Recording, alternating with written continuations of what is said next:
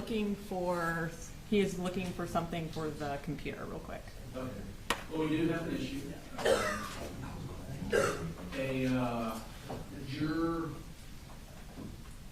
notified the bailiffs that he wasn't feeling well today. He was instructed to come on in. He's got a mask. Come in. He does want us to talk to him. So we need to bring him in and see kind of what's going on. I'm going to do that now. Do you need a minute? We can go ahead and do it, Your Honor. If you want to bring him in, just put him in the jury box. Yes, sir.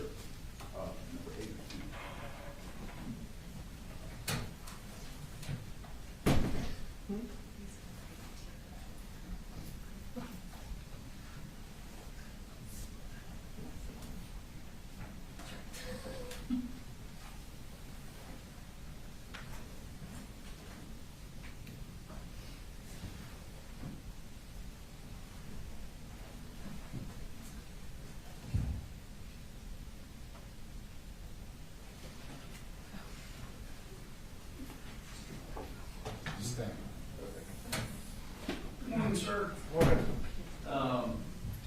So it's been relayed to me that you are not feeling well today. Can you give me some details with that? Just mainly a lot of sinuses and chills and stuff. Chills, aches. Okay. Have you taken your temperature? No. When did you start feeling bad? Couple days ago, but pretty much pretty much most of the night was just nothing but like head pounding, sinuses and heart chills. Are you taking anything? Yeah. So, Tylenol, sinus. Over the counter stuff? Yeah. How do you feel right now? Off and on. I feel like some chills are coming back. Okay.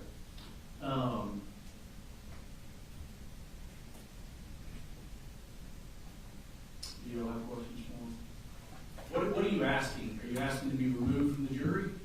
Didn't know if, either removed or I don't know if I can do it like virtually or anything like that. I don't know how that works. I know it's done before, Okay. but just don't feel like I should be around others. All right. And I don't, obviously from jury selection, recall your situation. Are others in your home sick or No, just me.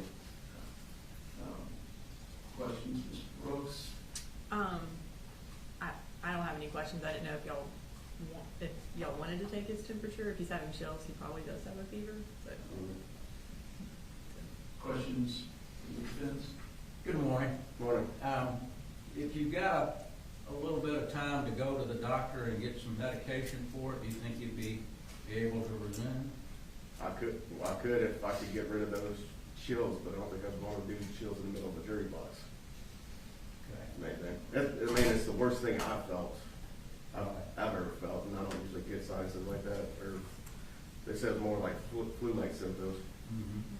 Well, it sounds like you probably need to go with one of the doc in the box or something like that, maybe. Maybe. Okay, just get some medication for it. I've already been taking sinus medicine and stuff like that, so like antibiotic or. Okay. Well, let me do this. Is anyone in Forest where you guys? Do we not have a thermometer at the front door where they used to take temperatures? I imagine there is one around. I may have already broken a little bit because I've got sweats a little bit right now, but it's like a thing that comes and goes. So like an hour later, it'd be right back.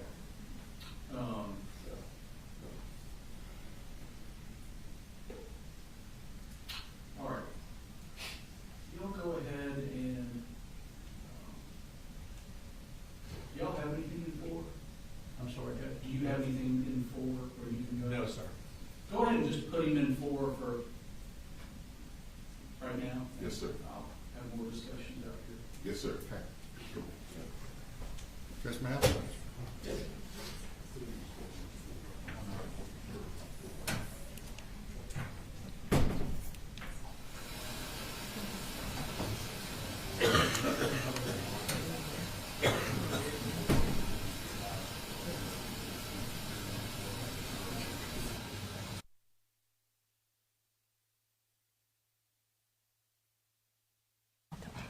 Hey, Terry, Yes.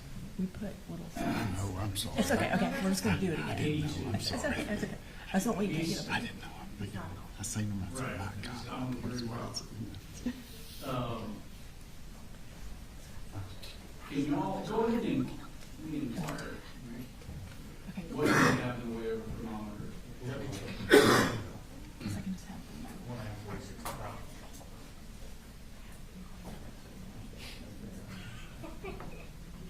Please don't say that.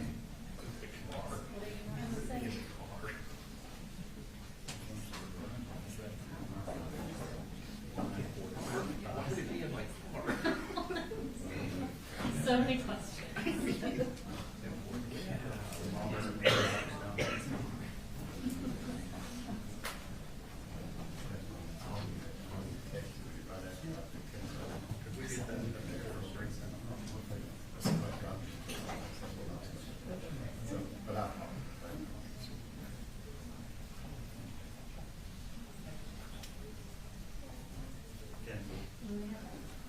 The sergeant's gonna bring his lumber up here and he's gonna go to your report.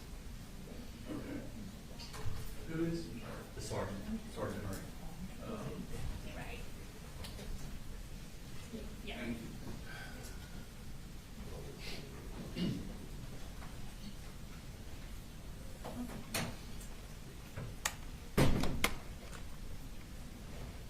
Yeah, that'll work.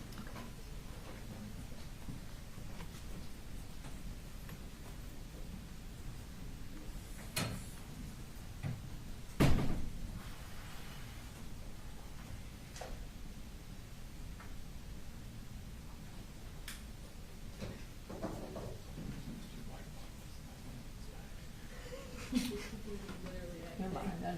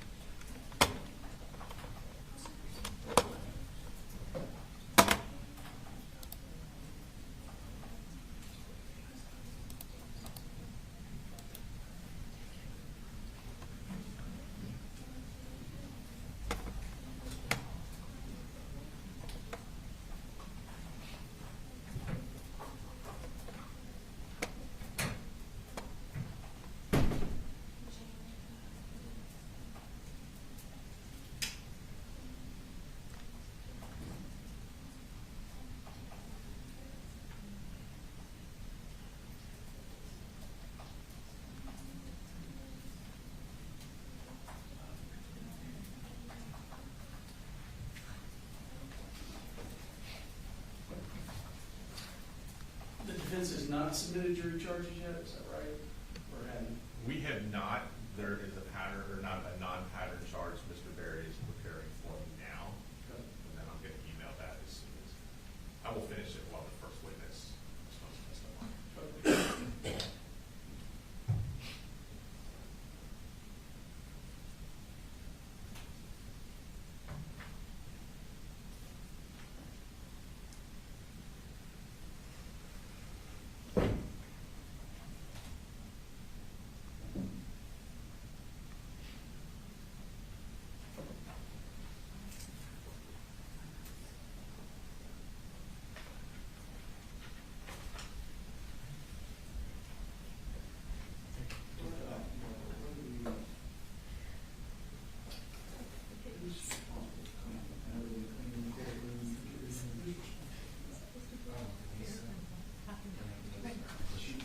Works on the reg. She did today. Should be late. I think she comes in later in the day. They've changed her hours for this trial. We could get one of the, Yeah, see if somebody can come up just with like a hour with this and that on this way. one sent you the truck.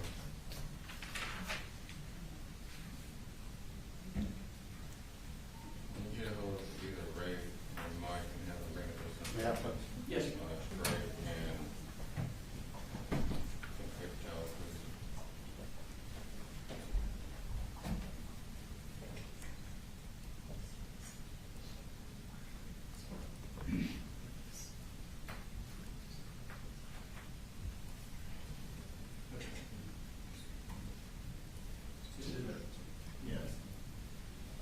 So his temperature's presently not a fever, it's below 97.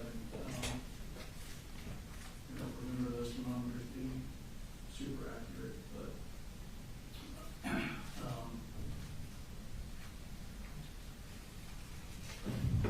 an option I have is putting him in the chair on the end, clean the chair in the area where he was sitting, keep him in the other jury room today, having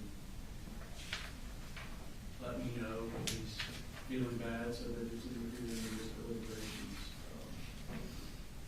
The only other real viable option, as I see, is to release him. What are y'all's thoughts? I would start with the first option first, Your Honor, before releasing him. I think probably so. We'll give up our jury room for him and just kind of monitor him. You can sit him on the end over there. It sounds like a great idea. I hated to tell him I've been feeling the same damn way for 2 weeks, so. Yeah. All right, thank you.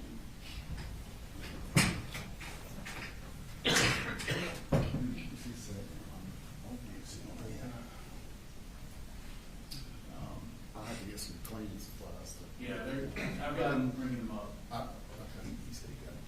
Huh? You said you have them bring them up? They're bringing somebody up. Oh, okay, all right.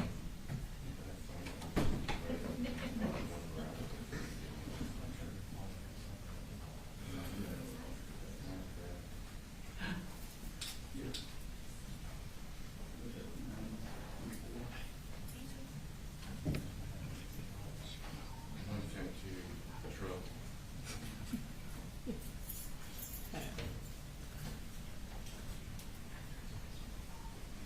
Disregard, we'll get back to the fire.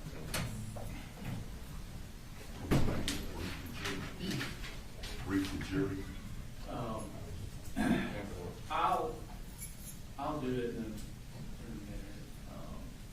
And just let them hang tight for now.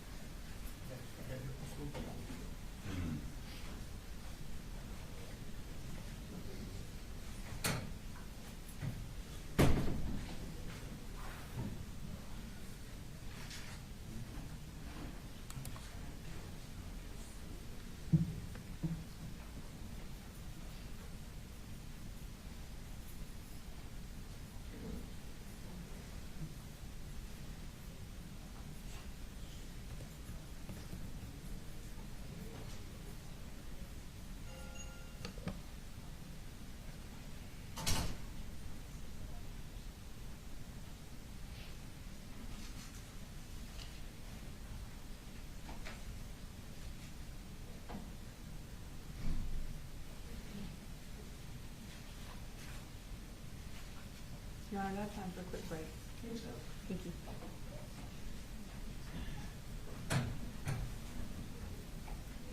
Deputy Harvey. Thank you.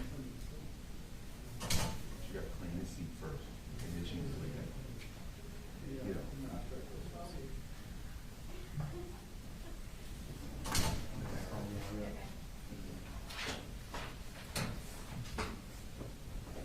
Sorry about that. If you don't mind, if you can just wipe off his chair, the arms, and then the railing and stuff around where he sits.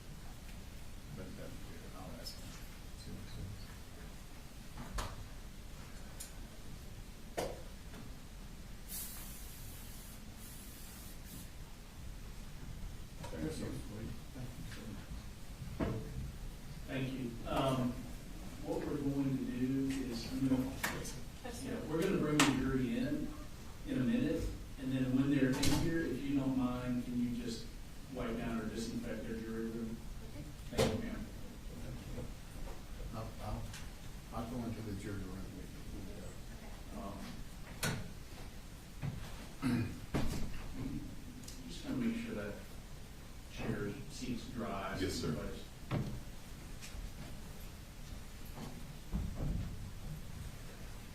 We'll put 49 sat here, we'll put 49 down there. Okay. Everybody can just slide in wherever they want to do. Okay.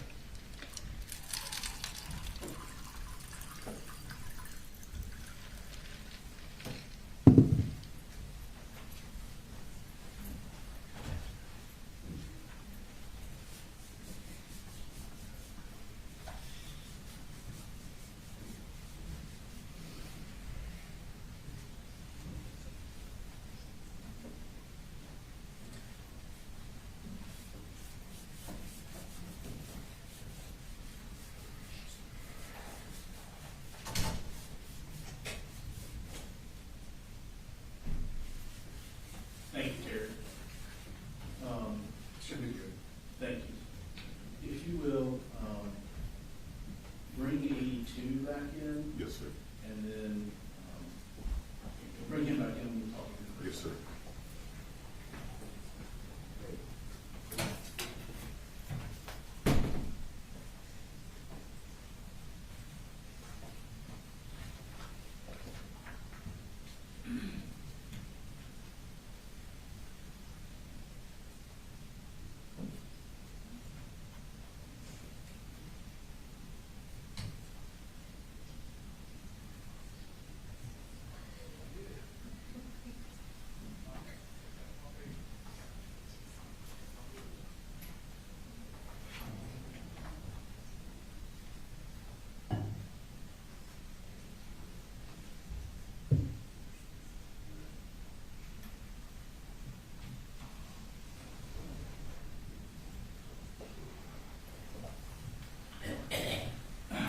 You can just stand there, you're good. So, what we're gonna do for today is, we're gonna sit you on the end, and we're gonna have you in the deliberation room where you were just now, okay? If at any point you start feeling bad such that you think, I can't even focus, I can't pay attention to the evidence, or if you believe, hey, I've got a fever, I'd like them to check me, Yeah. let me know, and we'll go from there, okay?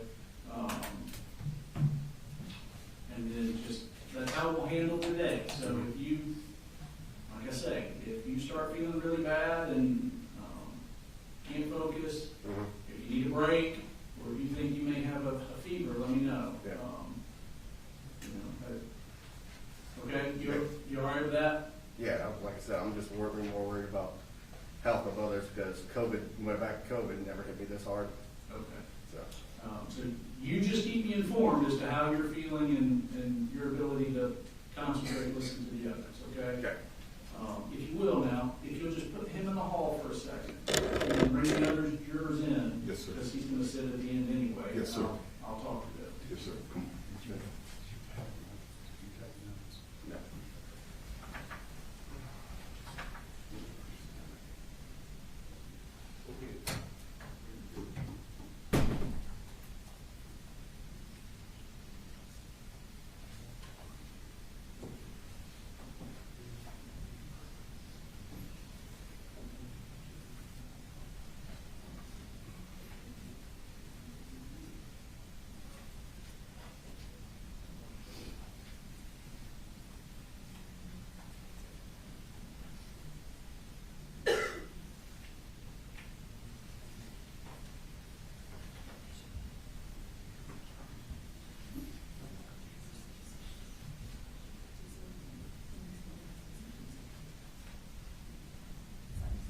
You just have to take the chair that's in the back, where his is.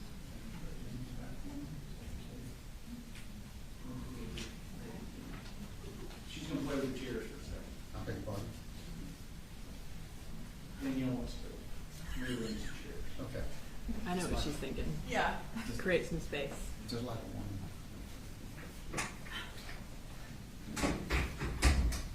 Sit there. Like that. So he's not sitting I near got it. anybody. I was gonna do that. I'm claiming credit for her idea.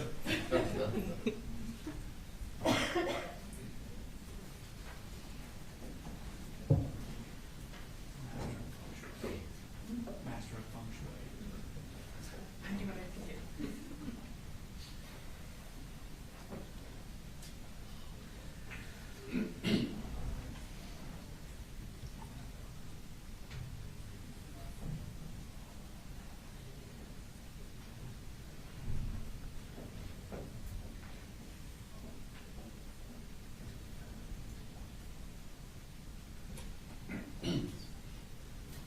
Ready, sir? Yes.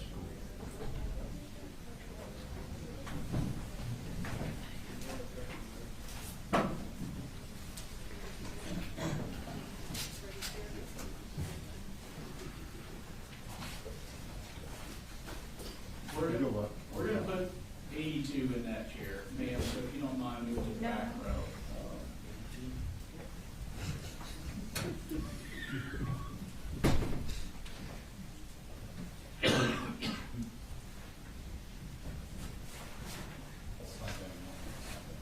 And then Brooks, you can bring him in and put him in that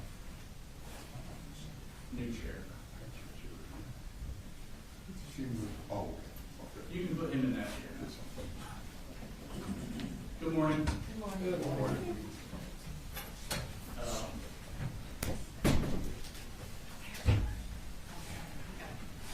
All right. So, ladies and gentlemen, Jury is not feeling well. He's wore a mask in today. I've given him instructions to advise me if he does not have a fever presently. Give me instructions if he starts feeling worse as the day goes on. We're going to keep him in another jury room during lunch and during breaks to just go ahead and isolate things today. We disinfected while y'all were still in there. We disinfected the area where he was sitting and the railing there. They're going in to go ahead and disinfect your jury room presently, just so you're aware. Okay. Anybody have any questions or concerns? All right. Thank you. All right. State calls next witness. The state calls investigator Ashley Gilliland.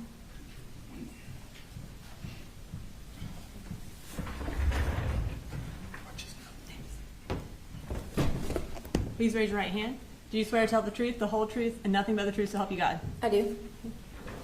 Go ahead and introduce yourself to the jury and then spell your last name for the court reporter. Yes, my name is Ashley Gilland, Ashley Gilleland.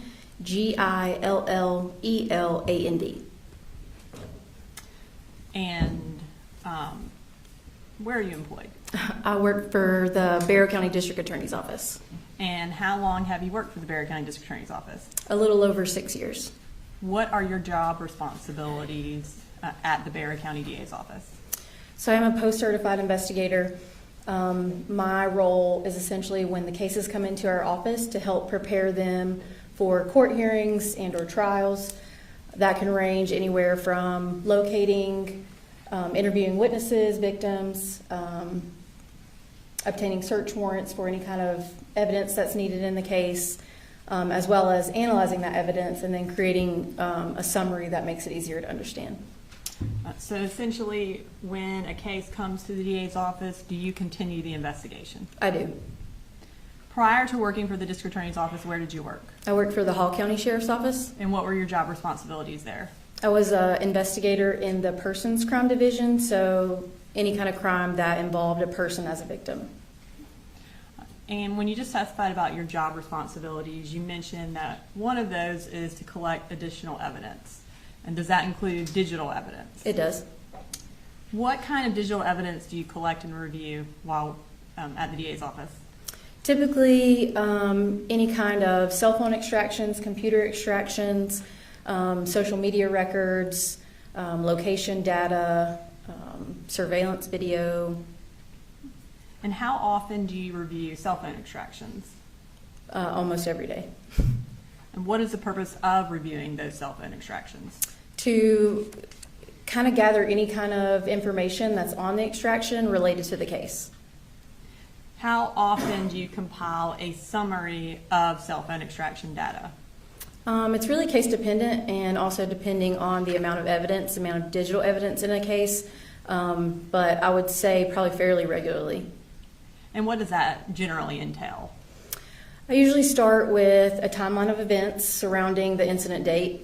And then again, depending on the amount of digital evidence, if it comes from cell phone extractions, computers, social media accounts, I will then take all that information and put it into a summary, usually in a PowerPoint form, just to make it easier to digest.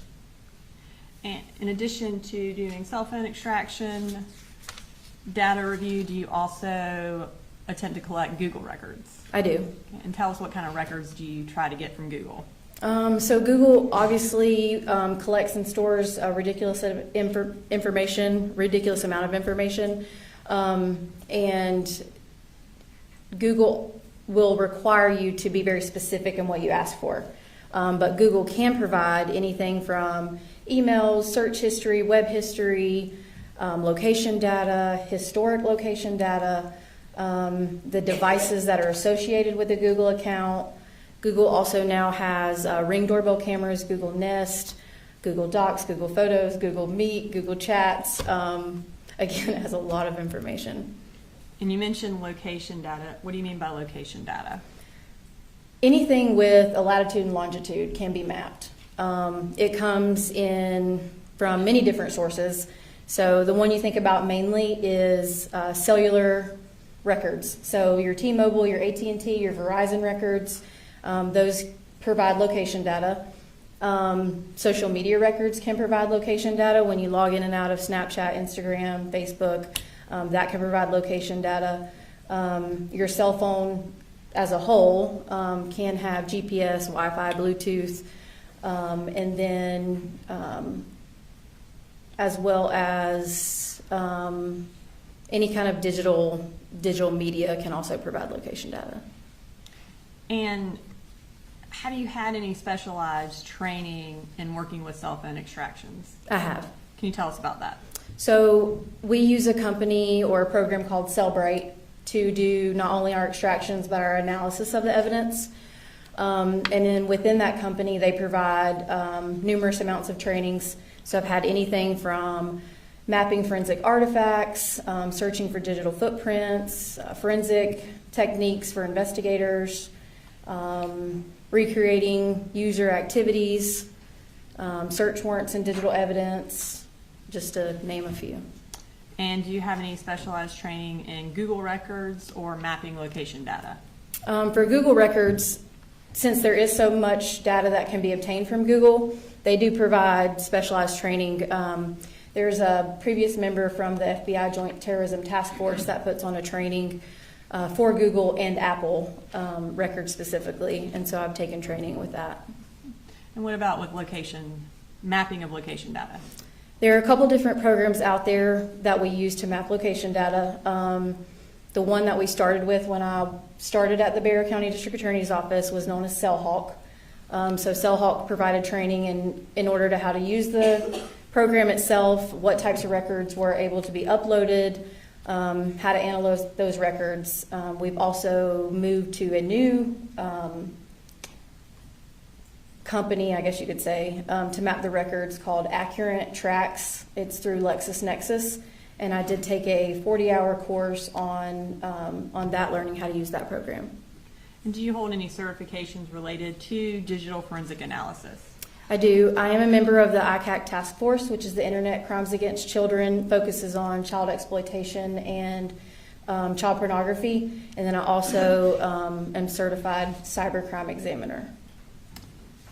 Have you previously testified as an expert in the field of digital forensic analysis? I have. Approximately how many times? 3 times. Your Honor, at this time I would like to qualify Investigator Goland as an expert in digital forensic analysis. No objection. Thank you, Your Honor. Were you assigned to aid in the investigation of the case involving the Apalachee school shooting? I was. And how did you become involved in that? Initially, just from the start, I was in more of an assisting role. So the lead agencies being the Bexar County Sheriff's Office and the Georgia Bureau of Investigation were on the front end. And then my role was more as the evidence kept coming in to start analyzing that evidence and seeing if there was anything additional that we may need. And did you do additional search warrants to get additional evidence? I did. Did you also, and we'll get more into this in a minute, create a summary of the evidence that you reviewed? I did. Okay, let's start with the additional records you obtained. What categories of records did you get? I did get some financial records and then some online schooling records, as well as academy sports and outdoor records. And as far as financial records, what financial records did you collect? I did get the Wells Fargo bank records, and the academy sports and outdoor would be considered financial records. What or whose records were the Wells Fargo bank records for? They were for the defendant's bank account. And based on your review of the financial records and the digital evidence, who used the bank account that was listed under Colin Gray? It appeared to be the defendant. Describe the time frame of those records. We requested the time frame from November of 2022 until the incident date in September of 2024. When you received those records, were they accompanied by a business record certification? They were. Your Honor, at this time I'd like to go ahead and introduce into evidence State Exhibit 186, which are the Wells Fargo bank records for Colin Gray under the business records exception. Whose witness is this?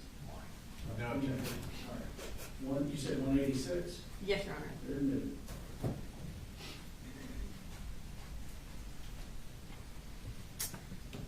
Okay, so I am going to pull up that record and, or not the entirety, but just kind of explain, how do we know this is Colin Gray's record? So this is a cover sheet that we receive once we get bank records. So you see the Wells Fargo logo at the top on the last page. But then this, it says Wells Fargo, and it has the name on the account and the address associated with the account and the account number itself. Okay. And then I'm going to pull up, what does this page show us? This shows just like your everyday statement, your bank statement. Okay. Zoom in a little bit. Can you tell us the columns that when we're reviewing the Wells Fargo records so the jury kind of understands it? Yes, on the left-hand side is the date, and that's the date that it posted to the account. Some transactions will take a couple days to post to your account. Check number, if a check was deposited, description of the purchase, and then the next column will be deposits and additions, and then the next one withdrawals and subtractions, and then your ending daily balance. Okay. So you also mentioned you got academy records, and again, whose academy records did you get? I got the academy records that match the debit card number on the Wells Fargo bank account. And describe the time frame for those records. Those were just for the year of 2024. When you received those records, were they accompanied by a business record certification as well? They were. You're right. This time I'd like to introduce into evidence State Exhibit 187, which are the academy records for Colin Gray's debit card. No objection. All right, 187 is admitted. Thank you, Your Honor.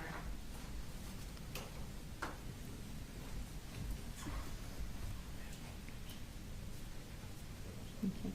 And then were other financial records obtained by another investigator in the DA's office? Yes, ma'am. And what were those? Those were Amazon records And whose Amazon records were those for? for the defendant's account.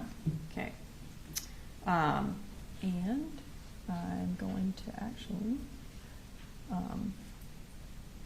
we're going to go through Academy and Amazon real quick to kind of orient the jury. Tell us, these are what kind of records? These are from Academy Sports and Outdoor. So this is what we get back when we write a search warrant for these records. And you'll see kind of the top left, the date and time. And then the middle at the top, the associate, the transaction amount. And then in the middle, you'll see the items that were purchased, the item price. And then at the bottom, you'll see debit card and the account number associated. And then at the very bottom of the page is the actual store that it was purchased from. Okay. And then I'll pull up Amazon records, and I'm going to zoom in and tell the jury about the Amazon records. The Amazon records come back in a spreadsheet, so it's listed by the site it was from, which was obviously Amazon, the order date, the order time, the customer name, the item description, the price, the total that the buyer was charged, and the ship date. Okay. And based on your review of the digital evidence as well as the Amazon records, who had access to this Amazon account? The defendant. And tell us how you know that. Within a lot of the different records that I analyzed in this case, Colt Gray, the son of the defendant, would request the defendant to purchase items from Amazon. So he would send through text messages, will you buy this, that sort of thing. Okay. And these, for the record, are Safe Exhibit 162.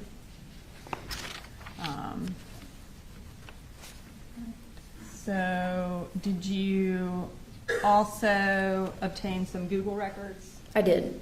Okay, and whose Google records did you obtain? In this case, I obtained the defendant's as well as Marcy Gray's. And what records, particular in the Google, were relevant to this case? Email, search history, and web history. What was the time frame of these records? These were, again, just for the year of 2024. And were these records also accompanied by a business record certification when you received them? They were. And you're right, this time I'd like to introduce into evidence Safe Exhibit 188 under the business records exception.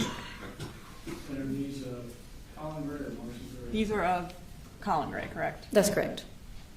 Any objections, Mr. Holmes? Judge, we would ask for a standing objection based on our objections from yesterday, but other than that, no objection. Does that make sense?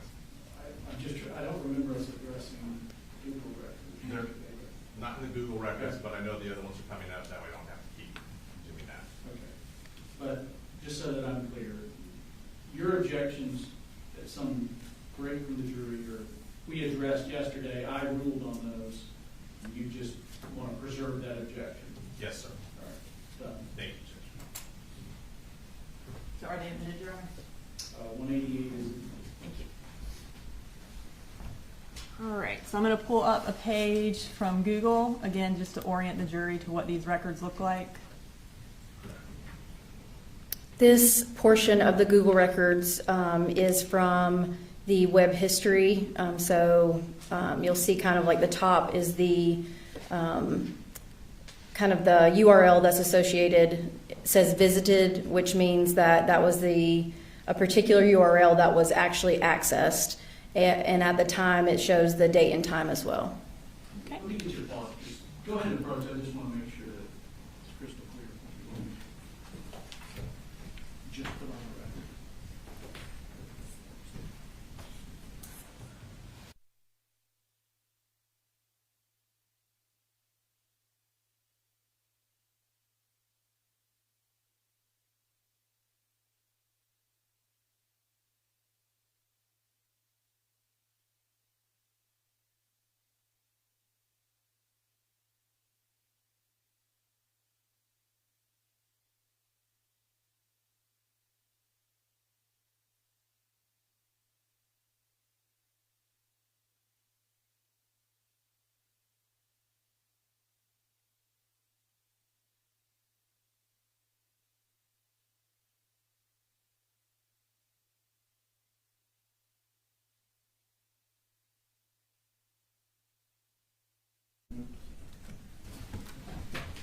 All right, go ahead, Mr. Gray. Thank you, Your Honor. All right, so I believe the last set of records you obtained were additional online school records. Is that correct? That's correct. And what was the purpose of getting those records?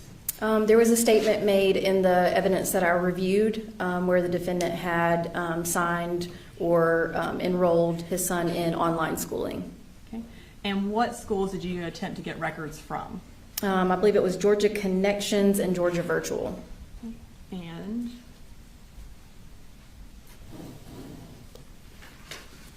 okay, on the school records notebook, we also have State Exhibit 189 and 190 in there. And are those the records for Georgia Connections and Georgia Virtual? Yes. Okay.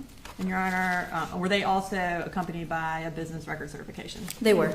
Your Honor, this time I'd like to introduce into evidence Exhibit 189 and 190. No objection. All right, one, And we, 188, 190. thank you, Your Honor, and we'll get into these a little more in a little bit, but just generally, was Colt ever enrolled in either of those schools? No. Okay. And did another investigator get the other online public school records in Georgia? Yes, ma'am.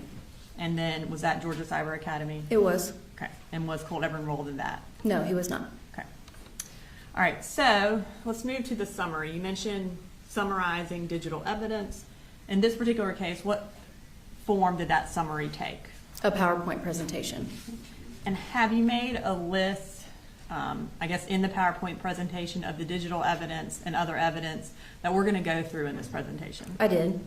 Okay, so I'm going to pull up that summary. We're going to start with the first four. And this is essentially so every time we talk about evidence, we don't have to say the exhibit. Is that correct? That's correct. Okay. So are these the four different types of records we just talked about? Wells Fargo Bank records, Academy Sports records, Amazon purchase records, and defendants Google records? Yes, ma'am. Okay. And so those are all in this summary? That's correct. Okay. And then as far as Amazon purchase records,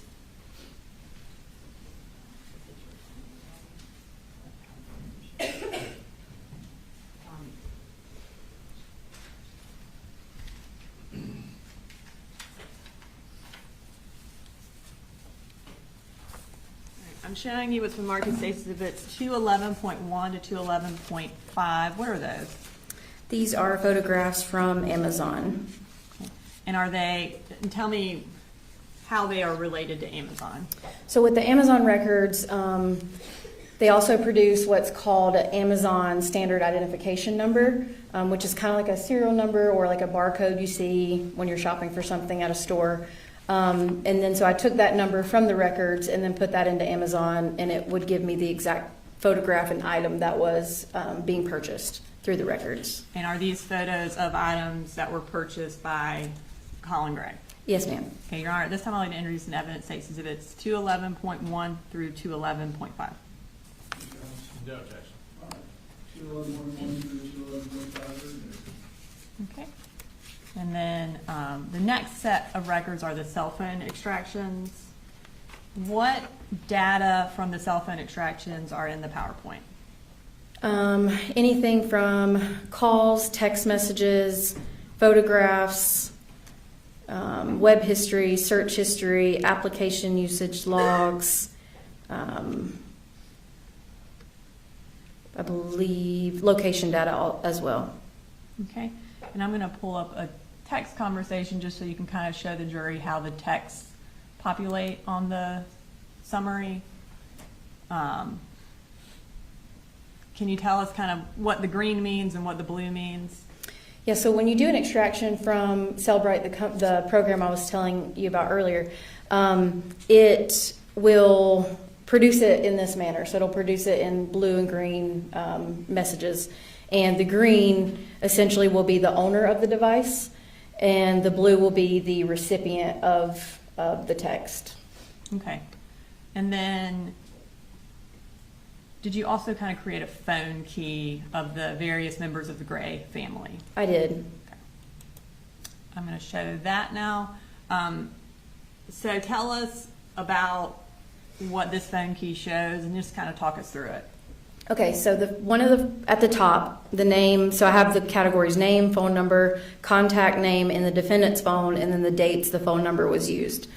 So the name on the first one is Colin Gray. This was the phone number that was associated with the records, and it was from March of 2024 until May 6th of 2024.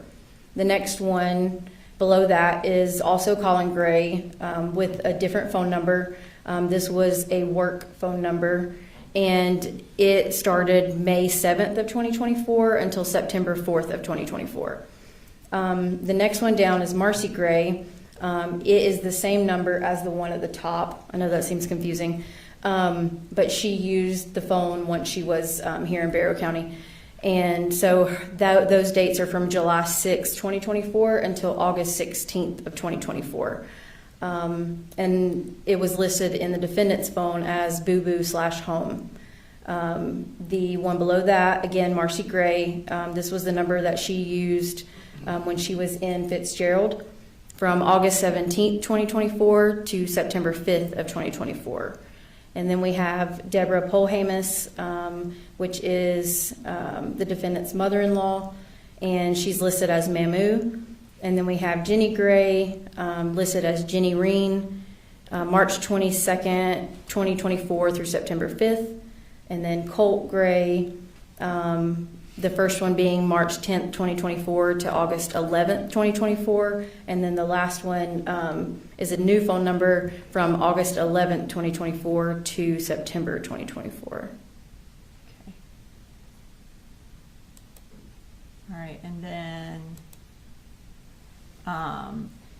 we have additional records that we're going through that are also going to be in this presentation. So you have listed Enlightenment Counseling Records, which is State Exhibit 142, Discord Records, State Exhibit 163, Mike's Gun Room Records, State Exhibit 164, DNR Gun Range Logs, which is State Exhibit 165, Georgia Cyber Academy, State Exhibit 166, CDR Records from Verizon, State Exhibit 167, Georgia Connection Records, State Exhibit 189, and then Georgia Virtual Records, State Exhibit 190.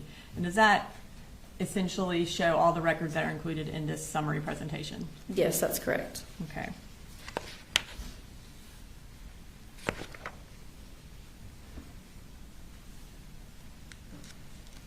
All right, so were the records you summarized voluminous? Yes. Okay, and kind of, I guess to illustrate for the jury how much information is in each cell phone extraction, can you kind of give us an illustration? So there's a lot of information in each of the cell phone extractions, as you said. For example, one phone extraction, if we were to print it out, in this case, was a little over 39,000 pages. So just for like I guess a visual, the 3-ring binders that we have up here, this one's the largest one, which is 3 inches, and it holds approximately 500 pages. So if we were to print out one phone extraction, it would be about 78 binders. So a lot of information. So is that essentially impossible to print out everything? Without killing a bunch of trees, yes. Yeah. Okay. And so because of the voluminous amount of this information, will a summary of this information assist the jury? Yes. Okay. And how is the PowerPoint organized? It's chronologically by date. Okay. And kind of tell us how the jury can see what date we're talking about. I mean, obviously we'll say it, but just if they need to reorient themselves to the date. Yes, on each slide in the top left-hand corner will be a blue circle, and that will be the date that we're talking about. So if we're talking for a long time and a date's not being remembered, then it's on the top left-hand corner of the PowerPoint. Okay. And the PowerPoint that you have created, is it digitally on this hard drive? It is. And Your Honor, at this time I'd like to introduce into evidence State Exhibit 191 as a summary of the evidence. No objection. All right, 191's admitted. Okay, so let's, before we present the PowerPoint, I want to go through some basic kind of background information. What's the time frame for the PowerPoint presentation? Overall, I started with November of 2023, and that was because this was the first month in which the defendant had custody of all 3 of his children. Okay. And then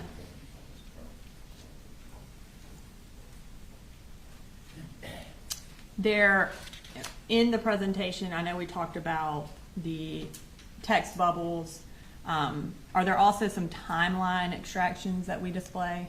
There are. Can you kind of tell the jury what that is? So a timeline extraction is produced, again, by Cellbrite, and what it is kind of a date of each one phone extraction. So one binder is one from one phone extraction. So one binder will be the defendant's phone extraction, one binder will be Marcy Gray's, one binder will be Colt Gray's, and one binder will be Jenny Gray's. Within that binder, it's by date according to the PowerPoint. And so the timeline extraction is for each of those dates and what's all included in those dates as a whole. And when you do a timeline extraction, and it includes, text messages, call logs, web searches, are some things duplicated on the timeline extraction? They can be, yes. And why would that be? The phone extraction will pull from different sources. So it can pull from the surface part of the phone if it's a phone call, and then in the file system, like deeply hidden, it can pull from that as well. So you might see it duplicated. And I want to talk briefly about the times that are displayed on the records. I'm going to look back, show you the Amazon records, and tell us what time frame this is in. So where it says order time, the first one says 19:51 and 5 seconds, UTC. So UTC stands for Universal Time Coordinated, and it's just kind of the generic time that is used to regulate the clocks all around the world. We here are in Eastern Standard Time, so when we have to go through all these records that are produced in UTC, we also have to convert them to Eastern Standard Time. And for the majority of the records, are they in Eastern Standard Time in the presentation? They are, yes, they're converted. And what would it look like to show that they're in Eastern Standard Time when you see that UTC on the time? So in order to convert them, Eastern Standard Time is 5 hours behind UTC in the winter months, and then 4 hours behind in the summer months. So in this, you will see UTC -5 or UTC -4, which means the records have been converted, and those are in Eastern Standard Time.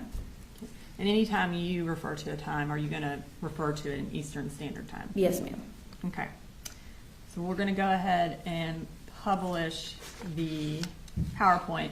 Now, I know you mentioned that you started in November. We talked a little bit about May of 2023 first? Yes. And what happened generally in May of 2023? This was when an FBI tip came to the Jackson County Sheriff's Office in reference to a potential threat of school shooting, and the Jackson County investigators went out to the defendant's home to speak with him. Okay. Now, based on the phone key that we just saw, is it accurate that we don't have any phone extraction data from this time frame? That's correct. Okay. So we can't see any text messages or phone calls that were happening around this time? That's correct. Okay. During your review, did you find a text message related to this investigation? I did. Okay. I'm going to go ahead and show that. And who is this text from and to, and tell me the time of the text. So this is from, it's the number ending in 8572. It says me, which is the owner of the phone, which would be Marcy Gray at this time. And then to the number ending in 2768, Coley Jr., and this would have been the defendant at this time, as his phone had already been taken. Okay. And what did Marcy say to the defendant? What the heck is this? I keep reading that the FBI investigated Colt last May about making online threats about a school shooting. It says they talked to you too. And this was September 5th at 12:12 p.m. Okay. And the attachment, I'll pull that up, but what generally is that? An article, a news article.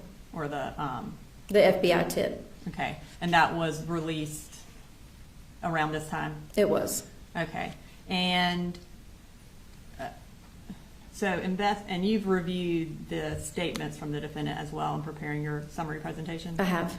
Investigator Smith's interview with the defendant was around 3:30 on September 5th. Was this sent to him before that interview? It was.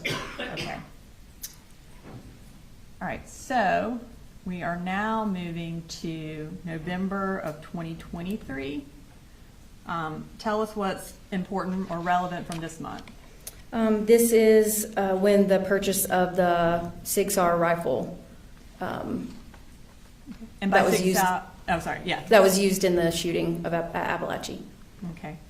And I will pull up these records, and again, which records are these? These are the Wells Fargo bank records from the defendant's account. Okay, and I'm going to pull up November 13th, one of the transactions on the defendant's Wells Fargo records. Can you tell me what that transaction is? It's a purchase authorized on November 11th from Mike's Gun Room in Winder for $350. Okay, and what is Mike's Gun Room? It's just a local gun shop here in Winder that sells firearms, ammunition, and firearms-related accessories.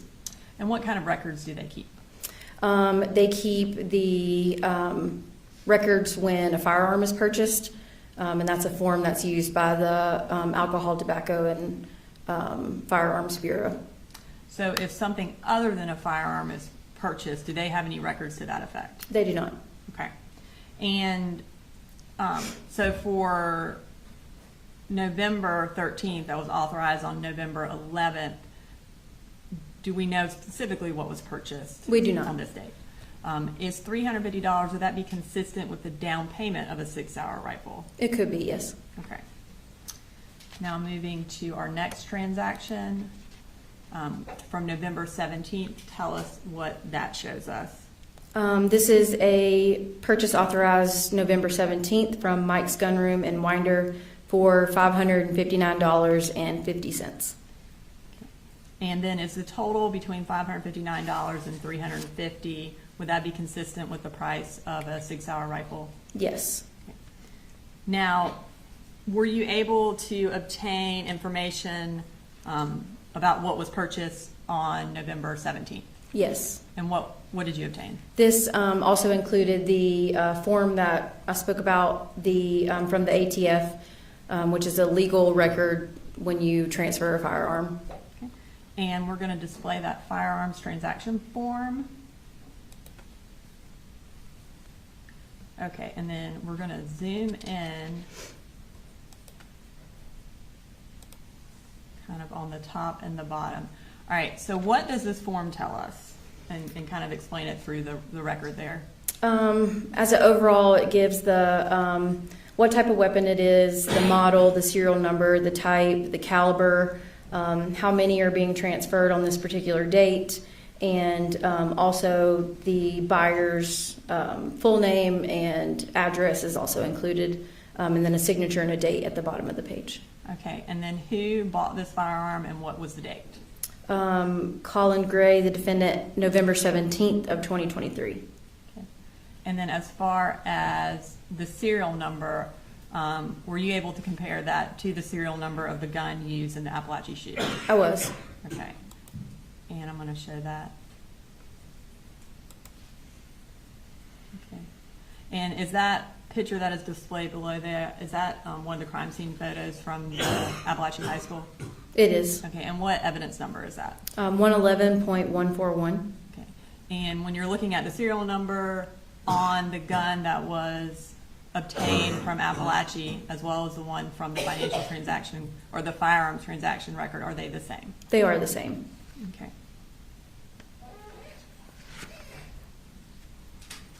And let me go back real quick to the actual record. So, sorry, this has a address on it of 954 River Mist Circle. Based on your review of the evidence, where was the defendant living on November 17th of 2023? At 896 Harrison Mill in Bethlehem. And have you had an opportunity to also get the lease from that address? I did, yes. Okay. And what time frame did the defendant move based on that lease? I believe it was June 22nd of 2023. Okay. All right.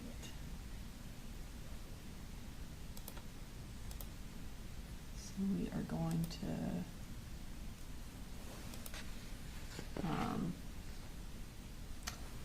have a couple more questions about the firearms transaction record. On that, does it list a particular law? It does. And what law is that? It's the Gun Control Act. And what is the Gun Control Act? What type of law is that? It just regulates who can purchase a firearm based on different things.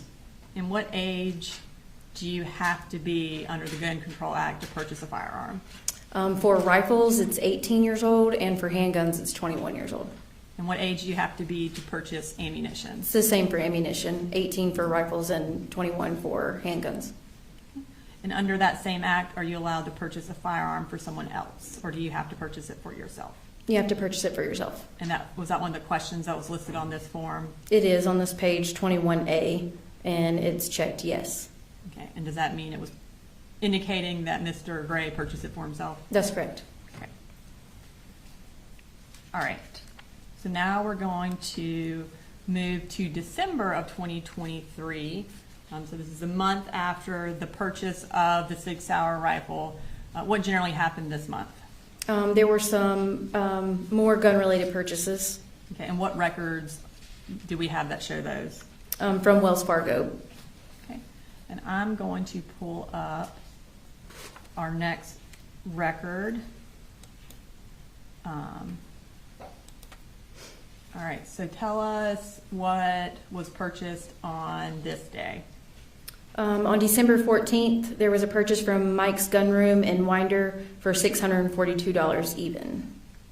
And based on your review of the records that we received from Mike's Gun Room, do you know specifically what was purchased? I do not. Okay.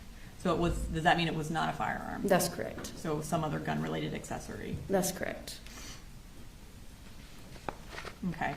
And so then the next purchase that we're going to talk about is from Amazon. So I'm going to go ahead and move to that, and that's going to be from December 19th, which is 5 days later. Tell us what was purchased from Amazon on December 19th. It was a green laser for a rifle for $49.99. Okay. And would that be like a laser sight? That's correct. And that states Exhibit 211.1 that is on the left. What is that? That's one of the photographs I talked about earlier coming from Amazon with the Amazon standard identification number. So that was put in to Amazon, and that's the photograph that it produced. Okay. And then, so that's essentially what the irons or the green laser sight looks like? That's correct. What about the picture to the right? This photograph was on Colt's cell phone extraction. And is that a picture of him using a light that would be, or a laser that would be consistent with the one that was purchased that day? Yes, ma'am. Okay. All right, now we're going to move to January of 2024. And tell us generally what happened this month. There were some school-related emails. Okay. And who was the school-related email to and from? It was to the defendant, Jenny Gray and Colt Gray, and from Lorene. And who is Lorene? It is the defendant's sister. And when did she send this email? I believe the first one was January 25th of 2024. And where did the email come from? From the Google records. Okay, we're going to pull up that email. All right, so can you tell us, you said it was January 25th, what time the email was sent and what it says? Yes, so the subject is school options and information from Lorene O'Brien, the date January 25th, 2024 at 7:13, and then the two, GrayColey444@gmail, which is the defendant's email address, and then another email address that was associated with Colt Gray's email, and then Jenny Gray's email address. Okay, and so is Colt Gray's email the Q0TLC3? Yes, that's correct. Okay, and what did the email say? It says, "Hi, Coley and Colt and Jenny. I hope you're all doing well. Here are the 3 school options and info about each that I learned about. Open attached Excel. I'm still trying to locate the one form I mentioned in the Excel, the release of information form, in virtual school section of Excel. Just want to send this email before it got much later tonight. Once I locate that form, I will send in another email. Let me know how else I can help. Love you all. Ring. And then, I guess, did the defendant ever forward this email to anyone? He forwarded it to Jenny. Now, at the time of this email, was Coley already enrolled in school? Yes, he was. And what was his first day? His first day was January 16th of 2024. And so, but Jenny and Colt were not enrolled in school, is that correct? That's correct. All right, she mentions an Excel spreadsheet. Was that also provided by Google? It was. Okay. And what generally does the spreadsheet show? It shows the 3 options that she talks about in the body of the email. Okay. I'm going to pull up that spreadsheet. We're going to zoom in on the first one. Okay, so what is the first option? The first option is attend regular in-person school. And does it tell the defendant who to contact? It does. It says register Colt and Jenny, and then contact Michelle Principe, which is the registrar at Heyman Morris, with her email and phone number and fax number. Okay. And then, based on your review of the records, is this prior to the defendant contacting the school about registering Colt and Jenny? Yes, ma'am. Okay. So we'll move to the second option, which is attend virtual school. Can you tell us what that says? Yes, so it says they must be fully registered at Heyman Morris, and then kind of steps to do next, download, complete the release of information form, and email, mail, fax to virtual school people. This gives them permission to speak with Heyman or Michelle to get confirmation that the kids are fully registered at regular school first, records, immunization, etc. And then it talks about the next step is already done, which is setting up accounts for them on the virtual school website. And when you did records for, was it Georgia Virtual? It was. Did they have an account that was set up by Lorraine? They did. Okay. In terms of, though, then actually enrolling in any classes using that account, did they ever enroll in any classes? They did not. Okay. Now moving to the final option, what is that? Do homeschool using an online curriculum. So must complete and submit this online form to the Georgia Department of Education to inform them the kids are doing homeschool with a link to the website, and then must be resubmitted each school year. Okay. And based on your review of the school records, was a homeschool form ever filled out? No. Okay. And then we'll talk about that last little part. What does it say? This will cost a total of $67.92 per month, and I'm offering to pay for it. Okay. And based on your review of the records, did Jenny actually enroll in Heyman Morris? She did. And did Colt? He did not. Okay. Now we're going to move to the next month. So we're moving from January to February of 2024. And kind of what did you find relevant from this month? There was a gun range visit in the month of February 2024. Okay. And where was that gun range visit? The Wilson Shoals gun range. I'm going to pull up. Were these some of the records that were obtained in investigating this case? Yes, these are the DNR records. Okay. So does DNR, are they the ones who maintain the gun range records? They do. Okay. And this is from February 29th? It is. Okay. I'm going to pull up. We're going to zoom in. Can you tell us what the top kind of row tells us? Like in terms of, it says check all that apply for your visit. Yes, so there's the time of check-in, the name, and then check all that apply for your visit depending on what type of firearm that you're bringing to the gun range. So what's listed is rifle, handgun, shotgun, muzzle loader. Okay. And then who went there that day, and then what did they use? Colin Gray, Colt Gray, and Jenny Gray, and all 3 of them have rifle and handgun checked. And then now we're going to move to March of 2024. Can you tell us kind of generally what happened this month? There was another gun range visit and some more gun-related purchases. And for our first record that we're going to bring up from Academy, do you know what Academy store this item was purchased from? I believe this one was in Athens. And was the defendant working in Athens at the time? He was. Okay. So we're going to bring up that purchase record. What date is it from? March 8th of 2024. And what was purchased? A Sightmark Ultra Shot RSP. Okay. Is that a kind of a different laser sight? It is. It's kind of used for target acquisition for a firearm. And how much did that cost? $149.99. All right. And then now we're going to, and was this, or I guess, was a box that was consistent with this laser sight found at the defendant's residence? Yes. Okay, I'm going to pull up that. Okay, tell us what evidence numbers these are. These have been previously introduced from the crime scene photos of the defendant's house. Yes, the one on the left is 145.108, and then the one on the right is 145.109, which is a more close-up version of the one on the left. And these were found in Colt Gray's closet. All right, and then I want to pull up the firearm. And based on your kind of review of the evidence and examining the gun, is the sight mark that was purchased on March 8th consistent with the one that was on the firearm used in the Apalachee shooting? It is. Okay.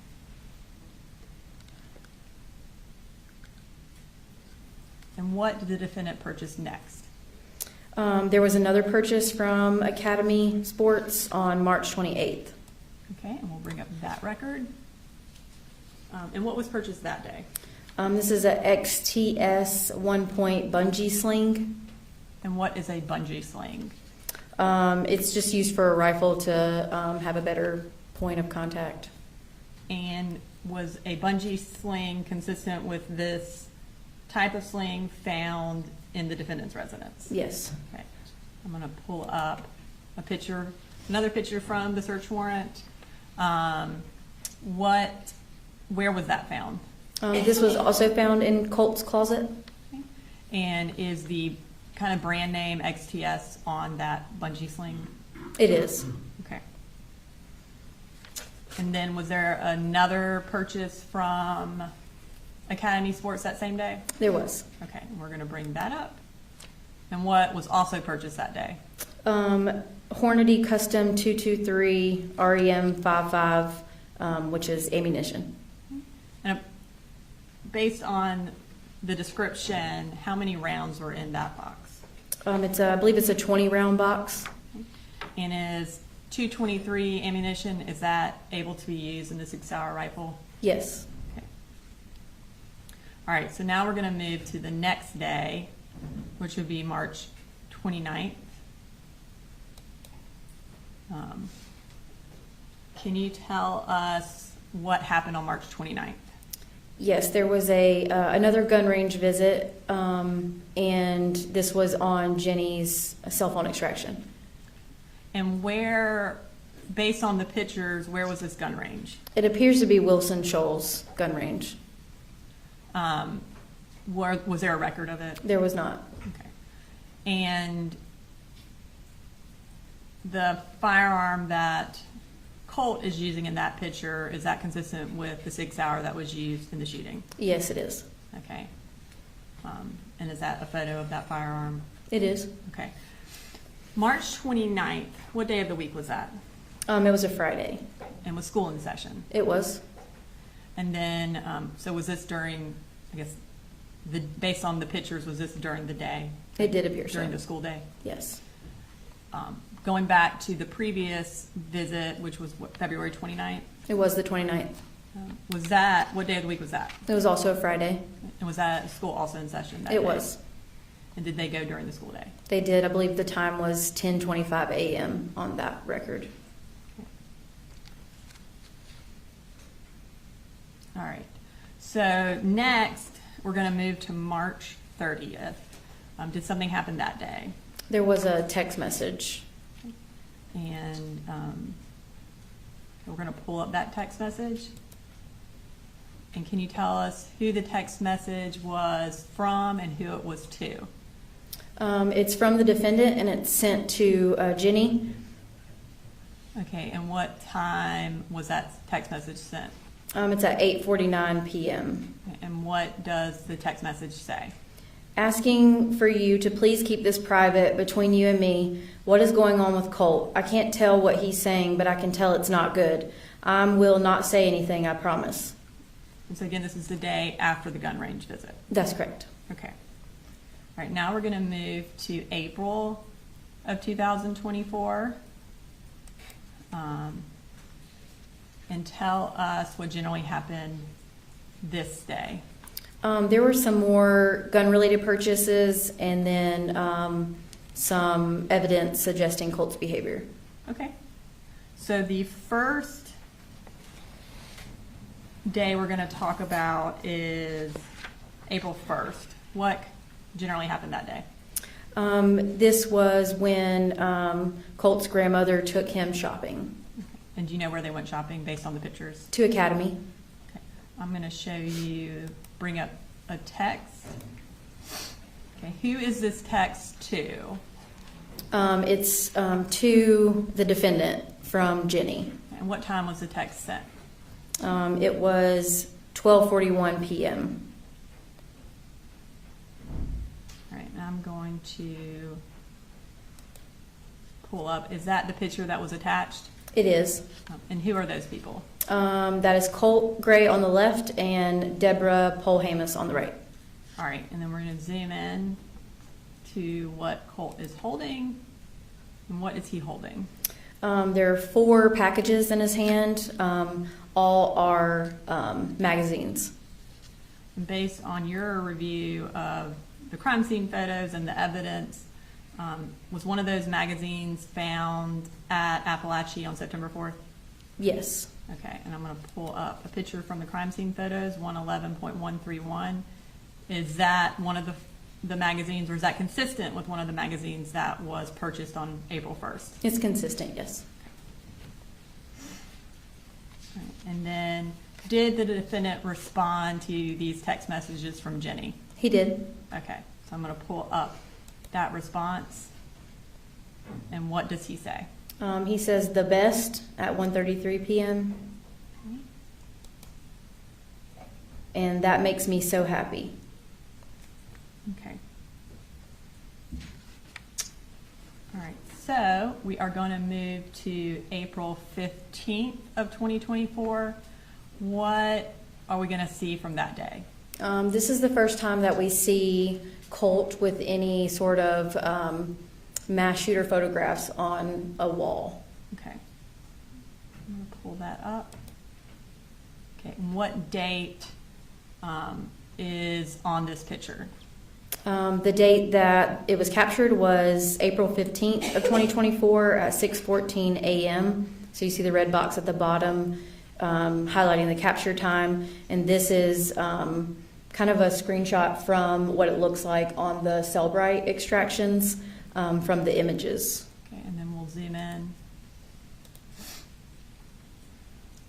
So behind Colt in that picture, can you identify who is in that picture, or at least some of the people? Yes, from what you can see, the two that I can identify are Nicholas Cruz and Peyton Gendron. And were any of these pictures on the wall, or consistent with the pictures that were on the wall on September 4th? Yes, there were 2 that I could see. Okay, and I'm going to pull up. Are those the 2? It is, yes. Okay.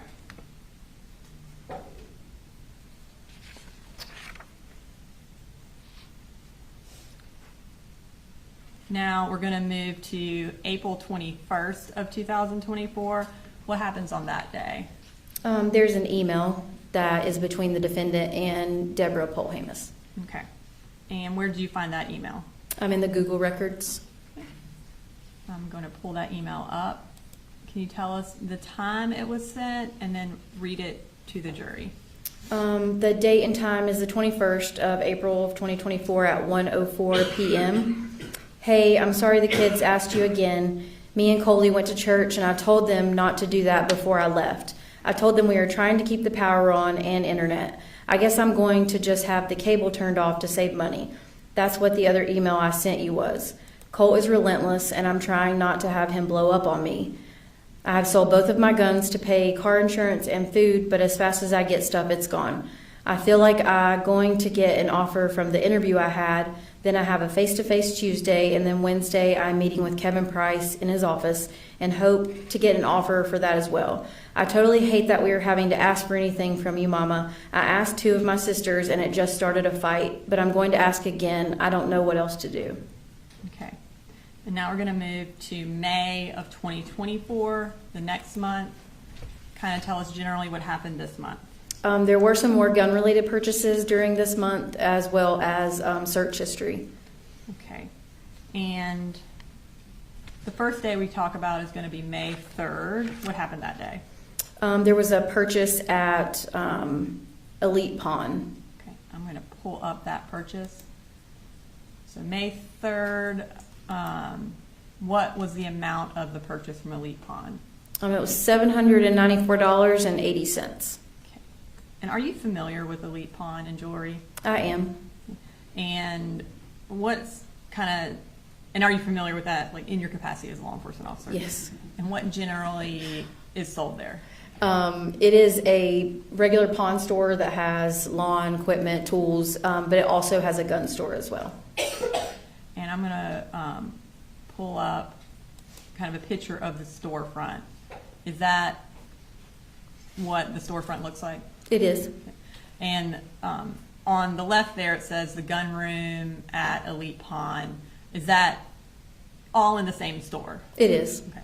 So it's, you can buy guns and ammunition there, but it still is, you're purchasing it from Elite Pawn. That's correct. Okay. Did you attempt to get records from Elite Pawn? I did. And were you able to obtain any? I was not. And why is that? Shortly after the incident date for this case, Elite Pawn changed ownerships, and with them changing ownerships, they also changed over their systems that they use to keep records. So they didn't have any available for you? They did not. Okay. So next we're going to move to May 10th, and what types of text messages are on May 10th? They are text messages between Jenny and the defendant. Okay. I'm going to pull that up. All right. Tell me what, you said this was between Jenny and the defendant. Kind of take us through these text messages. This is May 10th at 8:17 a.m. Jenny sends to the defendant, "Now you started things with Colt." And what time was that? At 8:17 a.m. And then she also says, "This day fucking sucks." Also at 8:17 a.m. Okay. And does the defendant respond to these text messages? He does not. Does anything else happen on May 10th? There is another purchase at Elite Pawn. Okay. And I'm going to pull up that and zoom in. Okay. How much was that purchase for? $449.34. Okay.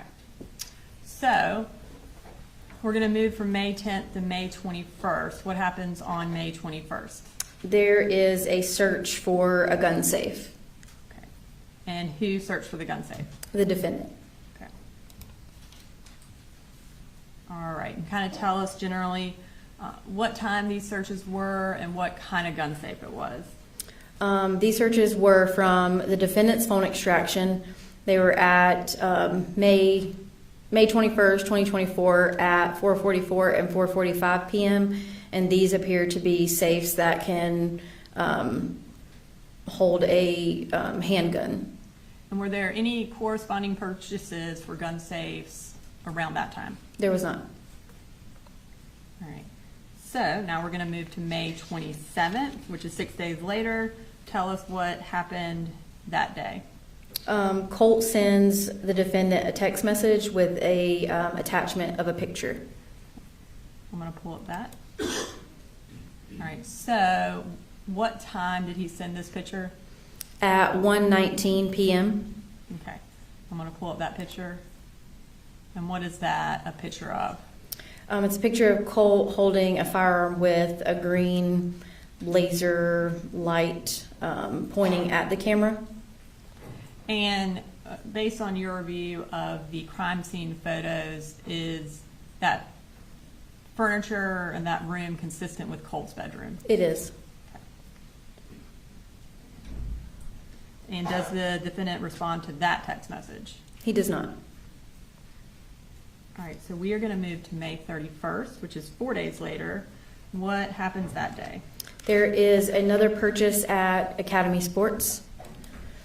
Okay, and what does the defendant purchase that day? This is from the Conyers Academy Sports location, and it's a Redfield 556223 REM COM, and this is a cleaning kit for a rifle. And would it be a cleaning kit that could be used on the Colt Sig Sauer? It could be, yes. And then also on May 31st, does the defendant purchase something else that's gun related? Yes, from Amazon. Okay, we're going to bring up that purchase. Okay, and what is that he purchased? The top one is a flashlight laser combo for $65.99. And that 211.2, what is that? That is from the Amazon identification number for the records. And is this something that could be used on a rifle? Yes, it could be. And then does he purchase something else from Amazon? Yes, the same day there is an accessory rail set purchased for $9.99. And what is the accessory rail set for? For a rifle. And I'm going to pull up 211.3. Is that a picture of the accessory rail set that was purchased? It is. Okay. And then 111.140, a crime scene picture from Apalachee. Is that accessory or rail set that is on that firearm, the firearm used in the shooting, consistent with the one that was purchased that day? It's consistent, yes. Okay. Now, okay, we're going to move to June of 2024. And generally what happened on this day? There are more gun-related purchases and more evidence of Colt's behavior. Okay. And I misspoke, this month. We have more than one day in this month that we're going to talk about. So the first day is going to be June 1st.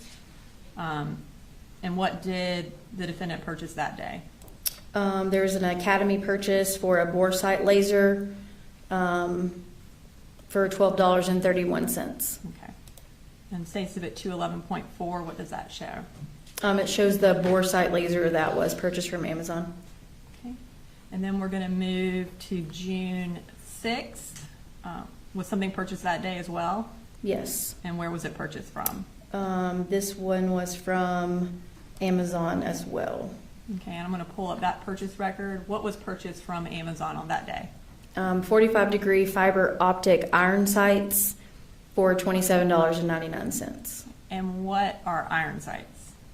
To be honest, I'm not really sure. They're used on a rifle. Because are they something, another type of sight on a rifle? That's correct. Okay. Now I'm going to pull up 211.5. What is that? It's the Amazon photograph that was purchased. And based on the brand that is seen on this picture, were the iron sights that were located on the firearm used in the shooting consistent with the ones that were purchased on June 6th? Yes, they were.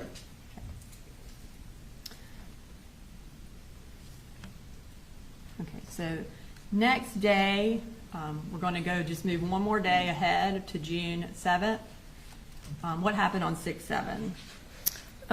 There were text messages. Okay, and I'm going to pull up that first text message. June 7th, what time? This was at 11:57 a.m. And who sent that? It's from the defendant. And who did he send it to? To Colt. And what does he say? Okay, hey Bubba, hear what I'm saying right now, okay? And what I'm about to ask is not trying to start anything. Make sure you understand that, okay? Again, from the defendant at 12:04. Okay, question I have is this. Did you tell Mamu that you had the screwdriver in your hand for self-defense? Please tell me the truth, because we both know I wasn't even looking at you when you threw it at me. Okay. Does something else happen on June 7th? Yes. Okay, and what is that? There's another purchase at Academy Sports. All right, I'm going to pull up that purchase record. What time was this purchase? This was at 3:41 p.m. on June 7th. And was that after the text message about throwing the screwdriver? Yes. Okay. And what was purchased that day?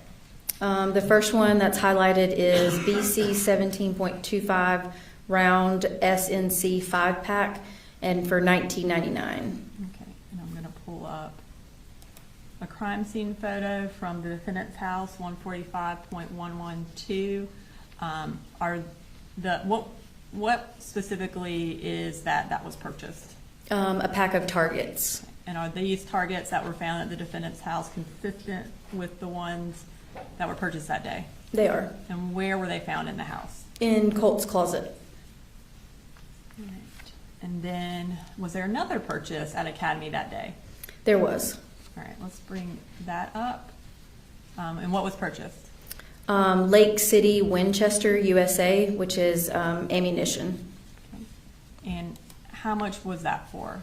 $119.99. So based on the amount and based on the description, approximately how many rounds were in that pack? This was a 200-round pack. And the Lake City Winchester, were those the type of rounds or type of ammunition that were used in the Apalachee school shooting? Yes. Okay.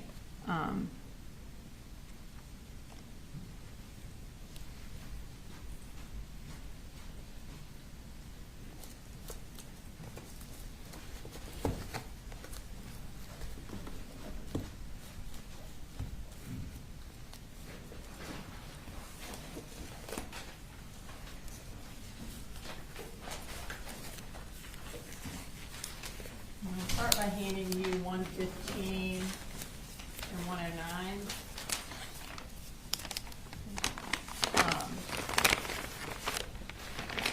Can you kind of let the jury know again what those are? 109 is 223 cartridge cases from room 2.152 from Apalachee High School. And cartridge cases, are those essentially, in layman's terms, spent rounds? It is, yes. Okay. And then 115 is 18 223 cartridge cases, Lake City, Winchester, from the hallway of J floor and room 2.152. And so based on this purchase, the Lake City Winchester rounds, are they consistent with the rounds that were actually fired, the spent rounds that were recovered in those evidence bags? They are. Okay, and now I'm going to show you 124 and 123.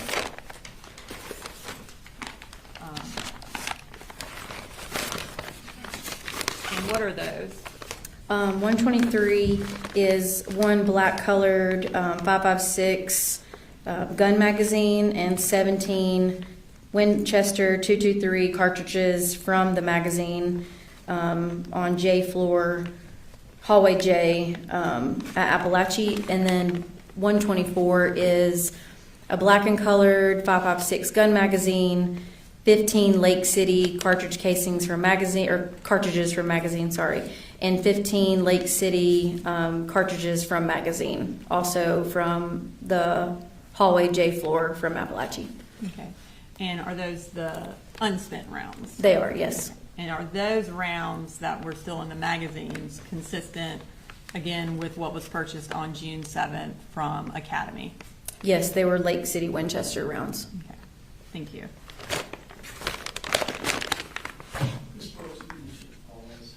We're going to take a morning break. We've been in here some time. Let me just also inform you captions, I mean, it's probably self-evident, but when you see captions at the top of the presentation here throughout, those are DA's office captions to just kind of, to the extent it helps you understand the record. The evidence are the records. Okay? All right, we'll be in recess for 10, 15 minutes.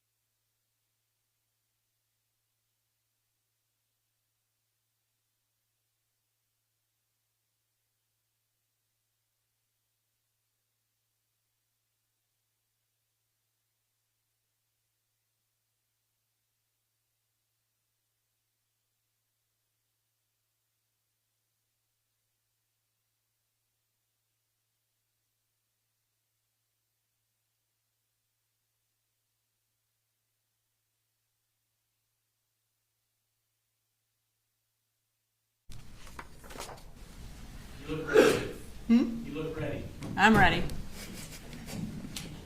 Bring it back in.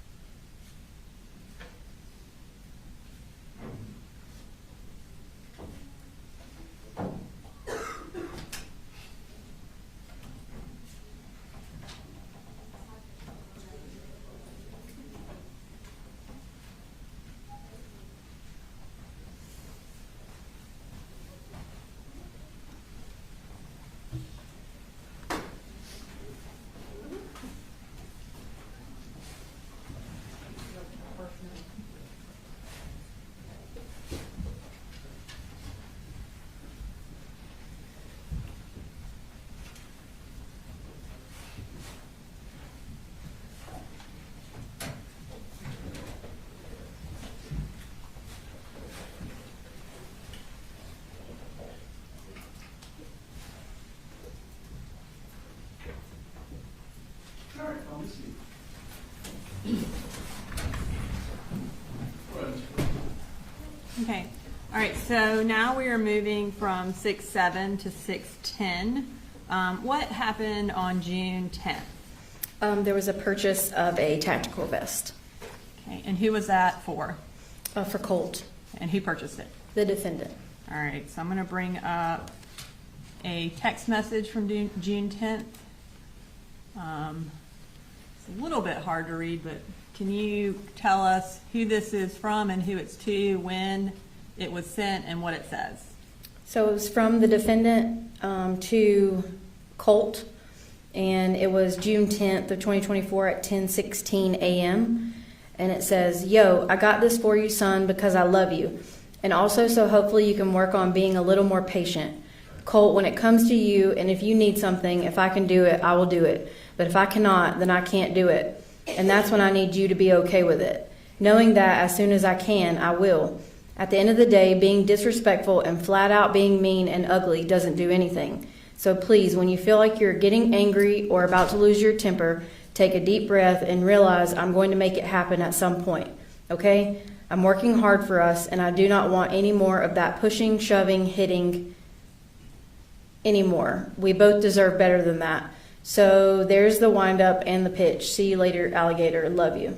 Okay, and did he send an attachment? There was an attachment, yes. And is that the attachment? Yes. And what is that? It's just a screenshot of the Amazon order. Okay. And does Colt take a picture of himself in that vest? He does. Okay. I'm going to pull up June 14th. Tell us what that is. This is a from Jenny's phone extraction. This is a text message from Colt to Jenny with the picture as the attachment. Okay. And is this the attachment? It is. And is that consistent with the vest that was purchased on June 10th? It is. Okay.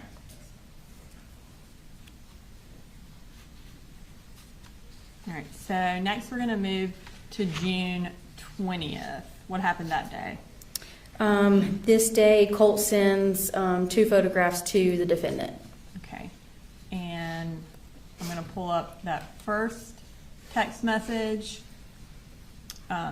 You said Colt sends it to the defendant. That's correct. What time did he send this picture to the defendant? At 9:17 a.m. Okay. And I'm going to pull up what the attachment is. Okay. Can you identify what picture Colt sent to the defendant? This is a picture of the defendant with Jenny and little Coley. Is there anything unusual about the picture? It looks like the picture's been altered. Looks like the face of the defendant has been scratched or marked with something, and then also the around the fingers, it's been scratched or marked on. And is that your wedding ring hand? It is. Okay. And then you said he sent 2 pictures, is that correct? Yes. Okay, I'm gonna pull up the next picture that was sent, and when was this sent? This was sent at the same time as the last one. Okay. And is it again from Colt to the defendant? It is. All right, I'm gonna pull up the picture that was sent. Can you tell me what this is? This is a picture of the defendant holding little Coley with Jenny and Colt. Okay. And this one appears to have the defendant's face cut out. Okay. And does the defendant ever respond to these pictures? He does not. Okay. So we're now going to move to June 28th. What happened on June 28th? There was another purchase from Academy. Okay. So now this is 8 days after the Colt sends those pictures to the defendant. What does he purchase? The one highlighted in red is M&P out the front spring for $54.99, and it is a knife. Okay. And I'm going to pull up next slide. Was a knife consistent with that purchase found at Apalachee High School? It was. Okay, is that states exhibit 111.114? It is. And was that knife found in Colt's backpack? It was. Okay. All right. So that completes June, or that part of our summary. So now we're going to move to July of 2024. Okay, can you tell me generally kind of what happened in this month that we're going to talk about? There's some more evidence of Colt's behavior in the month of July, and then also the defendant's search history. Okay. So now we're at 2 months before the shooting. And on July 3rd, this is the first day we're talking about. What happens this day? This is July 3rd at 5:27 p.m. This is a text message from Jenny to the defendant, and it says, "Hey, I think he calmed down." And does the defendant respond to that? He does. Okay. And is this his response? It is. And what does it say? It says, "He doesn't calm down that quick. And Jenny, I can't live like this. It's seriously not good." And then he responds again, "It tears me up. I just want him happy. And man, he like calls me everything in the book." Okay. Now, we're at July 3rd. When does Marcy move back to Barrow in relation to July 3rd? On July 6th is when the defendant goes down to pick her up from Glenville, Georgia. Okay. And then what's the next day in the summary after July 3rd? I believe it's July 9th. Okay. And what happens on July 9th? There's an email from the defendant to Deborah Polhamus. And then what record did that come from? It came from the Google records. I'm going to pull up that email. Can you read that email for us? Yes, the subject is a forwarding message, back to school reminders from Colin Gray. This is his work email address, and to D. Polhamus at Hotmail, which is Deborah Polhamus's email. It says, "Hey Mama, I got this from Barrow Schools. August 1st is the first day. I'm worried about Colt's first day. What was the name of that lady you spoke with regarding Colt?" Okay. Now we're going to move to July 20th. What happens that day? Marcy sends a text to Jenny. And is that related to the panic attack that Yes. Colt had? Yes. All right, so I know we've already introduced these texts in through Marcy, but I want to have you read one of those texts for the jury. Okay, this is, it says from Dab. This is the phone that Marcy was using while she was in Winder. And it says, "I told him we're taking him to the doctor next week. Going to schedule an appointment for when you and Mammy come back so she can drive us." And you said this was a text from Marcy to Jenny. Does it come off of Jenny's phone extraction? It does. Okay. So in this text thread, Marcy also mentions that Colt asked them to call 911. Any records that they called 911 that day? No, there were no records. And as far as, in this particular text message, she indicates that they were going to take Colt to the doctor next week. In reviewing the financial records, did you find any evidence that the defendant took Colt to a doctor in this time frame? I did not. Any evidence that he took him anytime after this? No. All right, so next we're going to go to July 24th. What happens on that date? This is when Deborah Polhamus texts the defendant about getting Colt in school. Okay.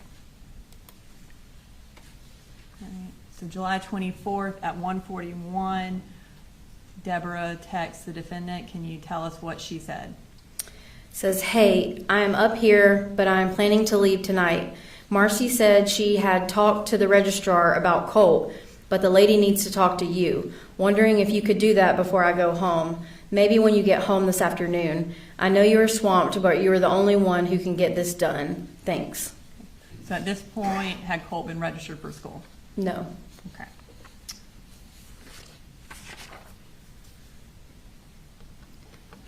And does anything else happen on July 24th?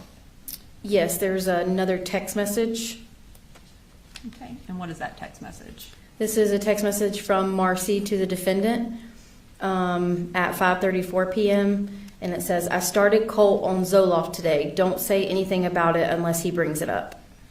And is this text message from the defendant's cell phone extraction? It is, yes. Okay. And was his response K or okay? Yes. Okay. So now we're going to move to July 26th. What happened that day? There was a Google record search. Okay. So this is 2 days after Debbie had asked him to contact the school, or asked the defendant to contact the school. What does the defendant do on July 26th? There's two searches for Heyman Morris Middle School Registrar and Georgia Connections Academy, which is one of the online schools. And this one is going to be at 1:37 p.m. and 1:41 p.m. Eastern Standard Time.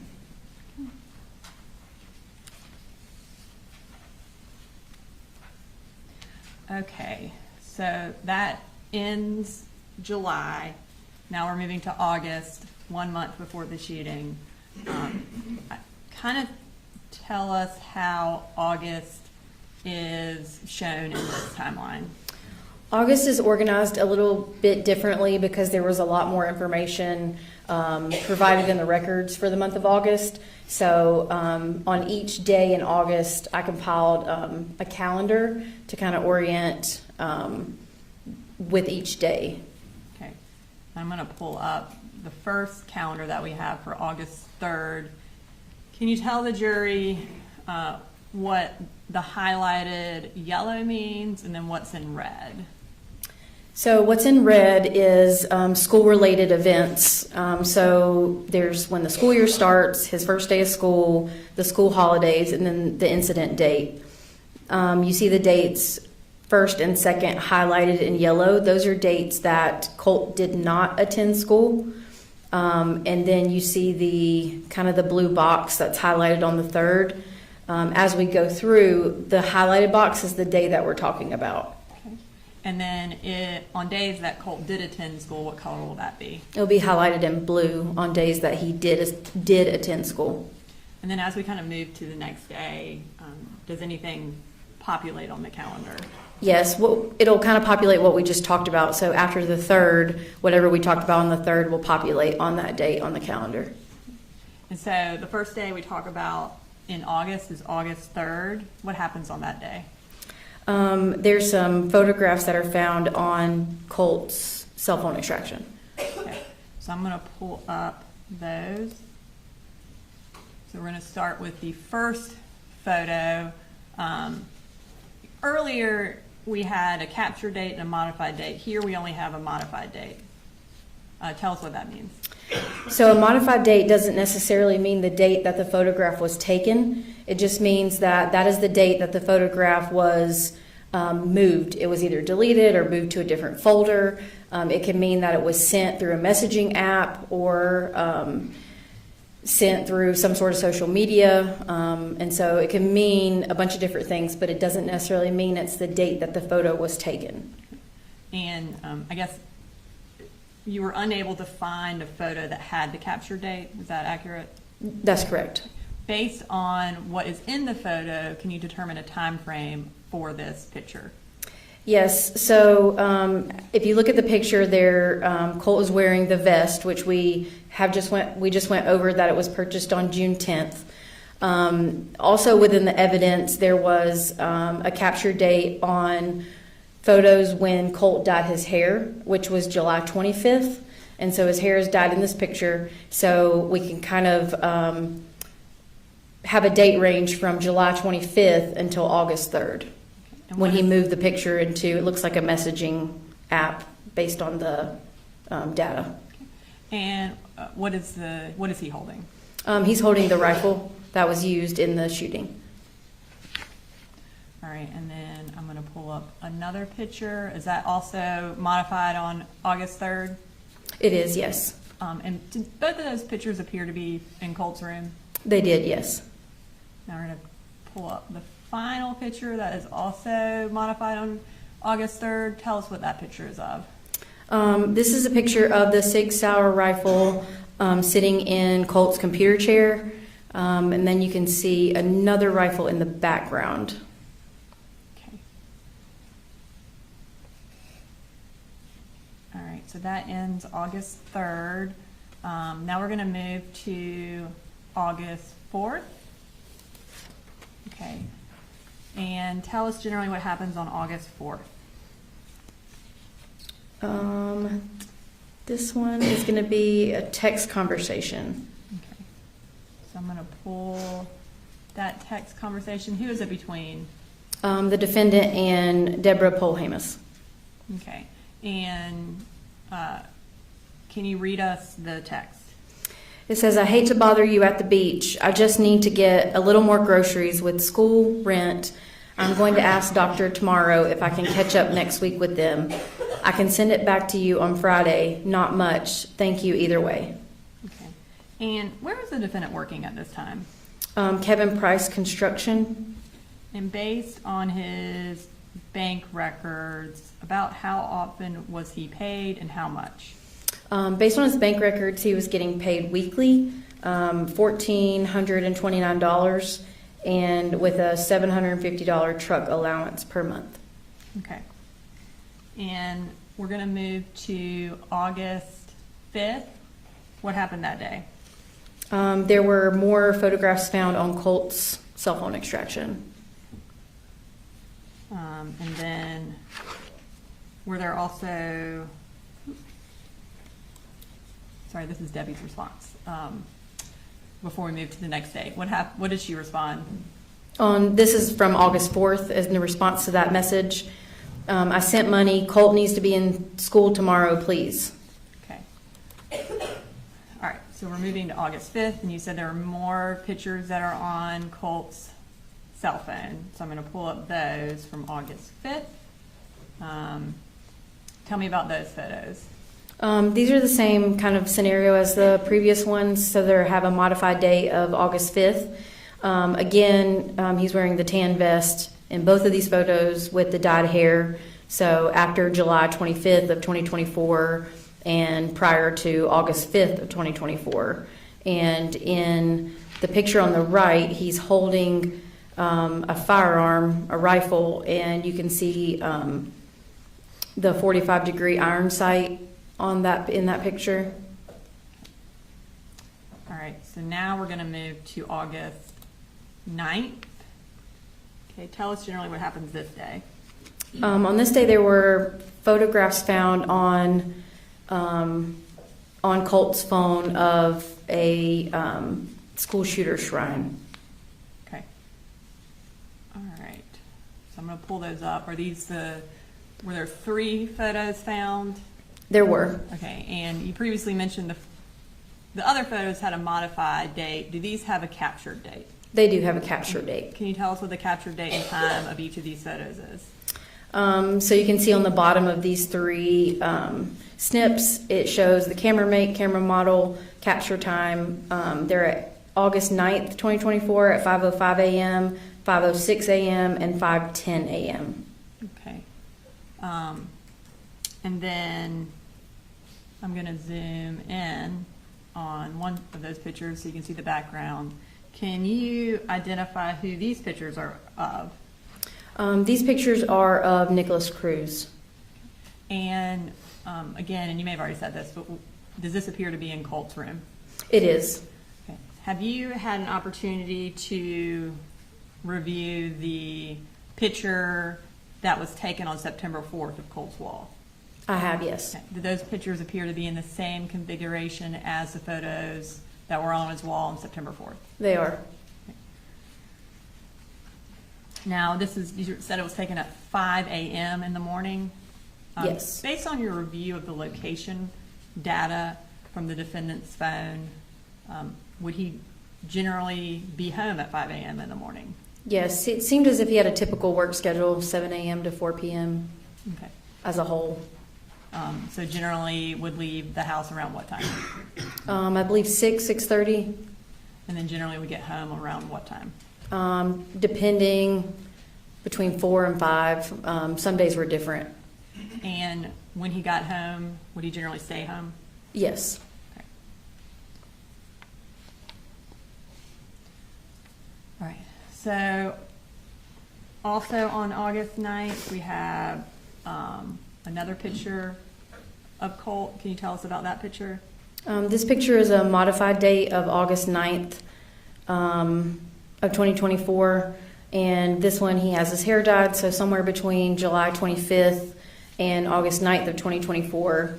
And he is holding a gun. This one is not consistent with the Sig Sauer, but this is a shotgun that was consistent with the one found in the defendant's closet during the search of the house. All right. And does that also appear to be taken in Colt's room based on the background? Yes. I'm going to pull up next the calendar for August, and we're next talking about August 10th. Can you tell us what happens on this date? There's a Google web history for the defendant. Okay. So I'm going to pull up that Google history. You said it was the defendant's history? It is, yes. What does he look up and what time?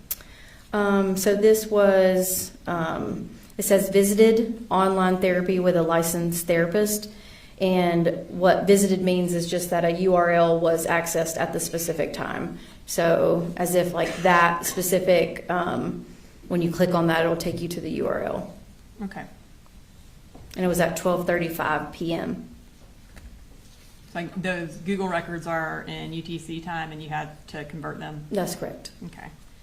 All right, the next day is August 11th. I'm going to pull up our calendar again. Tell us what happened on August 11th. This is a text message that Colt sends the defendant.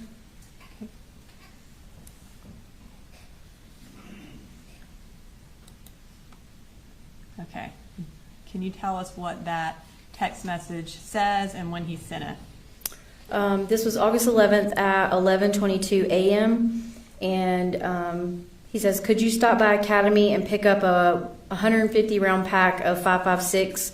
If they don't have and 5.56, 223 will do. All right, so the rounds that he is asking, are they consistent with the ammunition that would be used in Colt's gun? Yes. And does the defendant respond to this particular text message? No. All right, we're going to move to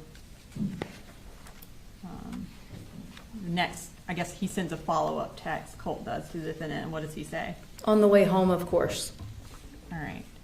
So we're going to move to August 12th. What happens on August 12th? On August 12th, there is a web history search from the defendant's phone extraction. All right, so now we're one day after Colt asked the defendant to buy 150 rounds of ammunition. We're on August 12th, and what does he search for? At 9:46 p.m., he searches for .223 ammunition. And is that the kind of ammunition that Colt had asked him to buy for him the day before? It is, yes. All right, so now we are going to move to August 14th, which is just 2 days later. All right, so take us through in terms of Colt's school between his registration date of August 6th and August 14th. Did he attend school at all? No, he has not attended. So he registered on the 6th of August, and this is now a week and 1 day later. All those days he did not attend school. All right, so is August 14th his first day of school? It is, yes. And around what time does his school start? I believe it's 8:15. And what does Colt do before school starts? Colt calls the defendant. I'm going to pull up the calls. What time does he call him, and does the defendant answer? He calls at 6:48 a.m. and he does not answer. When the defendant doesn't answer, what does Colt do? He starts sending the defendant text messages. And again, are these text messages before the school day starts? It is, yes. Okay. We're going to just go through those text messages between Colt and the defendant. So the first one is at 6:49 a.m. Yes, it says, "I'm sick of your shit. This is the fucking end for you." And are all these text messages kind of like back to back to back to back? They are. "No more apologies. I have fucking had it with you. The way you twist shit is so old. You fucking caused this." All right, I'm going to stop for just a second. So as we're reading through these, it says there's a line that says red. Can you tell us what that means? Yes, so the red, it shows, so the message at the bottom shows 6:50 and 37 seconds, and then the red is 6:52, so that's when the message was actually opened in the messaging app. That indicates the defendant opened the message at 6:52. That's correct. All right, so he says, "You effing caused this," and then what does Colt say next? "Whenever something happens, just know the blood is on your hands. Fuck you. Drive off a fucking cliff." Okay. So based on your review of the records, is this the first day Colt attends school since May 19th of 2023? Or May of 2023? I believe he wasn't in school all of 2023, so it would have been before that. Or I guess he went from Jefferson to here. Yes. So he has not attended school since he had been in Jefferson. That's correct. Okay. So Colt sends these text messages, and what happens after that?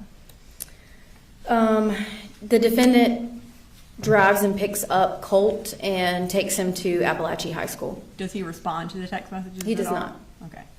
So you said he takes him to Apalachee High School. How do you know that? These are the location records that I spoke about earlier. This is through the program tracks, and the little red dot that you can see on the yellow pin, that's a specific location from his cell phone extraction data. So this is the one on the left is at 8:12 a.m. and that's the first time that we see his location data from his cell phone arrive at Apalachee High School. And then the one on the right is 8:19 a.m. and that's when he is leaving Apalachee High School. Okay. So he's there for 7 minutes. That's correct, yes. Okay. Now, what else happens on August 14th? In his Google records, or in the defendant's Google records, there's a reminder set in the calendar. Okay. Let's pull up that reminder. Whose calendar and what is the reminder for? This is a calendar from the Google records for the email address associated with the defendant. And this is a reminder that the title is Zoloft, And the start date is Wednesday, August 14th at 10 p.m. Okay.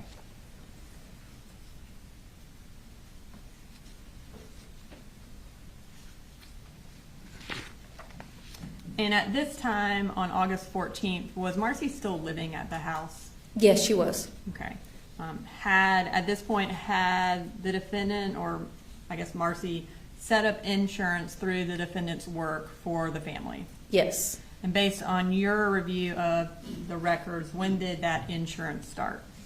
It was supposed to start July 1st, but the paperwork wasn't completed until July 31st, and then so the first date that the insurance was started was August 1st. So we're going to move to August 15th. What day of the week is that? It's a Thursday. And did Colt attend school that Thursday? No, he did not. What's the first thing that happens on August 15th? There's text messages between, I believe, Marcy and the defendant. Okay. We're gonna, so you've added some time, like a timeline also, or a time of text messages at the top. Is that because a lot happens on this day? That's correct. All right. So these first text messages are between who?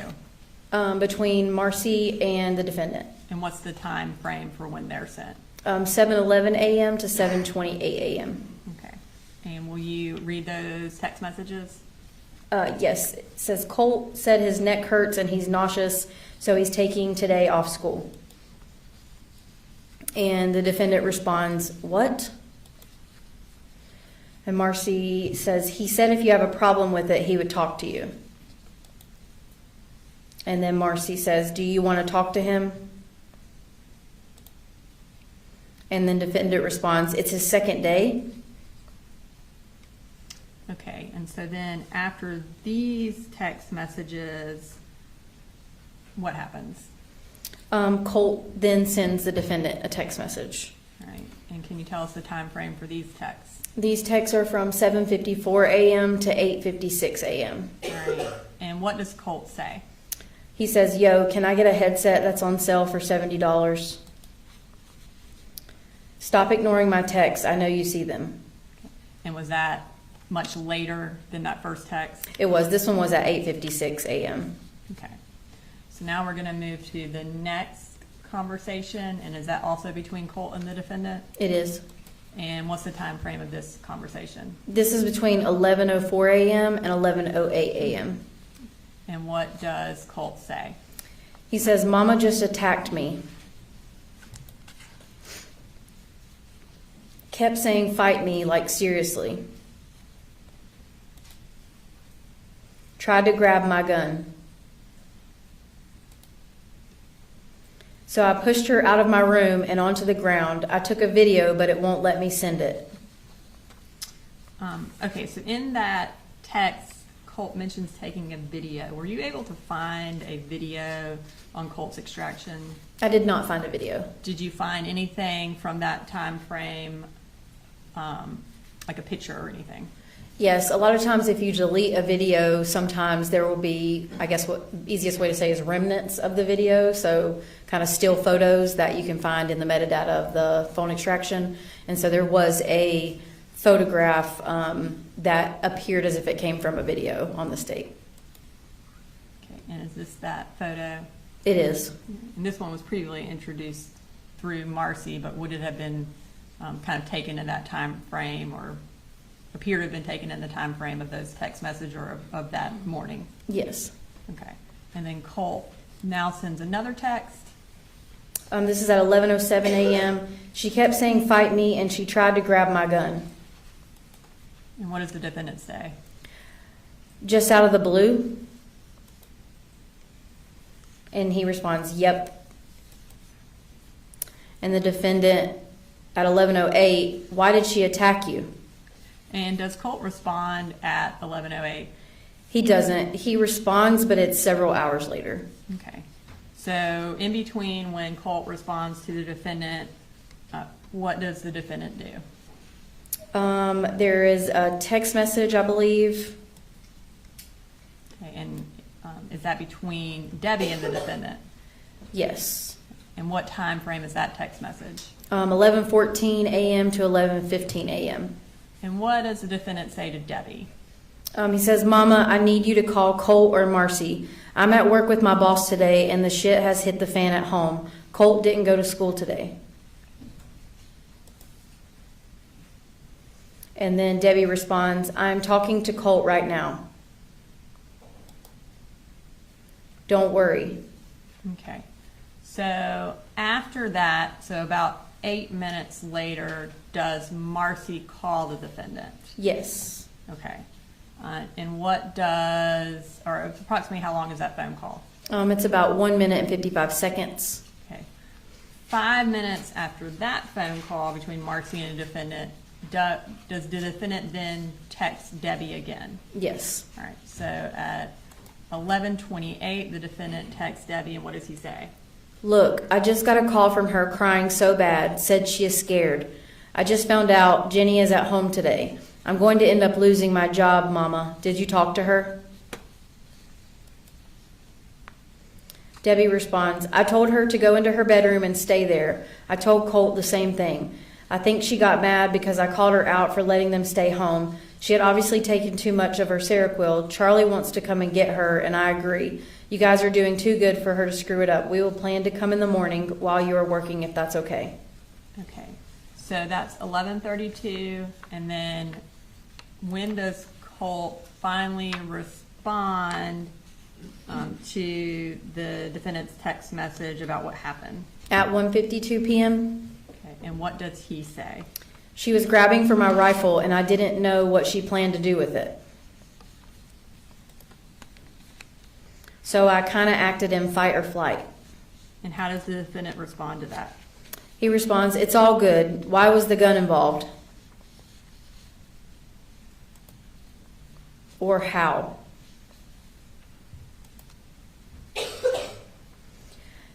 And Colt, then what? Yeah, sorry. Colt responds, I don't know. She backed me into my room and started talking about, oh, are you going to get your gun?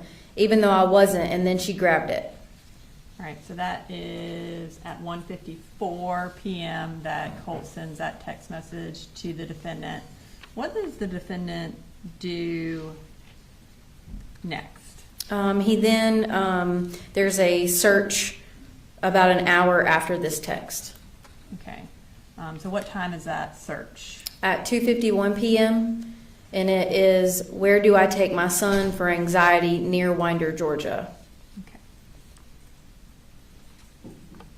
Were there any other corresponding, other than that search, has he visited any websites related to this that you're aware of? Not at this time. Okay. Now, does Colt send the defendant some more text messages? He does. And kind of when in relation to that search are these sent? This is about an hour after that search that was on the defendant's phone, and Colt sends the defendant a message, and it's just an attachment of what appears to be a bore site from Amazon. And then what does Colt say? Could you please buy this? All right, so that is the last thing on August 15th. So now we're going to move to August 16th. What day of the week is this? It's a Friday. And does Colt go to school this day? He does not. And what does Marcy do on August 16th based on your review of the evidence? She goes back to Fitzgerald. And does Marcy stay in Fitzgerald from August 16th until after the shooting? Yes, she does. All right, so on this day, on August 16th, so August 15th, Colt sends the text asking for a bore site. Does the defendant buy that bore site? He does. Okay. Does he do that on August 16th? He does. Okay. And how much was that bore site? It was $15.99. And what is this a picture of, 211.6? The bore site that matches the Amazon records. And was a bore site consistent with that found at the defendant's house? Yes. So that's 145.67. What that bore site? Can you tell me where it was found? Or is that a bore site, and where was it found in the house? This was in the defendant's bedroom, and it's the one circled in red next to just the ammunition, and it's inside of a pair of goggles. Okay.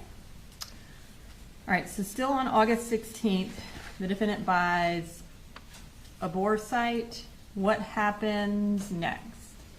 Colt sends him a text message. Okay. So the text message is at 9 a.m. Can you read the text message that Colt sends the defendant? He says, "I'm restraining myself. As for what I feel like doing right now, I have barely any control over." All right. So that was 9 a.m. on August 16th. And now we're going to move to August 16th at 10:30 a.m. What does the defendant do an hour and a half after Colt sends that text about restraining himself? He searches troubled teen options near Athens, Georgia. Okay. And does he, at this time, visit any websites related to that search? Yes, he does. What is the first website he visits? Eagle Overlook. I'm going to pull up that. Okay, so at the top of this record, it says cookie. Tell us what that means. A cookie is just kind of small pieces of text that websites use to collect information about you. So when nowadays you pull up your internet and you type in go to a website, it'll say, do you want to allow cookies? When you do allow those cookies, then that allows that website to keep track of any information that you are putting on that website. And so essentially, if you visit a website, there will be a cookie related to that website visit? Yes. And what time was this website accessed? This was at 10:32 a.m. Now I'm going to pull up our next picture. And what is this a picture of? This is the picture of when you go to this website, Equal Overlook, and it is a top-rated drug addiction treatment center for teens in the Georgia area and mental health treatments for teens. Okay. And then we're going to move to his next website visited. What website did the defendant visit next? Wolf Creek Academy. Okay, and what time did he visit that? 10:35 a.m. All right. And tell us what this is a picture of. This is a picture of the website when you go to Wolf Creek Academy, and it's a therapeutic boarding school for troubled teens.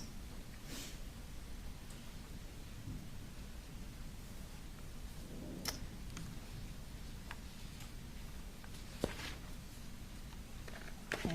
And for Eagle Overlook as well as Wolf Creek Academy, is there any evidence from the defendant's phone records that he contacted either of these facilities? No. All right, so we're still on August 16th. What happens next? Colt texts the defendant. Okay, and what does Colt say to the defendant? At 11:46 a.m., he says, "Hey, if we can get 150 rounds, that's fine, but could we get at least 50? You said when you got paid, you'd get it." Okay, so we have that first text from August 11th where Colt is asking for 150 rounds of ammunition. And then now we have another text saying, hey, or you can get me 50.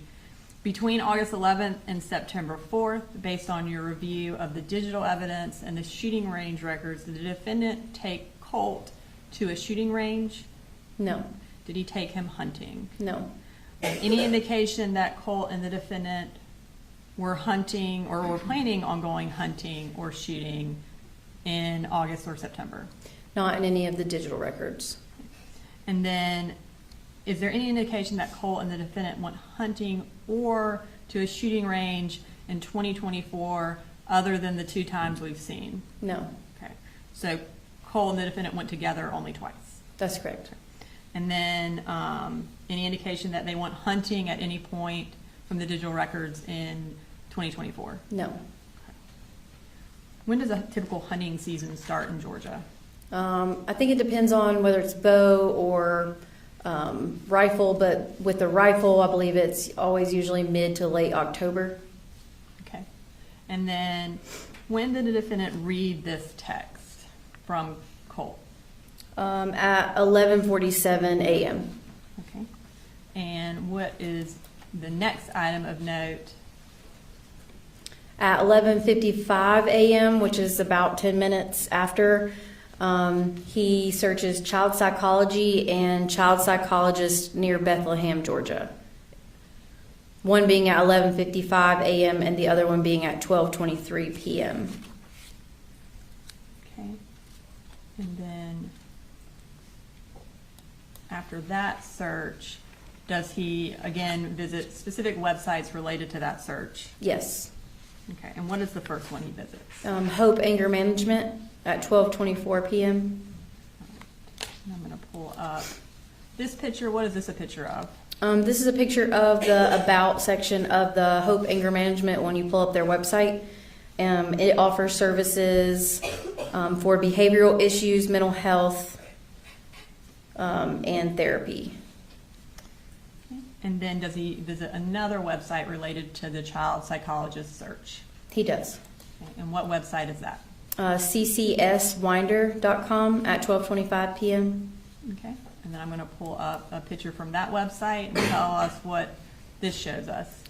This is Comprehensive Counseling Services, the website that would come from the URL, and it's a community-based health center that provides mental health therapy. Okay. And does the defendant contact either of these two places, Hope Anger Management or Comprehensive Counseling, based on your review of the digital evidence? No. Okay. Does he contact a mental health provider, though, that day? Yes. Okay. And who does he contact? Dawn Crook with Enlightenment Counseling. I'm going to pull up that contact. This has also already been admitted into evidence, but if you could just remind the jury what time and what he said to Dawn Crook to kind of put it in, basically put it in relation to the other text messages we've seen today. So this was at 12:41 p.m., so kind of 20 minutes after the last search.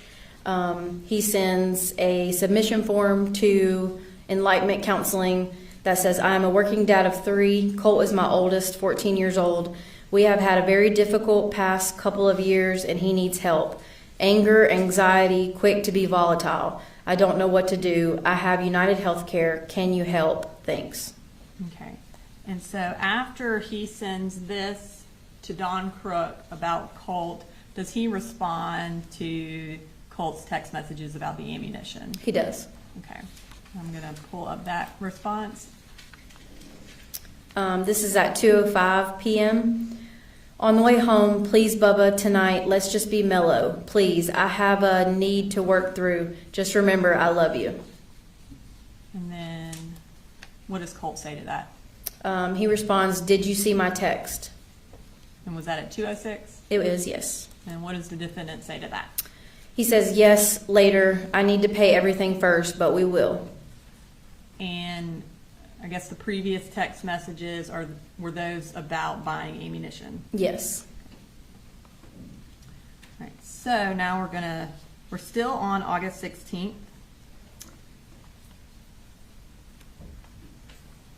Now we've already been through all of the Dawn Crook messages, so I don't want to bring them all up. But Dawn Crook does respond to the defendant. She does, yes. Okay, and is it on this day? It is, yes. Okay. And does he respond to her email to him? He does. Okay. Now I'm going to put up is this his second response? It is his second response. And can you remind the jury what he said to Dawn and what time he said it? He said, do you have a number that I can call once I'm not in the field? And this is at 2:40 p.m. And so, assuming the field is work, where was the defendant when he sent this message? He was at his house, 896 Harrison Mill, and on the left-hand side you can see wireless network. This is wireless network connection. He connected to Gray Fam Wi-Fi, which is the Wi-Fi for the house, and it was first connected at 2:34, again connected at 2:50. So he was at the house during that email. So fair to say he was not in the field at that time? Correct. Okay. And Now we're still on August 16th. What does the defendant do next? He searches for gun safes. And how, in relation to that last email to Don Crook where he's asking her to give him a number to call, what time frame are these gun searches? It's about, I think 11 minutes. The last one was at 2:40, so around 11 minutes after that response. So 11 minutes after that, what does he search for? He searches for gun safes, and these are the images that came up in the search. And this is from 2:51 p.m. on the far left to 2:52 p.m. on the far right. And what kind of gun safes is he searching for? It appears to be some gun safes that can hold rifles and a couple other gun safes that can hold handguns. All right, and then you have some more searches. Are these also searches for gun safes? They are, and the time frame for these was 2:52 p.m. until 3:14 p.m. So I think in total it was about 20 minutes. In the defendant's financial records, are there any corresponding purchases for gun safes? No. Were there any gun-related purchases for accessories? Yes. Okay. What's the next thing that happens on August 16th? There is a phone call.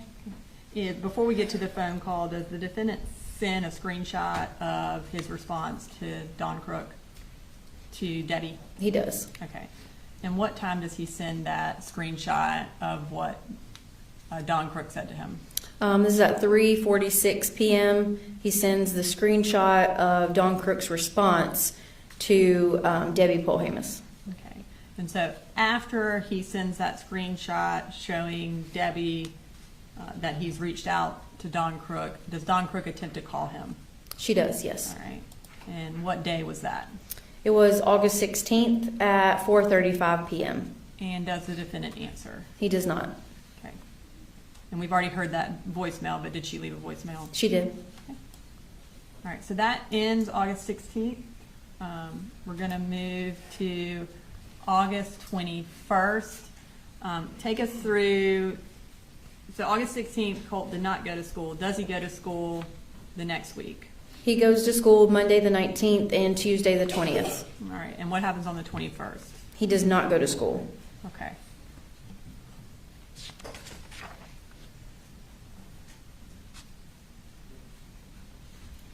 And what's the first thing that we have that happens on August 21st?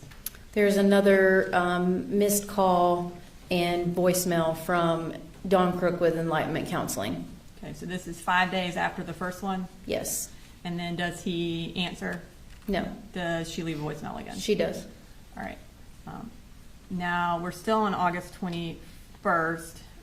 Does Marcy text the defendant this day? She does. Okay, what does she text him about? About the Advantage Behavioral Health Crisis Stabilization Center. Okay. And again, we've introduced these through Marcy, but just for the timeline purposes, she sends this text and about them taking, or Advantage Behavioral taking their insurance. Does she also send a link to Advantage Behavioral? She does. Okay. And is that the link she sent? Yes. Does the defendant actually visit that link? He does. Okay. So I'm going to pull up that, which is also on August 21st at 4:39. So pretty close in time to when she sent the link. He opens it. Yes. Okay. And again, how do you know that he has visited the crisis stabilization unit at Advantage Behavioral Health? This is web history from his phone extraction, meaning that the URL was visited and clicked on essentially.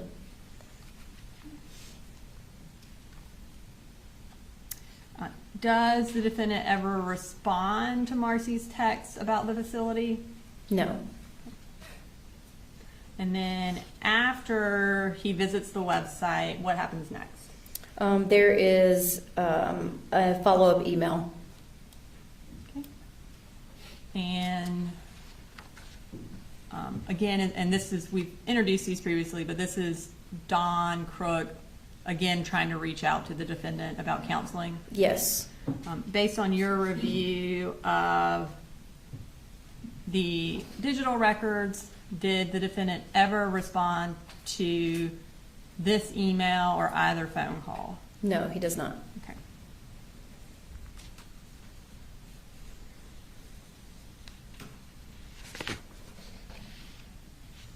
Okay, so now we're at August 25th, which is a Sunday, and it's the Sunday before the shooting.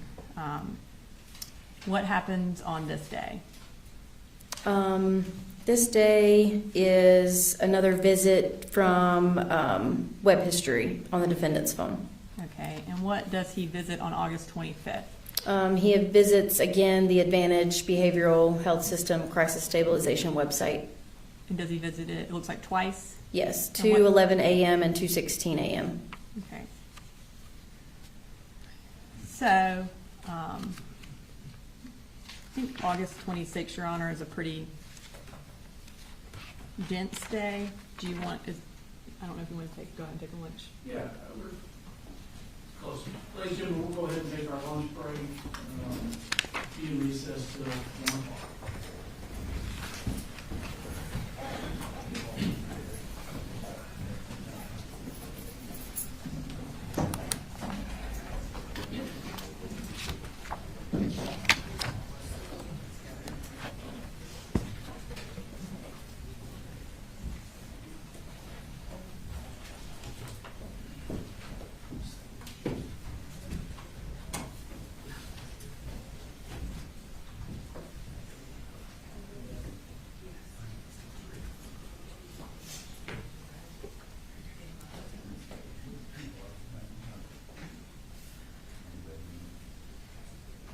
All right, we'll be recessed till 1.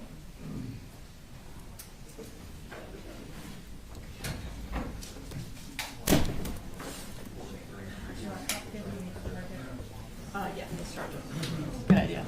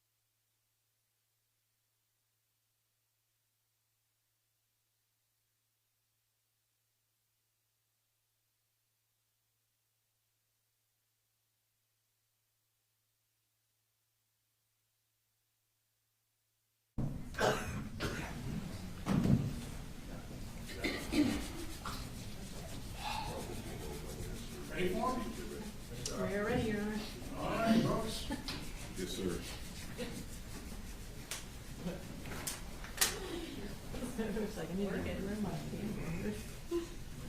I don't have my, like, I have a,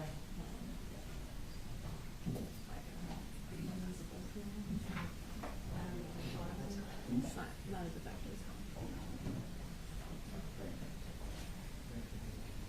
Yes, sir.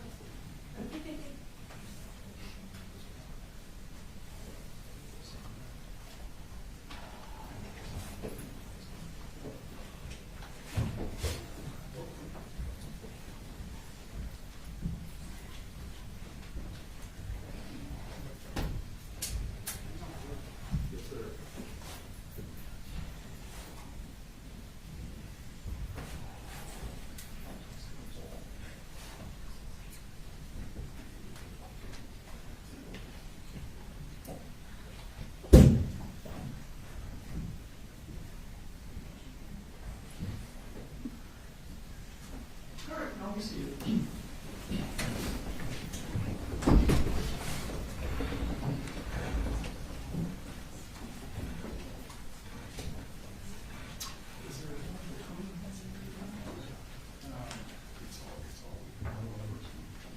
you want me? Where's the, y'all show me the furthest to my left monitor. It's not that. They just can't see that. You can move this chair out the way.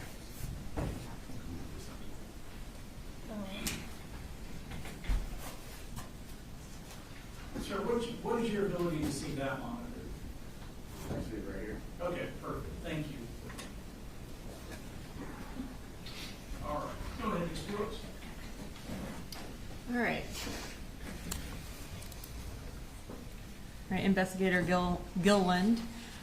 We are up to August 26th of 2024, about 9 days before the shooting. Can you tell us where Marcy is at this time? She's still in Fitzgerald. Okay.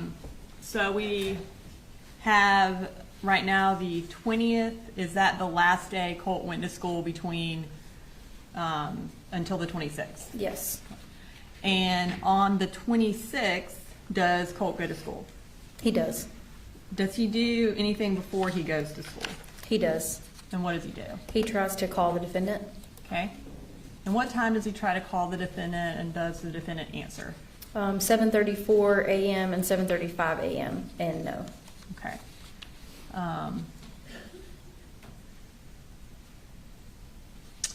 And where is the defendant when Colt is trying to call him?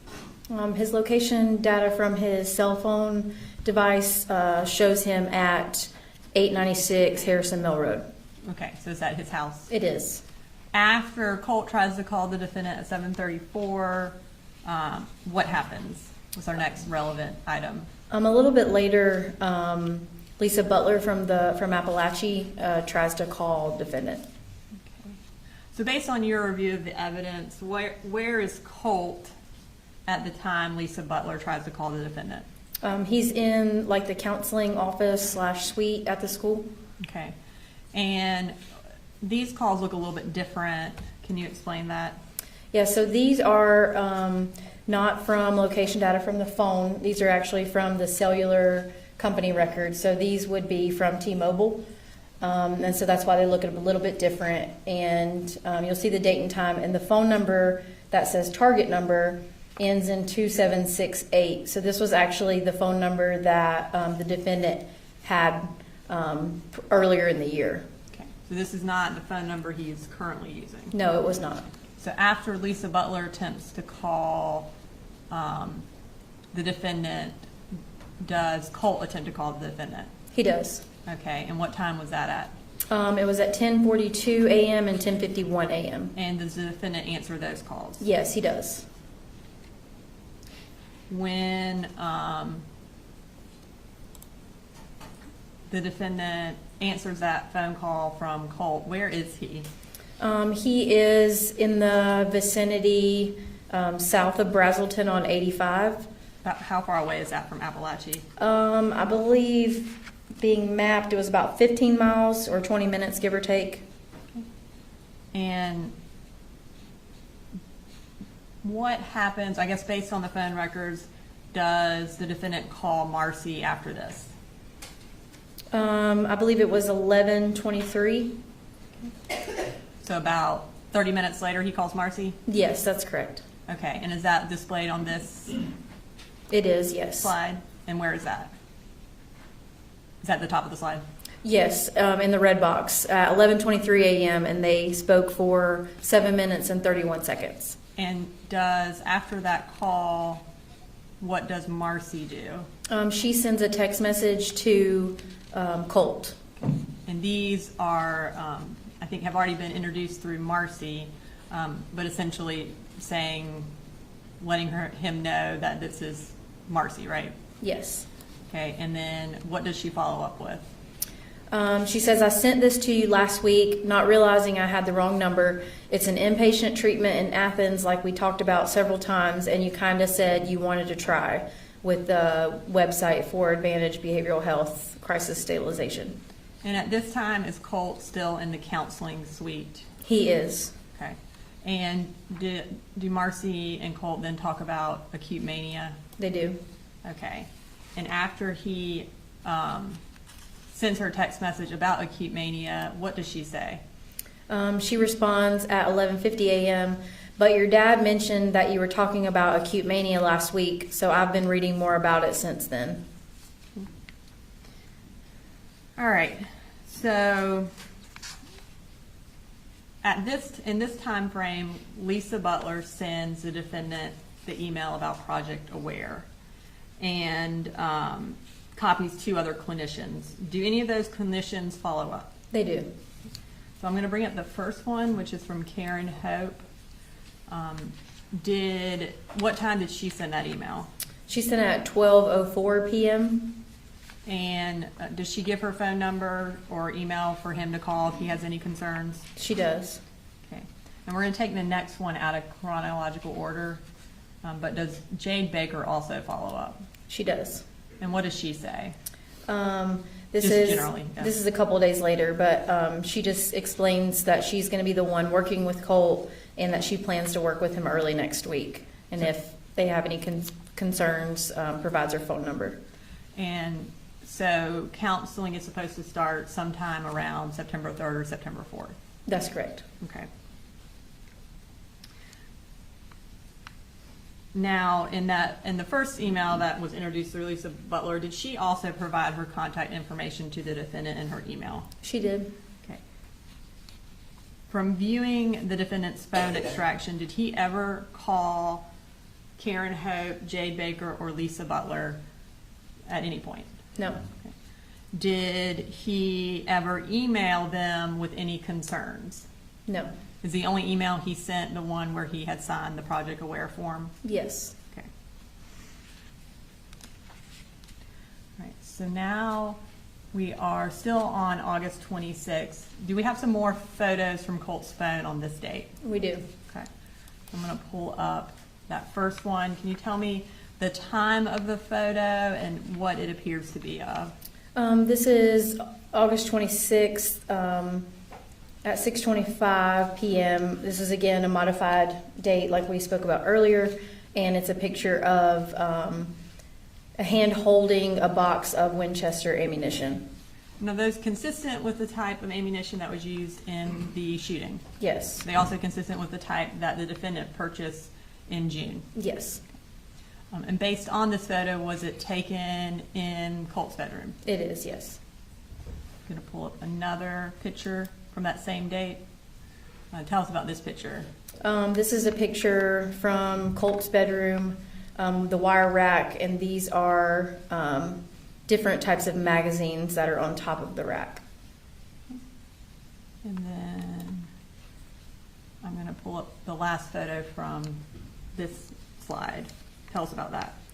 This is a picture on Colt's bed with the blue blanket with 4 black magazines, 1 tan magazine, and then the rifle, which appears to be the 6-hour rifle on the bed as well.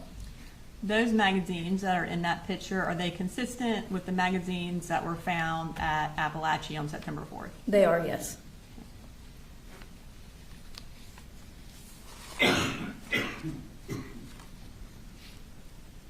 Now, we've talked about the defendant's work schedule. Would there be days where he would be at home when Colt was at school? Yes. And was this one of those days where he was at home when Colt was at school? Yes. Okay.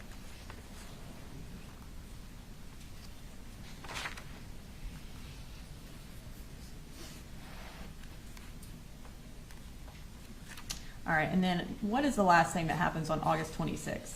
There's another Amazon purchase.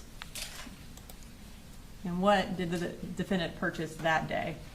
On August 26th, it's a unisex half mask for $5.79. And is that a picture of Colt wearing that half mask? It is, yes. Okay, and in the photos over there that were found on Colt's wall on September 4th, is Nicholas Cruz wearing a half mask in one of those photos? I believe he is, yes. Okay. Moving to August 27th. So now we're 8 days from the shooting. What happens on this day? This is a day where Colt does not go to school. And then this is when Deborah Polhamus calls Advantage. Okay, and we have introduced those records already in through Luke Pyatt and Vicki Lee. Are these the records that came from Advantage? They are, yes. And what time did Debbie call? She called at 2:02 p.m. And how do we know this is Debbie's phone number? We were also able to get cellular records from the company, and it comes with subscriber records, so it shows who the number is subscribed to, which was Deborah Polhamus. And y'all, the investigation did not include getting Debbie's phone, is that correct? That's correct. Her phone was not extracted. We did not have a phone extraction for her, no.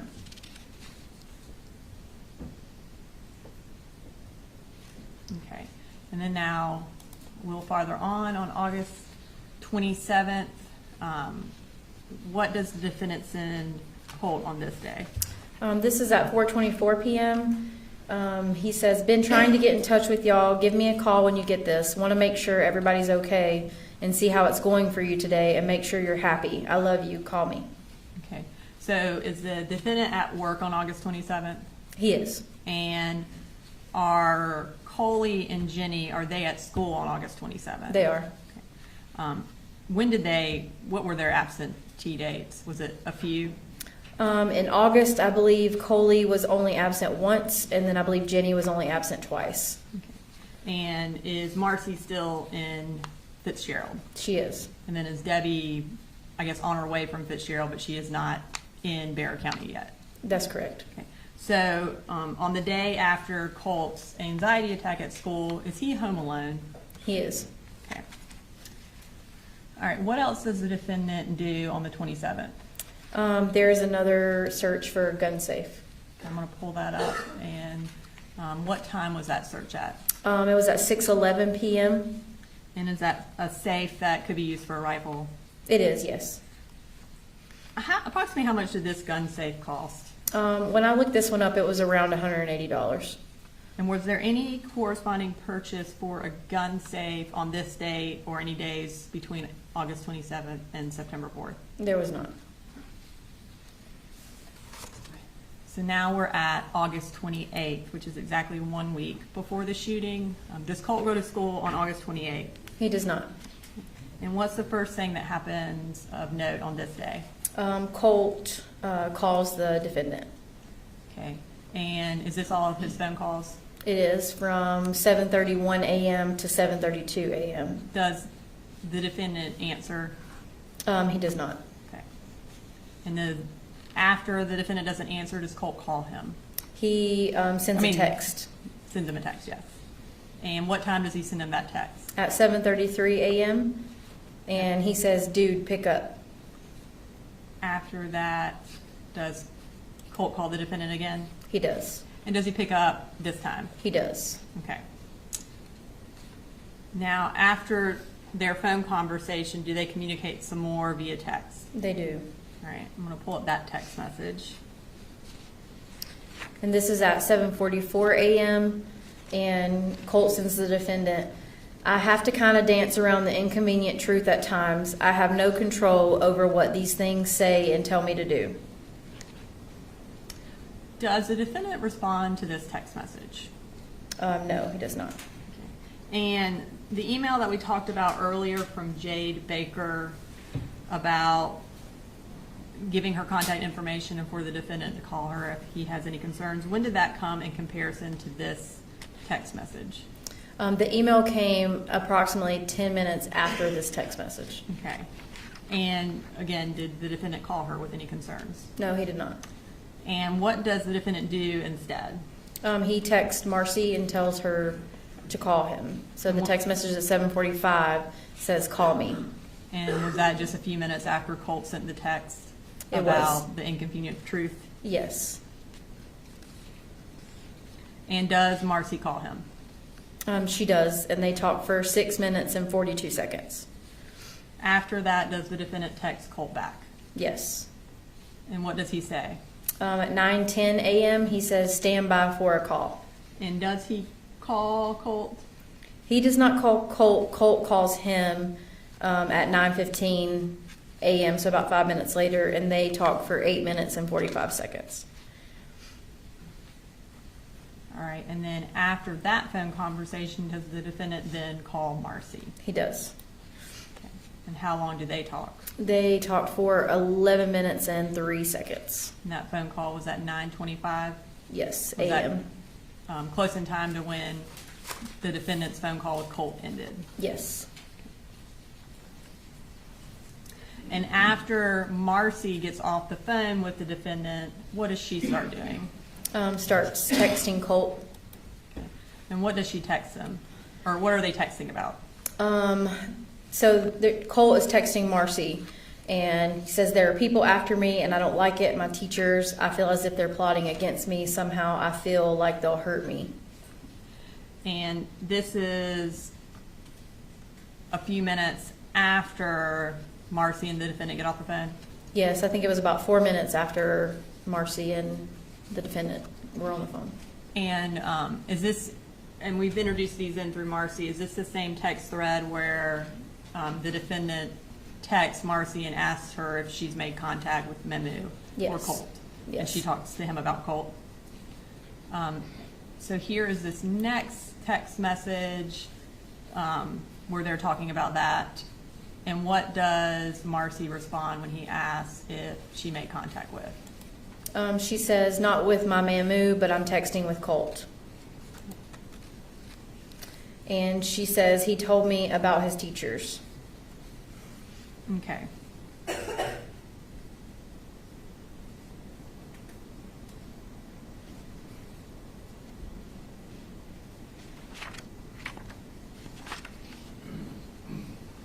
All right, so we're still on August 28th. What is the next thing that we have? The next thing is another photo of from Colt's phone extraction. Okay. We're going to pull that photo up and tell us what this is.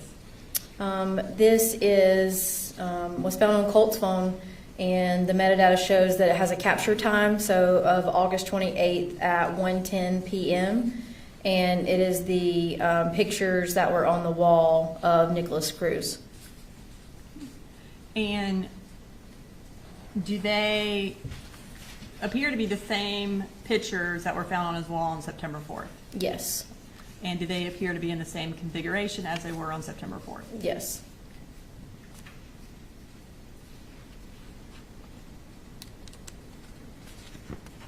All right, so we've got one more picture from Colt's phone. I'm going to bring that up.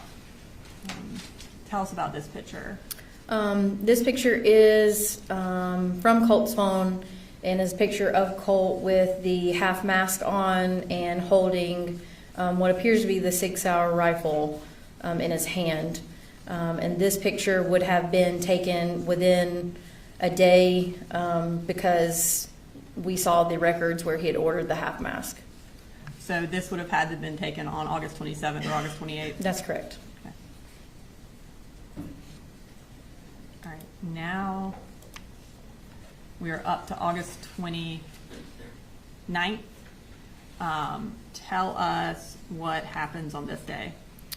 Colt did not go to school this day, and there are some text messages that the defendant sends to Marcy. Okay. All right, so we're going to first start with the text that the defendant sent to Marcy. And what does he say? He says, "I wish that she would just take him back home with her for this long weekend so we can just figure out what we're doing without having to confrontation or anything."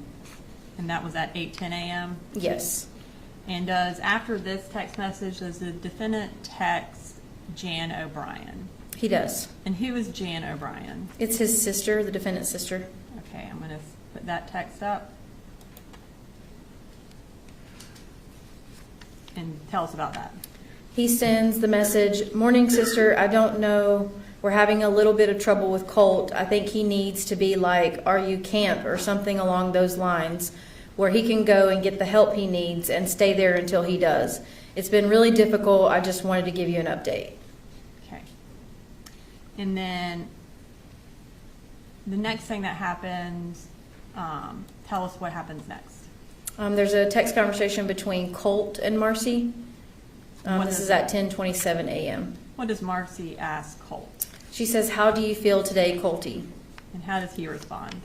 He says, "Yeah, I'm here. Sorry. It's just getting worse. Had to take another. I'll make it to school. Trust." Okay.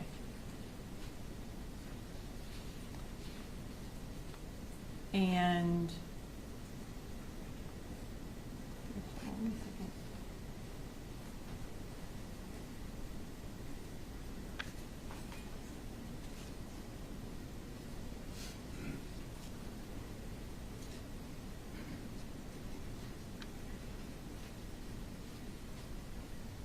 Hold on 1 second.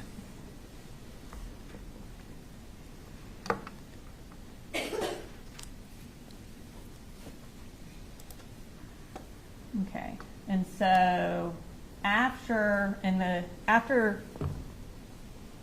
he essentially says things are getting worse, what does Marcy do next? She starts searching things on the internet. And in the time frame between when that text was and when she started searching, what was that time frame? It was about 10 minutes. Okay. And what does she start searching for? The first search is 259, which is school shooter Nick. Okay. And then we're going to bring up that next search. And what time was that at? At 3:00 p.m. And the search is school shooter parents charged with manslaughter. Okay. And then our third search. It's a web history. So she visited the URL at 3:00. What James Crumbly's manslaughter conviction means for parents. And just briefly for context, who is James Crumbly? He is the father of Ethan Crumbly, who was a 15-year-old that shot and killed students in Oxford, Michigan. And was James Crumbly, the father, arrested related to that case? He was. Okay. So at 3:00, she visits that particular article. Is that correct? That's correct, yes. Okay. So after she visits that article, what does she do next? At 3:05, there is a search. Why were Ethan Crumbly parents charged? Okay. And then we're going to bring up another search or another article that she read. Tell us about that. Yeah, this is the web history at 3:05. What led to James and Jennifer Crumbly's guilty verdict? And is Jennifer Crumbly Ethan's mother? She is, yes. And was she also arrested in connection with that case? She was. And then we're going to bring up the next search. And what is that? At 3:09 p.m., she searched Safe Storage Gun Laws, Georgia.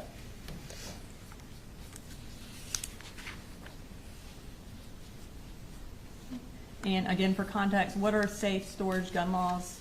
It's just laws in regards to storing your firearms away from children. Okay. Then we're going to pull up her next search. And tell us about this. This is a web history where the title is Secure Storage or Child Access Prevention Required, Everytown Research and Policy. And we're going to bring up one more. Okay, and what did is this another website she visited? This is a cookie that we talked about earlier. It's giffords.org at 3:13 p.m. And this is, I guess, like a group of activists that are trying to promote gun safety. Okay. And so a few minutes essentially after Colt texts her and says he's worse, she starts searching for Ethan Crumbly. Does she talk to the defendant close in time to her searches? She does. Okay, and we're going to bring up that phone log. Okay, tell us about how long after that last search and how long their conversation was. It was approximately 30 minutes after the searches at 3:55 p.m. And they talked for 14 minutes and 11 seconds. What time do they get off the phone? Around 4:10 p.m. to 4:11 p.m. Okay. And essentially, as soon as Marcy gets off the phone at 4:11, what does she do? She goes back to a website, what led to James and Jennifer Crumbly's guilty verdict. And was that a website that she had previously visited? It was, yes. All right. And then after this website visit, does Marcy talk to the defendant again? She does. Okay, and we're going to bring up that. Is this kind of the timeline extraction we were talking about where it has Marcy's phone calls but also her search history? Yes, from the same day, yes. So it looks like around 8 minutes after she accessed what led to James and Jennifer Crumbly's verdict, she spoke with the defendant? Yes, and then there's an 8-minute call, a 1-minute call, a 4-minute call, a 5-minute call, a 1-minute call, and then some more web history visits after that. And are those web history visits also related to why Ethan Crumbly's parents were charged? Yes, and then the last one was Mental Health Hospital, Athens, Georgia. Okay, so it looks like there are about 6 phone calls between Marcy and the defendant after that search related to James and Jennifer Crumbly. Based on your review of the phone extractions, is that an unusual amount of phone calls for them in that short period of time? Yes, around this time, yes. All right, so now we're finished with August 29th. We're moving to August 30th, which is a Friday. Was that a school day? It was a school holiday. Okay. All right, so on August 30th, what's the first thing that we're going to talk about? Colt calls the defendant. Okay. And what time does he call the defendant? At 7:04 a.m. And do they speak? They do not. All right, and what does Colt do after the defendant doesn't answer? At 7:05 a.m., he sends him a text message that says, "You forgot to give me my Zoloft." And then that Also, on August 30th, did the defendant and Marcy talk again? They do. And did they again have a lot of phone calls? Yes, I think there were approximately 16. I'm going to pull those up. Kind of take us through these phone calls. They start at 9:50 a.m. and go all the way until 9:28 p.m. And there's a few minutes here and there. The first one, 13 minutes, 1 minute, 2 minutes, 3 minutes, 2 minutes, 2 minutes, 2 minutes, 1 minute. And that's pretty much throughout the whole day. Okay. All right, so August 31st, based on your review of the evidence, this is a Saturday. What's supposed to be happening this Saturday, or what has been talked about happening this Saturday? This is the day in which Marcy and her mother were coming up to Winder from Fitzgerald, and they had all talked about taking Colt to Athens or Advantage Behavioral Health in Athens. Okay. Does kind of that morning, does Marcy text the defendant about coming up? She does. Okay, and let's bring up that text message. What does it say? This is 10:24 a.m. About to leave Fitz. Mamu isn't coming to stay because my daddy's birthday is tomorrow. Can you and Boo meet us halfway so she doesn't have to drive all the way up and back in one day with a broken hand? And do Marcy and the defendant have a phone call after that? They do. Okay, let's pull that up. How long was that phone call and when was it at? It was at 10:43 a.m. and they spoke for approximately 3 minutes and 43 seconds. Okay. So they talk, and then what happens next with the defendant? He then sends a text to his sister. Is this the Jan O'Brien he previously sent a text to about Colt going to a camp? Yes. Okay. So we're going to pull that text up. So this text is about 15 minutes after, or 20 minutes after he texted Marcy texted him. Tell us what the defendant texts Jan O'Brien. This is at 11:05 a.m. He says, I hope everything is going good for you. I need a favor if possible. I'm a couple dollars short on rent and wanted to see if I can borrow some money, and I will zell it back to you Friday. I'm short because of co-pays for doctors for Colt. I think I'm going to have to check him in a place so they can try to help him. He had a full-on panic attack at school Wednesday. So I'm trying to get him into a psychologist in Athens. I'm doing the best I can and work 60 hours a week. Anyway, I will give it back next week. It's just crappy timing. And does she respond? She does. And what does she say? She says, how much do you need? And then what does the defendant say back? And he responds, 200, gets my rent paid, and I'll count change for next week. Okay. So in that first text message to Jan about checking Colt into a place to get him help, he also says he's short on money because he's been paying co-pays for doctors for Colt.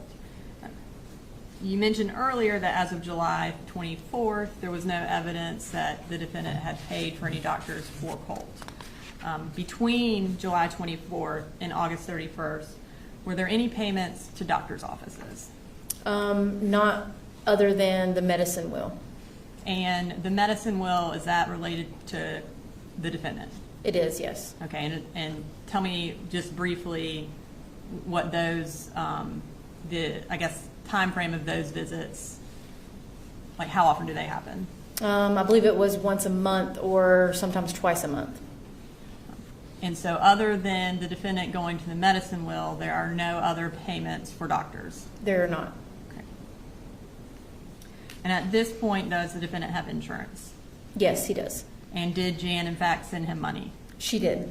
Okay. And what happens next? The defendant receives some text messages from Marcy. And what are these text messages about? She says, so that's it. You were prepared to spend money on gas and everything else to go to Lake Blue Ridge, but you can't spend the gas to drive 2 hours and pick me up. That's bullshit, and you know it.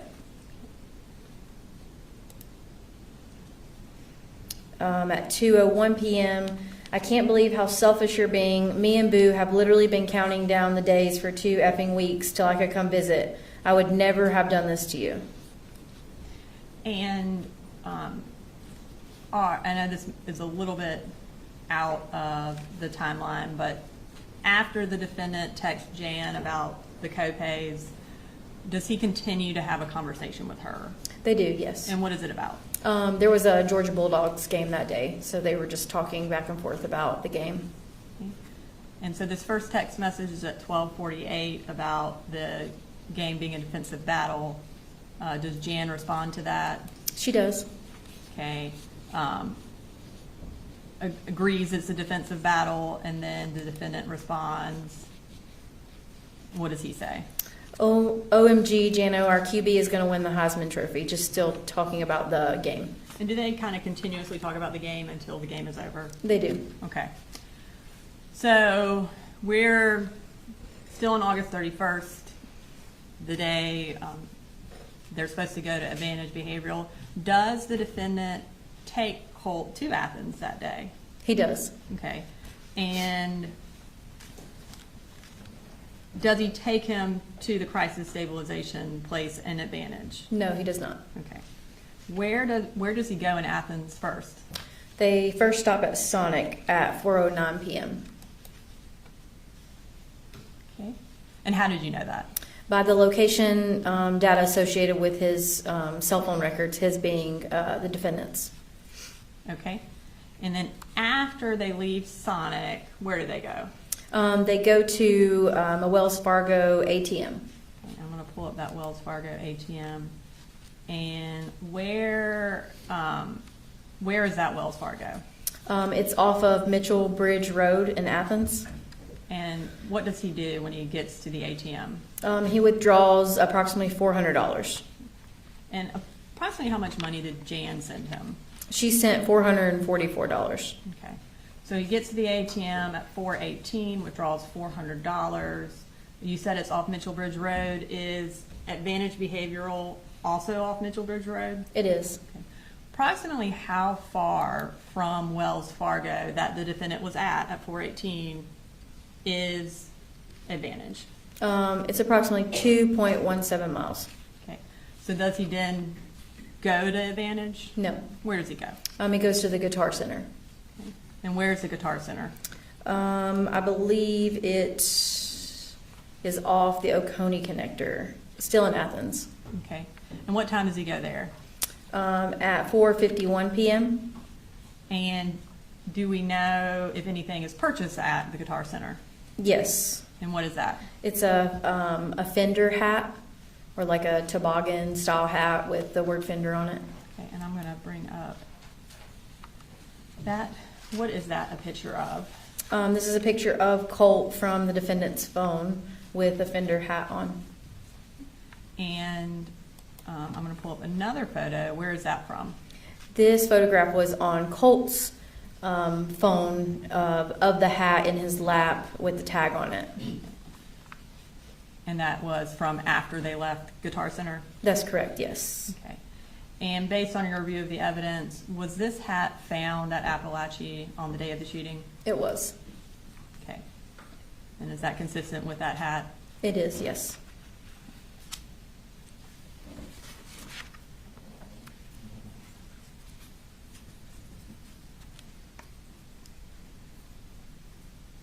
Okay.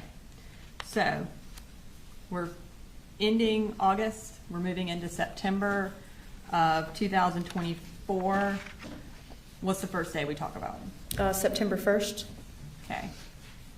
And so September 1st is 3 days before the shooting.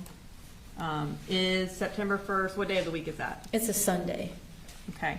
And what happens on that date? Marcy sends the defendant a text message. All right. And what does she say? She says, "Why are you doing this?" All right. So during this, between August 31st and now when she sent the text to him about not picking her up, has there been any other communication? Has the defendant texted her or called her or anything? No. Okay. Now we're at September 2nd. Was that a school day? It was a school holiday. Okay. Now, what's the first thing that we're going to talk about on September 2nd? Another photo on Colt's cell phone extraction. Okay. And when was this photo taken? This was taken September 2nd at 4:58 p.m. Okay.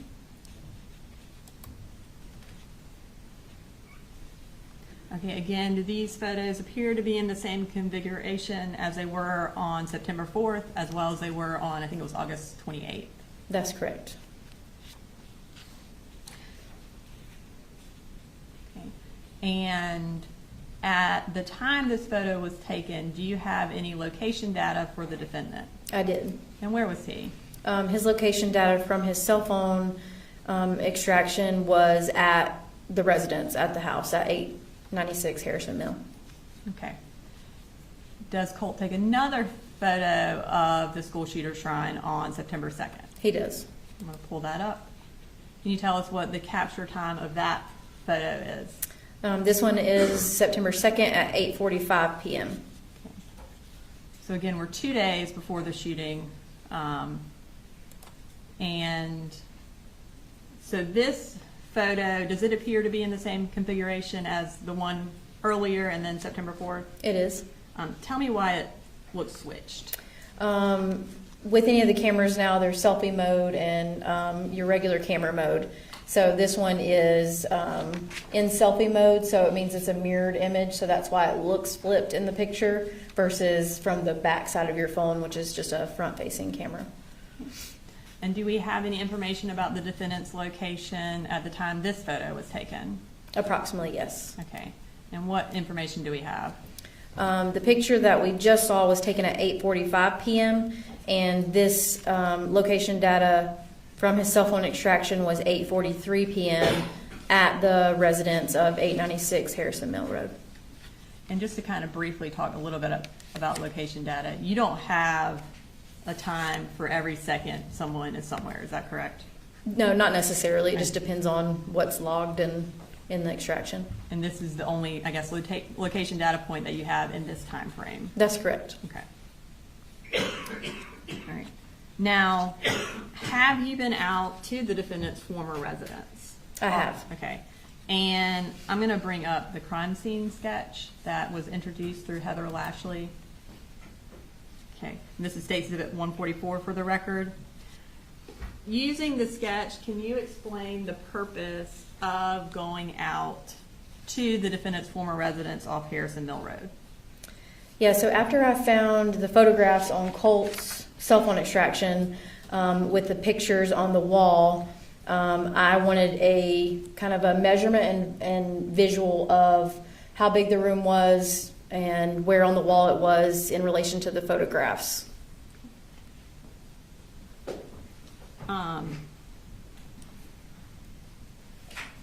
And I'm going to get, can you just kind of show on the sketch where you took measurements of?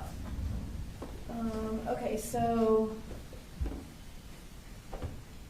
this would be Colt's room, and so I took measurements. The shrine was located on this wall, and so I took measurements from just the wall itself. There's a window right here, and then I took measurements from here to the door frame, and then also the door frame to the bathroom door frame, which is across the hallway, and as well as just the size of the room itself. Okay.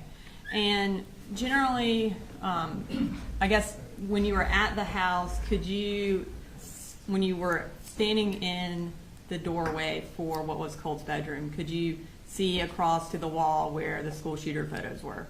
Yes, I could. Okay. Was it, as soon as you opened the door, is it visible? Yes. Okay. And can you see that wall also from the bathroom door? You can, yes. Okay. Now you said you took measurements of the size of the room. How big was the room? It was approximately 93 inches by 114 inches, And then, which is relatively small.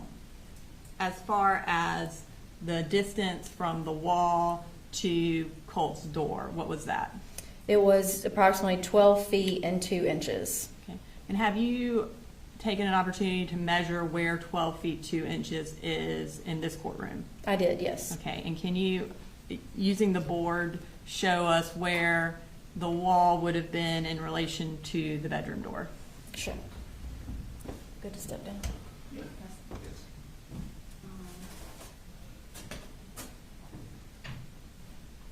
So I marked 12 feet 2 inches. So this would be from the box right there all the way to here is 12 feet 2 inches. So that would be from the bedroom door frame to the, the bedroom wall to the door frame. So if you're standing here, this is what you would see when you walked into Colt's room? Yes, that's correct. Okay. Where, or what's the distance to the wall, from the wall to the bathroom door? So then it was an additional 39 inches. So it would be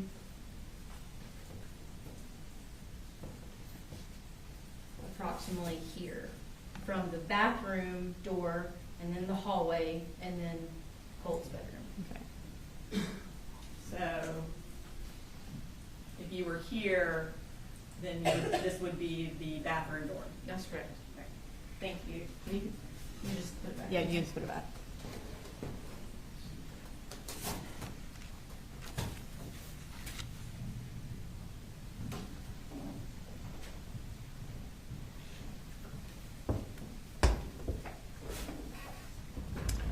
All right, so now we're moving to September 3rd, the day before the shooting. Was this a school day? It was. And did Colt go to school this day? He did not. What's the first, oops, and actually, I missed one thing. We've got another photo on September 2nd that I need to bring up. Tell us about these photos. These are from Colt's phone extraction from the 2nd of September, 9/12. These are modified and were sent in a messaging app. Excuse me. Like the photographs before, we can say that this is anywhere from July 25th until September 2nd. And that's because July 25th is when he dyed his hair? That's correct. Okay. And are these, do they appear to be in Colt's bedroom? They are, yes. Okay. All right, so now we're moving to September 3rd. Colt did not go to school this day. What's the first thing that happens on this day? There's some text messages between the defendant and Deborah Polhamus. Okay. Let's bring up September 3rd. What happens on this day?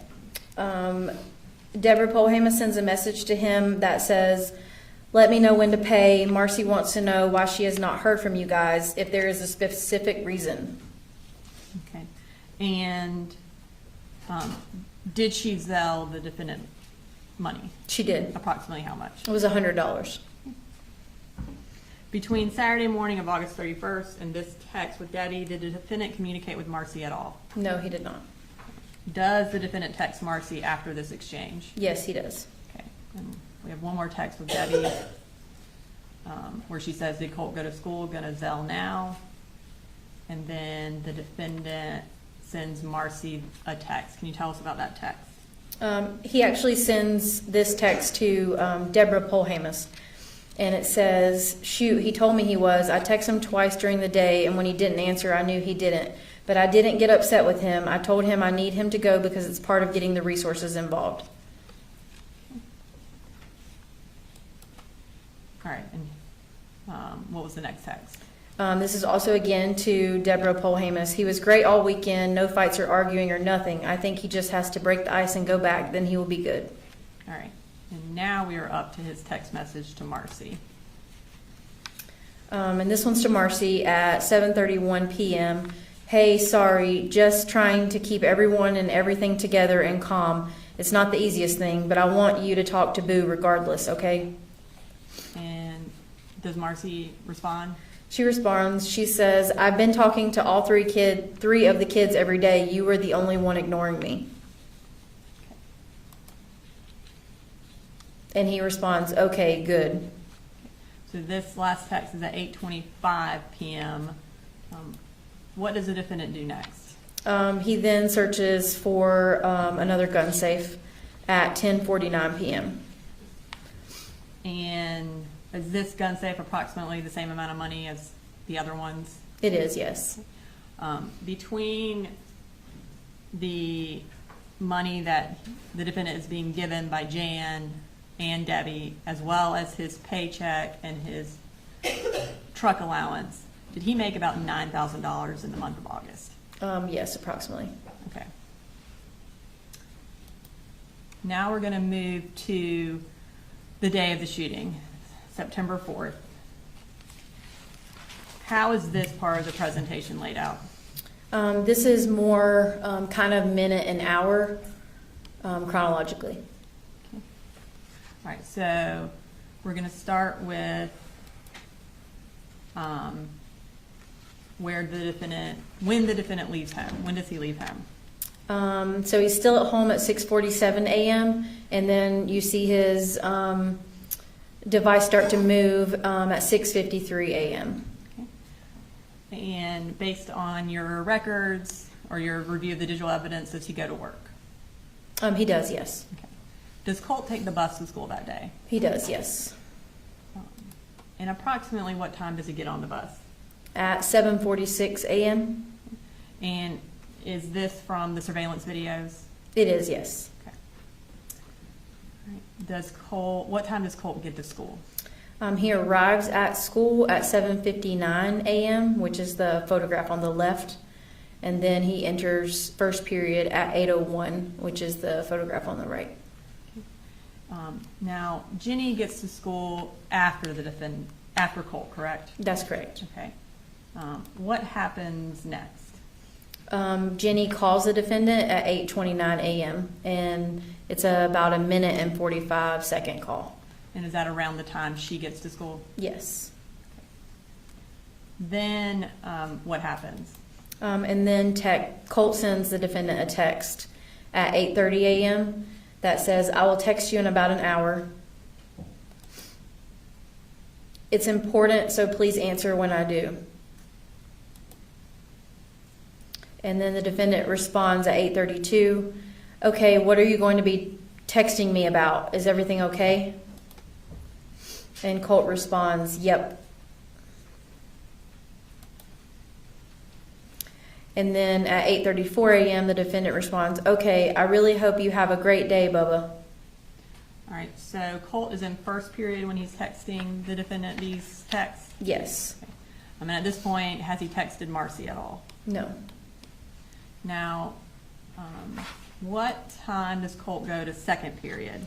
At around 9:40 a.m., And what happens while Colt is in second period? he sends another text message to the defendant. And what time is that text message? It's at 9:42 a.m. that says, "I'm sorry." And then, what does he say? "It's not your fault." And then the defendant responds, "What's wrong, Bubba? You didn't do anything?" Did Colt respond to either of these two text messages? No, he did not. And what is that last one? He says, "Hey, what's wrong?" Okay. So this is about approximately 40 minutes before the shooting starts. Is the defendant reading these texts as he's getting them? Yes. So at 9:43, he sends the last text. And what's the next thing he does? He tries to call Marcy and then calls Deborah Polhamus. Okay. At any point between getting the text, "I'm sorry," and calling Marcy or Deborah, does he try to call the school? He does not. Does he try to call 911? He does not. Okay. So what happens at 9:46? At 9:46, he tries to call Colt, and then at 9:48 a.m., he sends... Or this is Marcy. Oh, sorry. Marcy tries to call Colt, and he doesn't answer. And at 9:48, Marcy texts Colt, "Hope you're okay, Colty. Text me and let me know you're good." Okay. And does Marcy then kind of follow up with the defendant about her trying to text Colt? Yes. And what does she say? She texts the defendant, "No answer. I texted him too." And then he responds, "Tell your mama to text him." And where is the defendant at the time of these text messages? He was at work in Forsyth County. Okay. All right, so what happens next? At 9:50 a.m. is when Marcy calls Lisa Butler. And again, approximately how long was that phone call? It was approximately 8 minutes and 57 seconds. Okay. And so she gets off the phone with her around 9:59. Is that correct? Yes. Okay. So while they're on the phone, what happens? Colt leaves second period and he goes to the bathroom at 9:54 a.m. So at this point, has Colt texted Marcy? No, he has not. Does he then text Marcy while he's in the bathroom? He does. And what does he say? At 10:02 a.m., he sends a text to Marcy that says, "I'm sorry." And Marcy responds, "About what?" Does Colt respond to that text? Or I guess, what does Colt do instead of responding to Marcy's text? Does he text the defendant? I was about to say, I think he texts the defendant and doesn't respond to Marcy. Okay. And what time does he text the defendant? At 10:03 a.m., he says, "No, I love you and Jenny and Coley."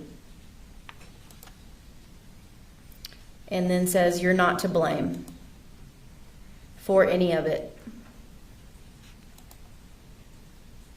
And then at 10:04 a.m., he responds, "Any of what, Bubba? Please tell me you're okay right now, please."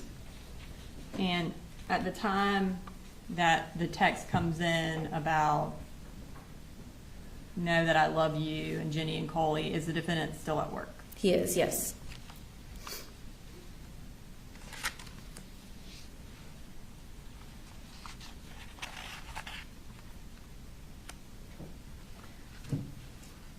Okay. And then does the defendant try to call Colt? He does. And does Colt answer? He does not. Does he try to call the school at this point? He does not. And so now we're at 10:10. Where is he located? Still at work in Forsyth County.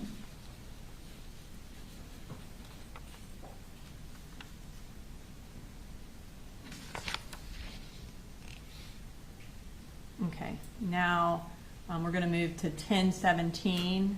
So we're still before the shooting, which starts at 10:22. What does Marcy send the defendant? At 10:17 a.m., she says, "You should probably go ahead and make arrangements to leave work. They're going to need you at the school." So she's telling him to leave work. Does he leave work? He does not. Okay, so at 10:22 he is still at work. Yes. And what happens at 10:22? Colt begins firing. Does the defendant attempt to send more text messages to Colt? He does. And what does he say? At 10:23, he says, "Hey, look, let me just come get you and we'll leave. Okay, don't worry about school, no trouble. I'll come pick you up and we'll go get some lunch and just take a second, okay? And we don't even have to go back to school, okay? You gave it a good try. We can do this online. Don't just let me come get you." And at 10:27, "Baba, just give me a call, please. Let me know you're okay and let them know in the office I'm going to check you out. Just let them know and I'll come get you. And look, we just go somewhere and kind of chill and relax. Let's get through today. We'll figure out what we got to do tomorrow. Please, will you please call me?" And where is the defendant at 10:38? He's still at work in Forsyth County. Okay. So the next conversation I'm going to pull up is between Jenny and defendant. And this first text, what time is this? This is earlier in the morning on September 4th, so this is 6:21 a.m. So she's just asking about going to Dollar General to get some gum. Other than that phone call we talked about at 8:29, is there any other communication between Jenny and the defendant between this text and the one we're about to see? No, there's not. Okay. And what does Jenny say? At 10:55 a.m., she says, "I'm scared." And what does the defendant say? He responds, "It's going to be okay." And based on your review of the evidence, is this before the news broke that the shooting had occurred? Yes, it is. Does there appear to be any discussion, or I guess based on your review of the evidence, was there any discussion between Jenny and the defendant about the shooting? No, there was not. Okay. And does he ask any questions about what she means? He does not. All right, so we're going to move to 10:55 right after Jenny sends this text message to the defendant and he responds. And what happens? The defendant sends Marcy a text that says, "Anything?" And Marcy responds, "No," and now nobody is answering the phone at the front desk at the high school or at Heyman Morris Middle School. And what time was that? At 10:56 a.m. Okay, and based on your review of the records, is she attempting to call the schools? Yes, between the last call and now, I believe it was, she searched Apalachee and called the school 5 times and also searched and called Heyman Morris several times. Okay, and does the defendant ever call either school? He does not. Okay. And in response to her saying no one's answering, what does the defendant say? He sends a text to Marcy. "They are apparently firing people today, like I need that." What time was that at? At 10:57 a.m. And then what happens? Marcy sends at 10:58, "How far away are you from the school? You need to go there now." And is the defendant still at work? He is still at work. Does he leave when she sends this text? He does not. Okay. And what does he respond when she says, "Hey, you need to leave and go to school right now"?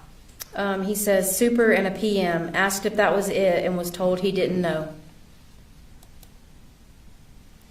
And Marcy responds, "Why did they fire them?" And he responds, "Not sure on PM." And then she responds, "Mama has a doctor's appointment tomorrow and then we're both coming up there." And what does the defendant say? He responds, "Okay, he was kinda ahead." And Marcy asks, "Ahead?" And he says, "OMG, sorry, he was a dickhead." Okay, and what time did the defendant send that text message? At 11:01 a.m. And does Jenny send him at the same time he's talking about that, does Jenny send him a text message? She does. And what does she say? She says 3 people are dead at the high school. Okay, and that text was at 11:01? Yes. And what does he say? 11:02, he says, "How do you know?" "How do you know?" And she says, "People are saying," and was an email. "Please, I'm scared." And then 11:06, he sends, "Did you talk to Colt today?" Okay, and right before he asks if she talked to Colt today, what does he search? At 11:05 a.m., he searches school shooting today at Apalachee High School.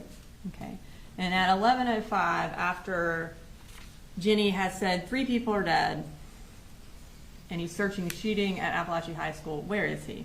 He's at work. Okay. What does he do while at work? He then calls George Clackham. Okay, and what time does he call George Clackham? At 11:09 a.m. All right, and so did Jenny and the defendant continue their conversation? They did. Okay, so at 11:11, what does Jenny say? She says, "Are you coming to the school?" And he responds, "Yes." And she responds, "Thank you." And then at 11:13, she says, "They may not let us out of our lockdown thing when you arrive, but still stay." And 11:15, he says, "Well, I'm on the way. Have you heard from Colt?" And when does he finally leave the Forsyth County Fire Station? At 11:18 a.m. Okay. And while he is in the car, does Marcy send him a text message? She does. And what does she say? At 11:34, she says it's already on the news. So the defendant leaves work at 11:18. Does he go straight to Heyman Morris to pick up Jenny? No. Okay, where does he go? He goes to Quick Trip. Quick Trip? What Quick Trip? It is in Buford, on the way from work to his residence in Bethlehem. How long is he at the Quick Trip? From 11:45 to 11:52, so I think approximately 7 minutes. And does he buy something there? He does. And what, based on your review of the evidence, what does he buy? So in the bank records, it shows QT and it says inside. So it usually with gas stations will distinguish if you buy something inside or buy something outside on your bank records.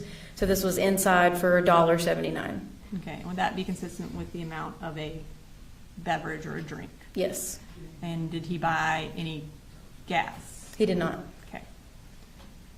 So this is 11:45 to 11:52. He's at a gas station. And then do him and Jenny talk some more? Yes. Okay, tell me about that. So at 12:19 p.m., he sends a text to Jenny. Jenny, have you talked to your brother? And at 12:19, she responds, no. And at 12:20, she says, but I think we are thinking the same thing and I don't want to talk about it over text. And then at 12:20, yep, 10-4, I'll be here in just a few. Let me know when you're back in the building and when I can come get you. Okay. And where does he go? Does he go to Heyman Morris or does he go somewhere else? He does not go to Heyman Morris. He goes home. And what time does he get home? At 12:27 p.m. Okay, so he arrives home at 12:27 p.m. What time does law enforcement arrive at his house? At 12:32 p.m. Okay, and what is this? How do you know it's 12:32 p.m.? This is a body cam from one of the deputies that arrived that day. Okay. After the defendant gets to the house and after deputies arrive, who does he call? He calls Marcy. And what time does he call her? He calls her at 12:38 p.m. and they talk for 5 minutes and 13 seconds.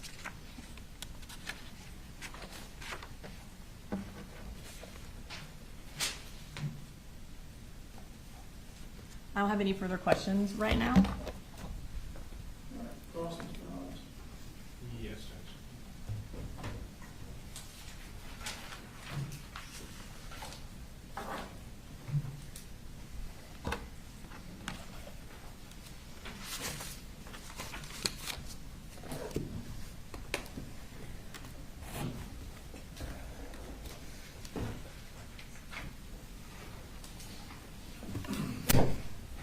I got 1 second, Judge. Yes.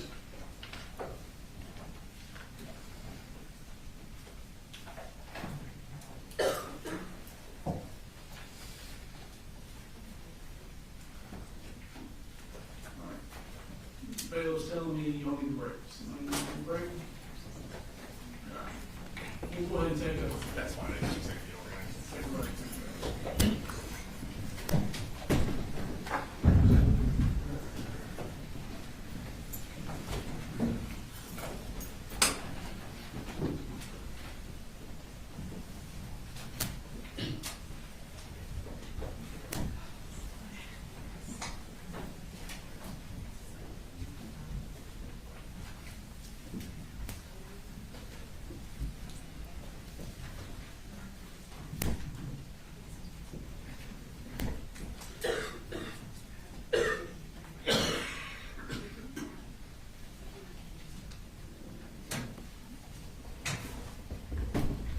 All right, we'll be in recess.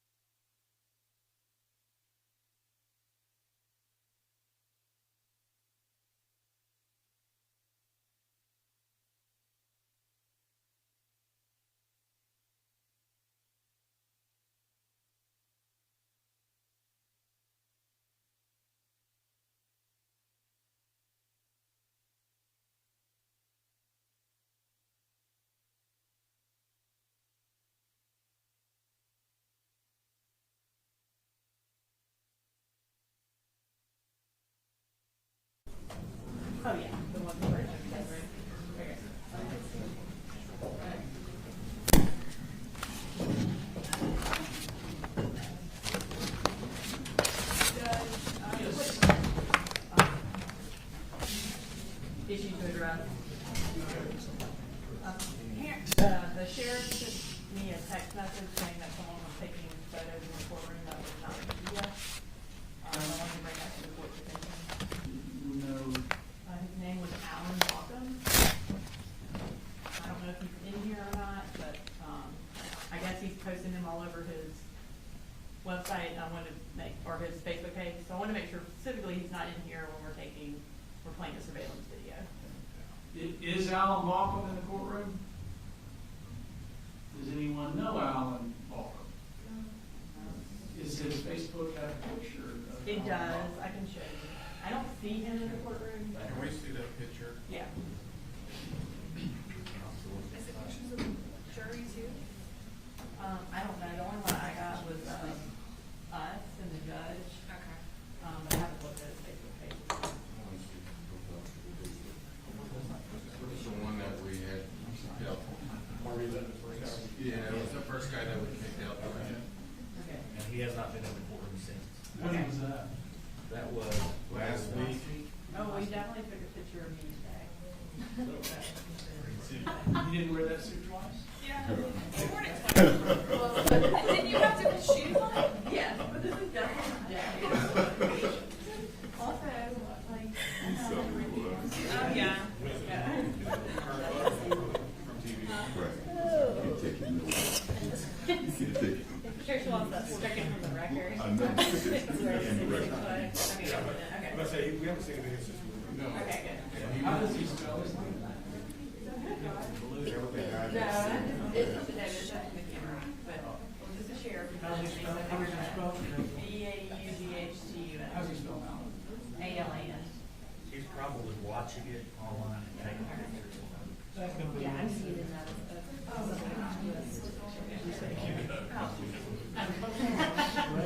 That's I don't know. That was just one of their studies or not. That's what I got. No, you have to change Well, the two that I saw. PowerPoint and. Oh, that's right. I have no idea. You got a picture of it? Yeah.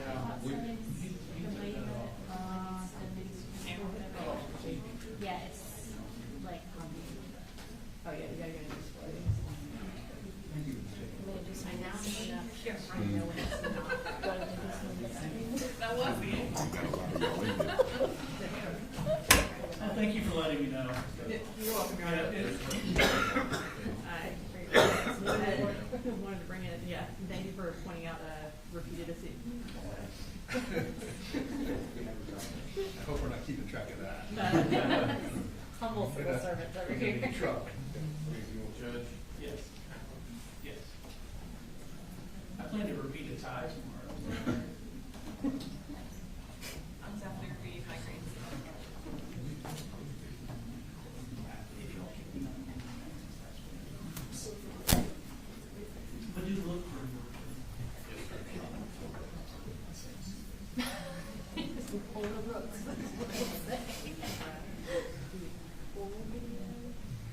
Are y'all ready for the jury? Yes, sir. You ready for it? Yes, sir. Oh, no, we have one issue. Okay. There is a text message that I wanted to ask the investigator about that was sent on August the 15th by Jenny Gray to Colin Gray. Basically, to give the court some context. Yeah. Is this something that's being objected to, or? Yes. Yeah, it's just one text that we're objecting to. Would you like us to come up and show it to you?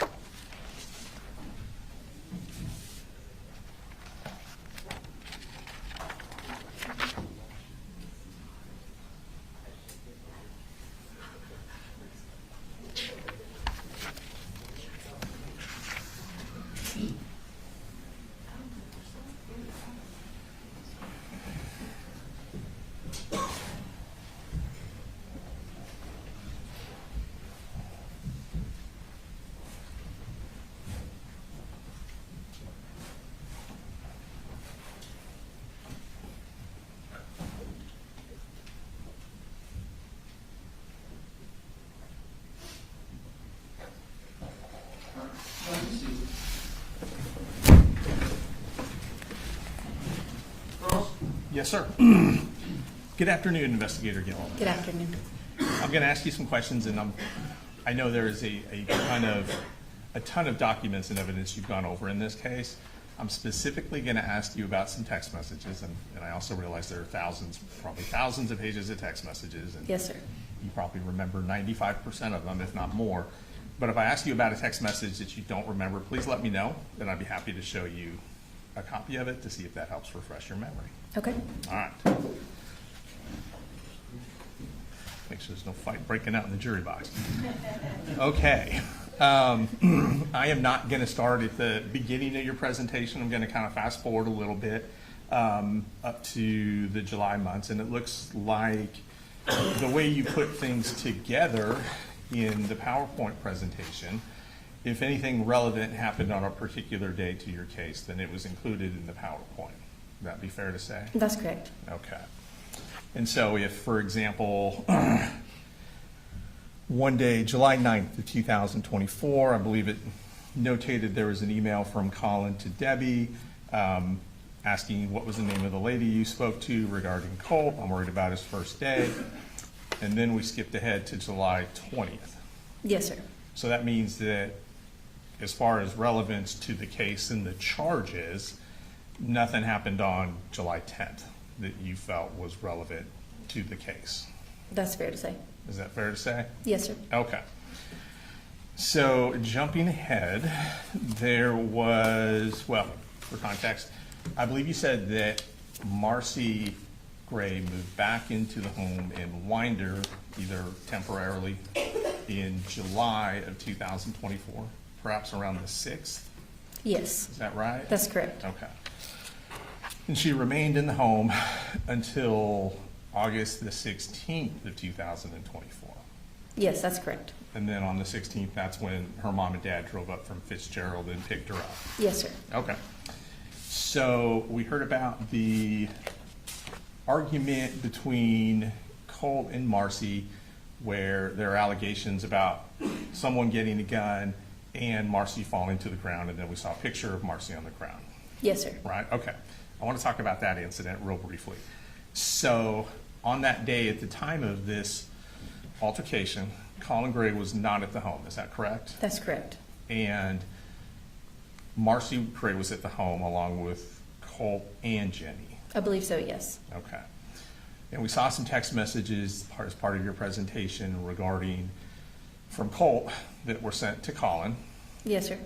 And basically, those text messages would have been presumably Colt's version of what happened. Yes, Is sir. that fair to say? Yes, sir. All right. And then we also know that Marcy spoke with, I believe you said there was a phone call around the same time between Marcy and Colin Gray. I believe so. Okay. And then do you recall there being text messages around the same time from Jenny to Colin?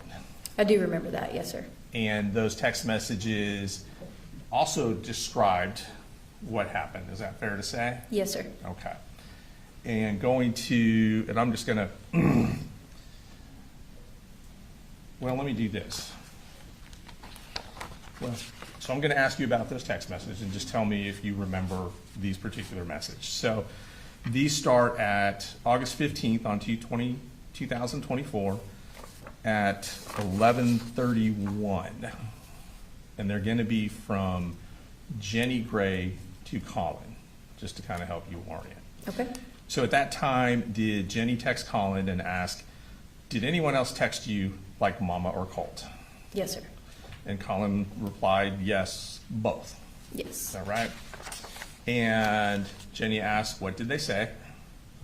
Is that correct? Yes. Colin responded, 2 stories.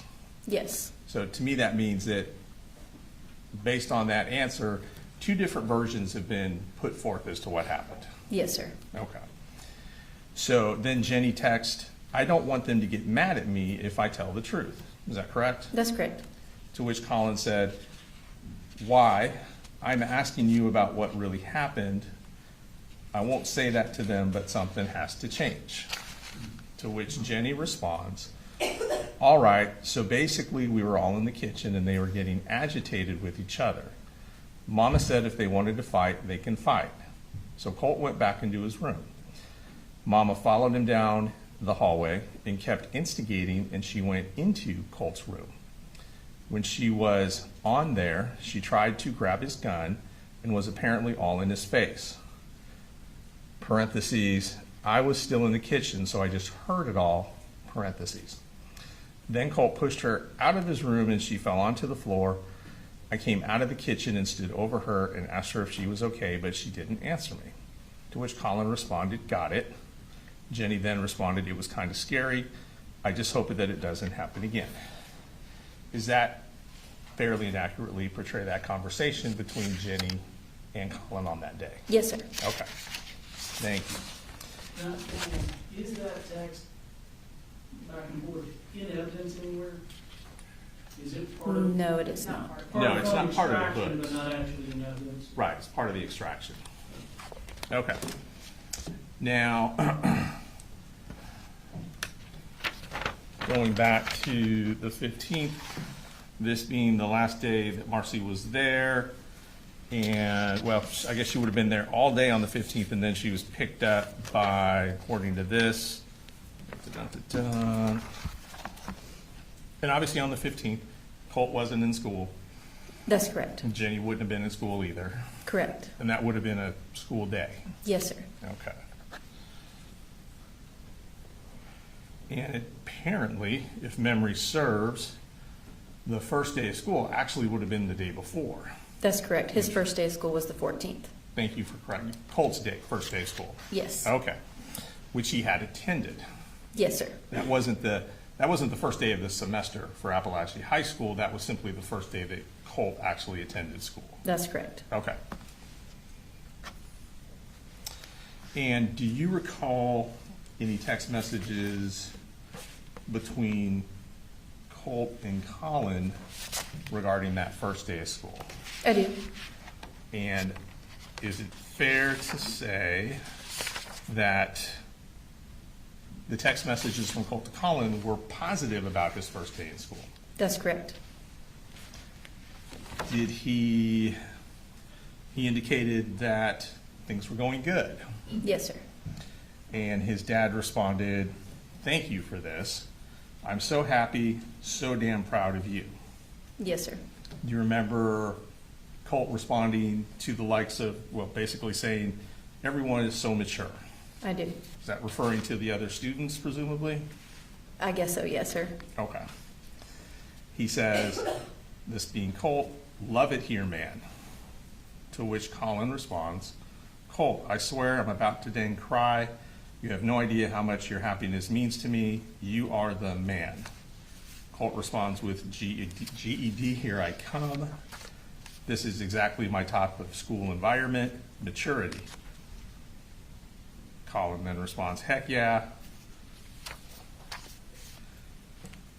He responds, he being Colt, thoughts on dinner, celebratory maybe? Colin responds, hell yes, what's the request? And then Colt goes back to talking about school, saying, this guy across from me has my name, he's got a full beard, cool ass country boy, I'm thinking hamburger helper. To which Colin responds, done. Are there other instances in the text messages, if you can remember, where Colt texts Colin telling him he's at school when he's not? I do believe so, yes. Okay. You know if that was one time or more than one time? I recall at least one time. Okay.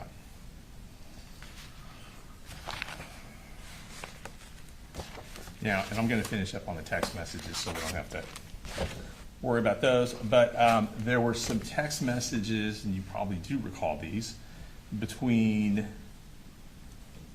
Colt Gray and Marcy on the 31st of August, referencing Colt's attempts to contact Nicholas Cruz. Yes, sir. Do you recall those? I do. Okay. And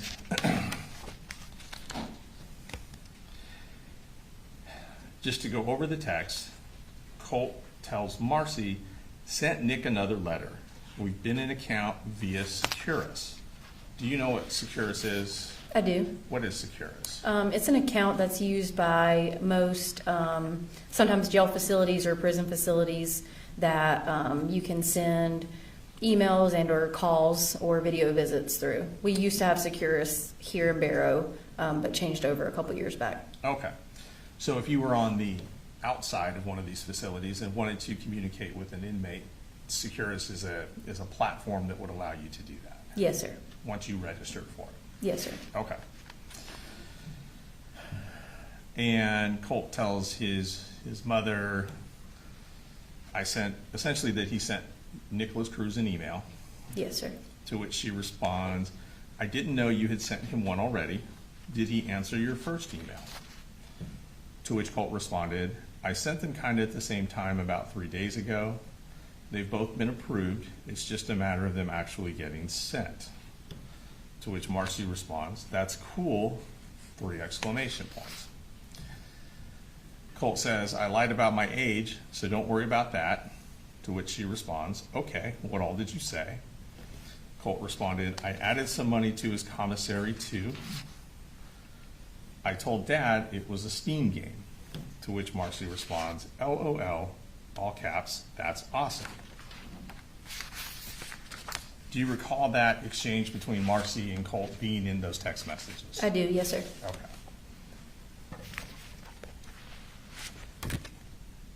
So I was right, you do remember all these text messages. All right, so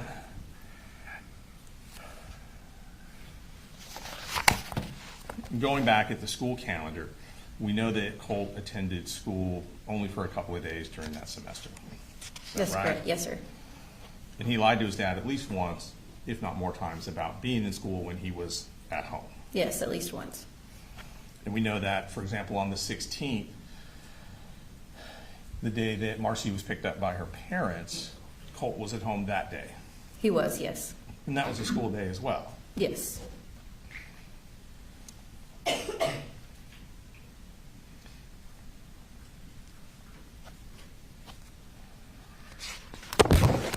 Do you recall, and I lied, I am going to ask you about one more text message. Do you recall a text message or any text messages between Colin and Marcy? You mentioned the Saturday they were supposed to go to Advantage Behavioral. Yes, sir. Okay, that's the Saturday I'm referring to. One of the text messages you showed during your presentation talked about going camping at Blue Ridge. Yes. Is that correct? Yes, sir. Do you recall seeing any other text messages between Colin and Marcy about camping with the youngest child, Boo, that weekend? I don't remember specific text message. I do remember some search history back in July for some Lake Blue Ridge or Helen type searches. Okay. So, and on the 31st of August, to go back to when Miss Marcy Gray was speaking with Colt about the Nicholas Cruz and the emails, there were not any text messages between Marcy Gray and Colin Gray referencing that conversation, were there? That's correct. And just to be fair, I think you said there were some phone calls, however, around that same time. Or was that later? I don't remember. I don't think there was any communication on the 31st. Let me check. Sure.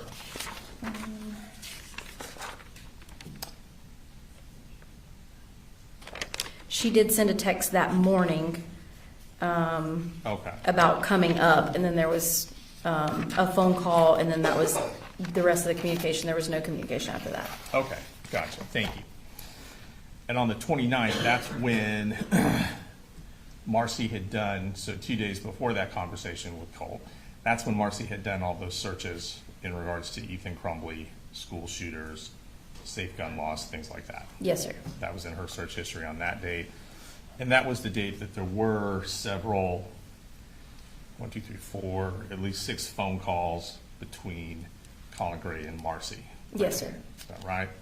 The longest one being, let me make sure.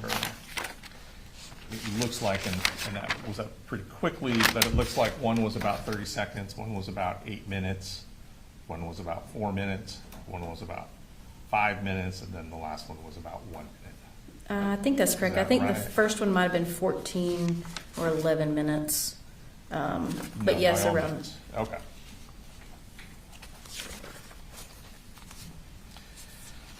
And then the next day would have been the 30th. That would have been a school holiday. Yes, sir. Is that correct? And that was a Friday, and then the following Monday would have been a school holiday as well. Yes, sir. And then the second was the day that, sorry, the third was the day that Colt would have been back in school had he gone that day. Yes, sir.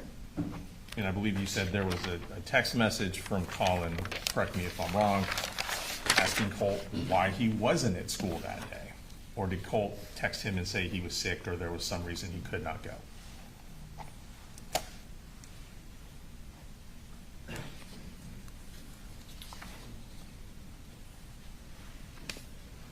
I don't remember the text on September 3rd, if there Okay. was any between the two. Gotcha. Now, when you were showing some of the photos, you referred to the files as being modified. Yes, sir. Is that right? And so a modified file may not have the date that the photo was actually created. That's correct. And it looks like you're able, in some of the instances where his hair had been dyed, Colton, for example, if you know the date the hair was dyed, then you can at least give us a range from, it wouldn't have been before that date, obviously, to the date that it was actually modified. That's correct. That's how you're kind of coming up with a range for some of those? Yes, sir. Okay.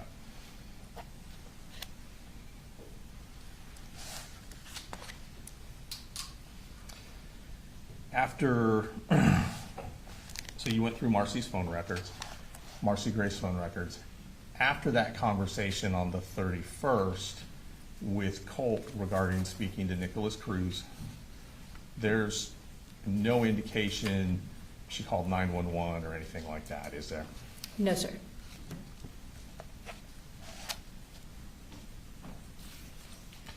After those searches on the 29th of August that she did on her phone regarding school shooters in the Crumley, there's no indication she called 911, is there? No, sir. Okay.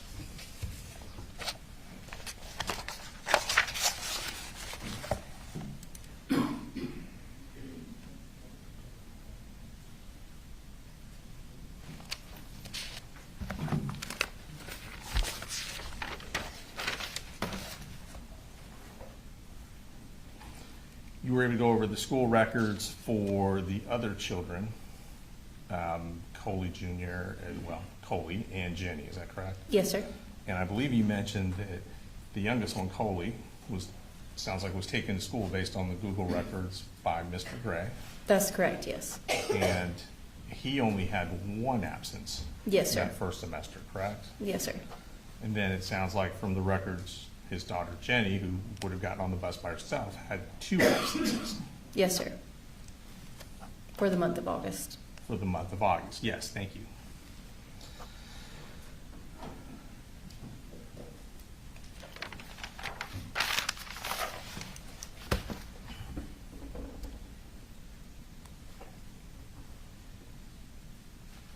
So Colt goes to school on the 14th.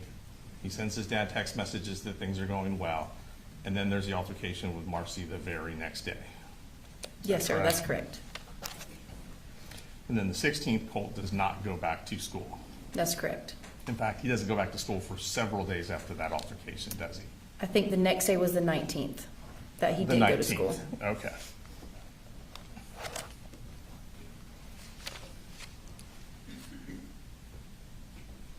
And it's clear from the text messages that you reviewed of Colin that Colin clearly wants Colt to go to school. Yes, sir. It's just as clear from the text messages that Colt does not want to go to school. That's correct.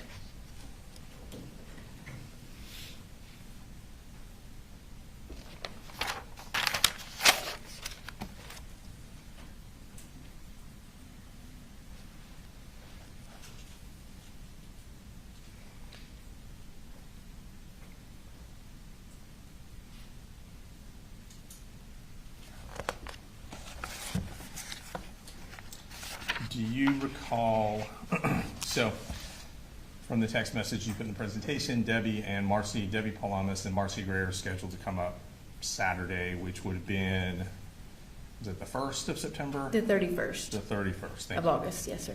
31st of August. And obviously that does not happen. Is that That's correct. And from your investigation, and this may have been part of someone else's investigation, so just let me know.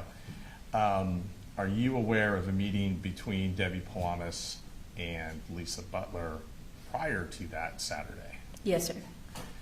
And at that meeting, from the emails that you were able to retrieve as part of your investigation, it's clear that there were supposed to be some services put in place for the beginning of that first week of September for Colt.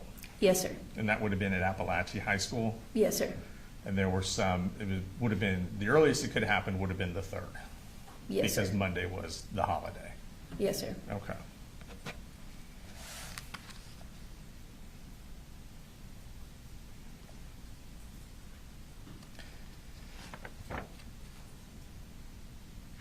All right, 1 second, sir.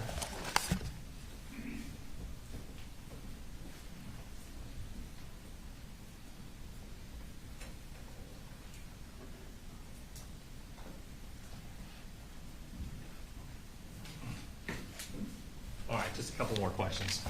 I know you've been up here all day.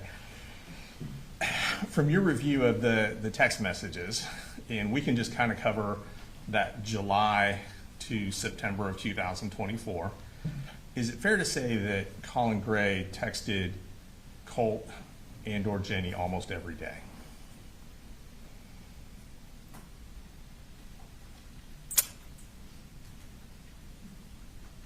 I don't know that I would say almost every day, but he did text them frequently. Okay, texted him frequently? Yes, sir. And did those text messages from Colin to the kids, were there positive messages in some of those text messages? They were, yes, sir. Did he express how he loved his children He in those did. text messages? Yes, sir. That he was proud of his children? Yes, sir. That he was trying to get them to go to school? In a couple of them, yes. Okay. He was asking them how school was, how their days were? He did, yes. Okay. And he stated things like he was proud of them? He did. Okay. Okay. Thank you. No further questions. Can you redirect us, folks? Just briefly. Yeah.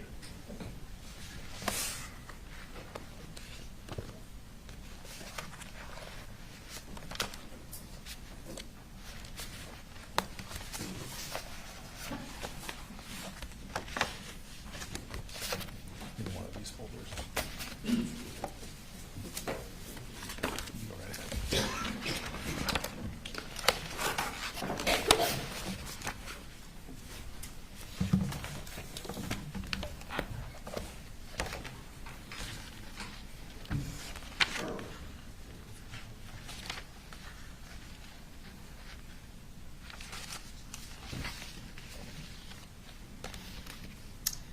Right, so in the course of the district attorney's office investigation,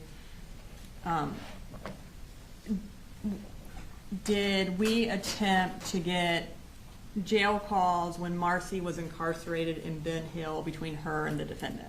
We did. Okay, and were we able to get those calls between the two of them? We were not. But in order for the defendant to be able to talk to Marcy while she was in Ben Hill, would he have had to have had some sort of account set up? Yes, I think through Ben Hill it was called JPay. Okay. Do they? I'm going to object. I believe this to be outside the scope of the cross-examination. It goes directly to the Nicholas Cruz text messages. I obviously don't know what it's content you all need to approach or. Yes. All right.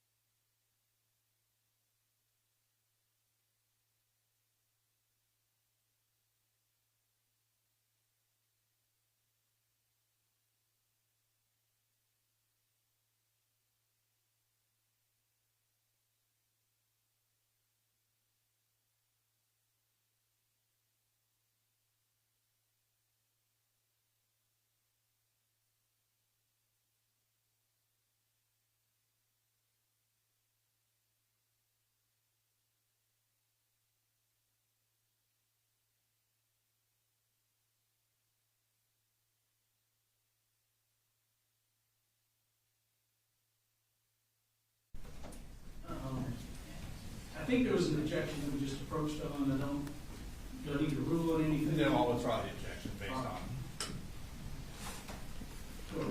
Yes, and I'm just going to show Ms. Gill and to refresh her recollection about what platform Ben Hill uses.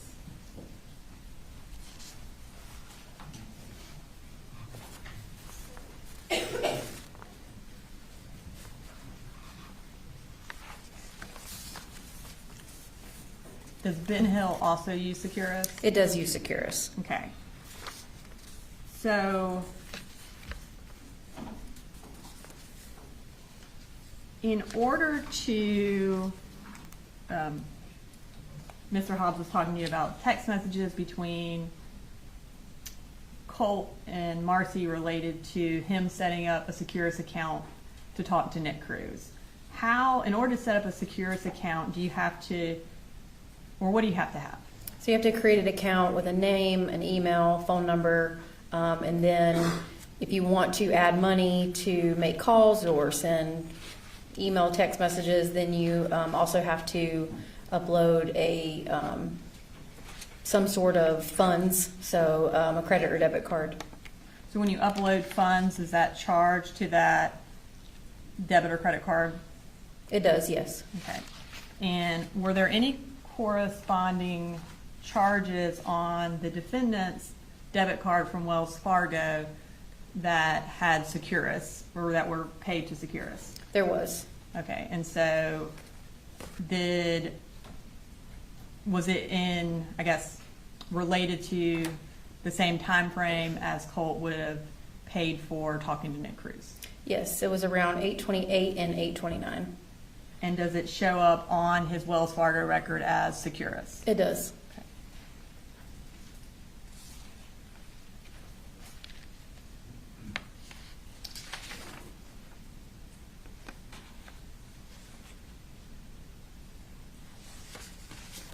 Okay,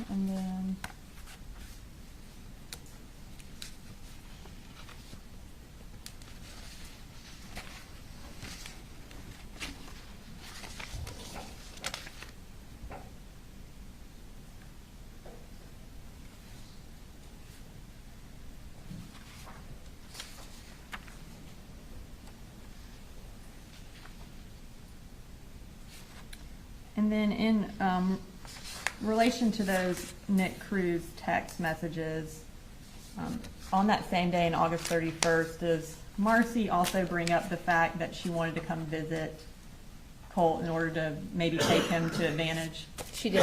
Okay, and was that after, kind of in the same time frame, but after the text message Mr. Hobbs brought up? It was, yes. All right, thank you. Nothing further. Can you recall? Just briefly, in those text messages between Marcy and Colt regarding this Securus account, doesn't Colt indicate that he lied about his age in order to create the account? He did. And didn't he acknowledge the fact that he deceived his father to get money to buy a video game, which he instead used for Securus?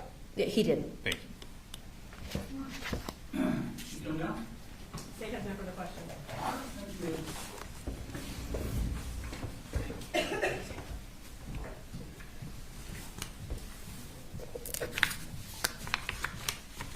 State calls next, please. You're on the state calls Lucas Byer to the stand. All right, this time I will make an announcement to the gallery. This witness will have a short introductory, a few questions about what he did on the 4th, but then we'll very quickly go into the video surveillance of the crime scene. So any witnesses or people in the gallery that would be triggered or upset by this, now would be the time. And just to clarify, this is going to show video through the school of Colt that day? Yes, sir. There's also a Rule 22 motion on that, Your Honor. We will pause it concurrent to that Rule 22 motion for you to instruct the press.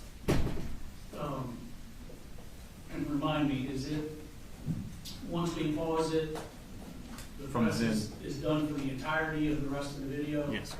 All right, so make sure you understand that at some point, we're going to pause it. We had a hearing on this. At the point which we pause it, thereafter, you need to hit the kill switch so that you're not recording what's on the screen. And And then media is not allowed to take pictures or video of what's on the screen at that point in time. Also, Any Your Honor, questions? just anyone that's not in the media and signed the Rule 22, just regular people in the gallery are not allowed to take any pictures whatsoever or video of it. Thank you. Go. Could you raise your right hand, please? Swear the testimony given in the matter now pending before this court will be the truth, whole truth, not the truth, so help you God. I do. Have a seat, please. And if you could introduce yourself to the jury and spell your name for the court reporter, please. My name is Special Agent Lucas Meyer. I'm with the Georgia Bureau of Investigation. My name is spelled Lucasbeyer. And where do you work, sir?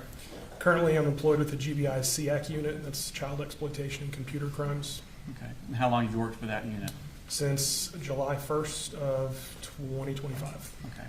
And back in 2024, where did you work? I worked at the GBI's Athens Regional 11 office. Okay. And does Region 11 cover Barrow County? Yes, sir, it does. Okay. Were you working the day that on September 4th, 2024? Yes, sir. Okay. And where were you that morning? So that morning I was located at the GBI office in Athens.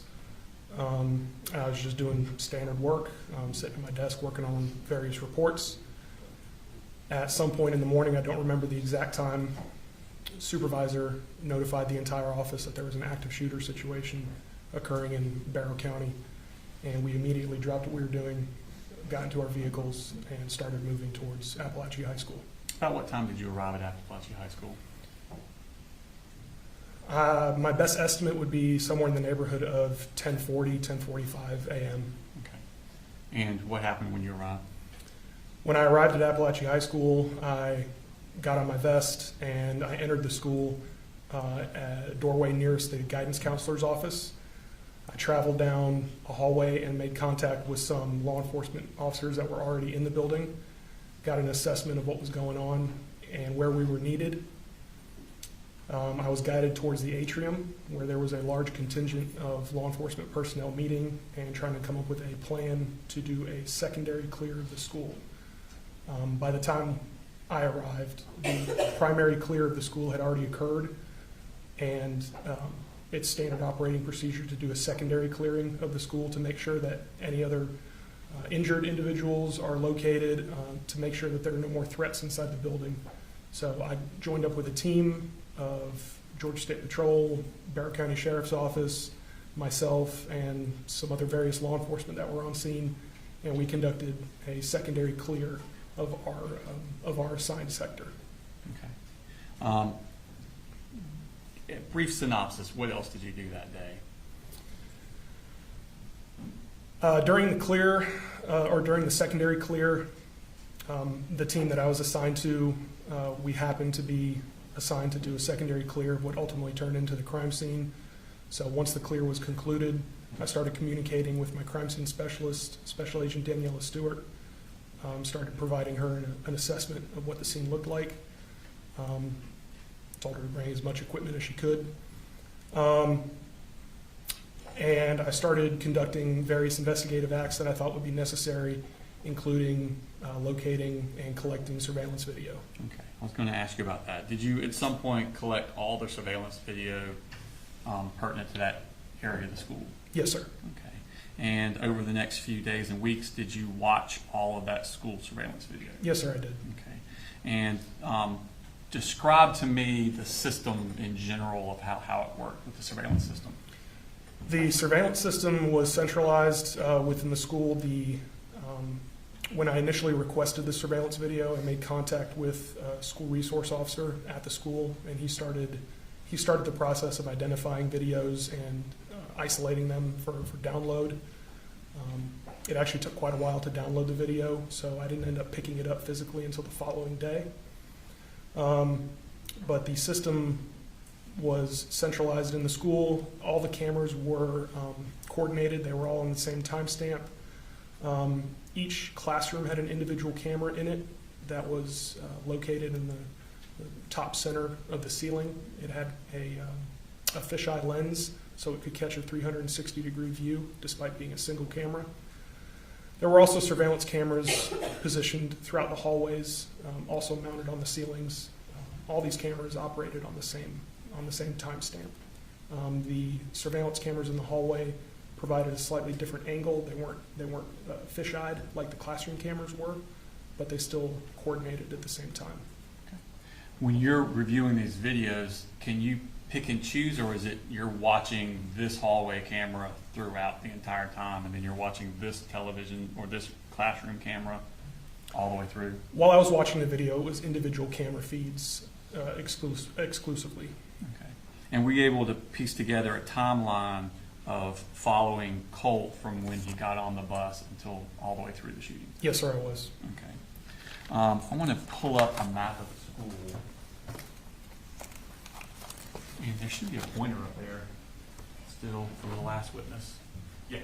And so it's, if you use the one behind you and show us from the video, I want you to walk us through Colt's path from when he got off the bus at the school through the shooting.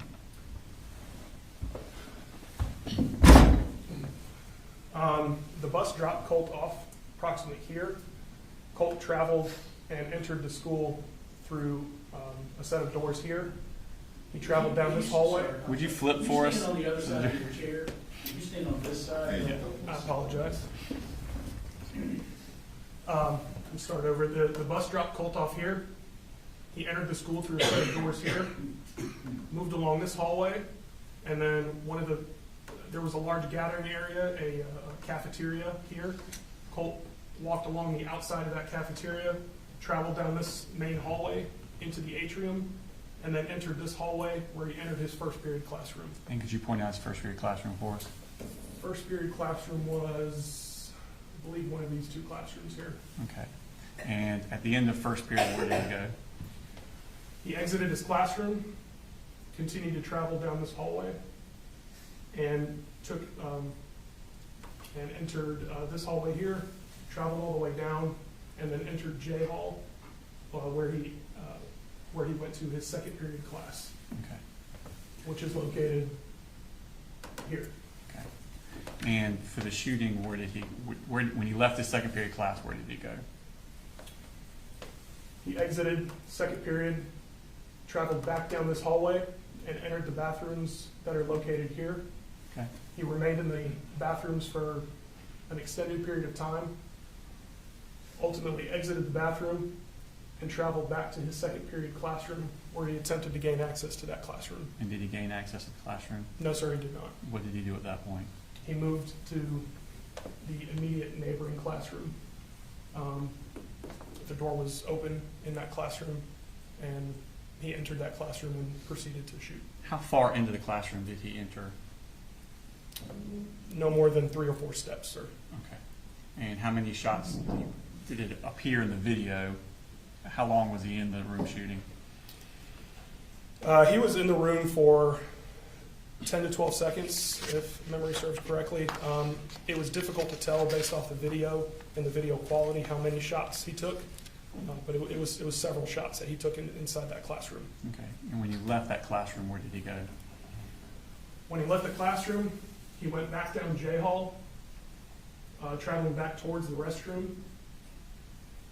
When he was approximately here in the hallway, he fired some more and ultimately struck teacher Christina Ermy. We'll stop you there. We got a more close up. That here, that's probably easier for you. Make sure you're having a stretch there. Thank you.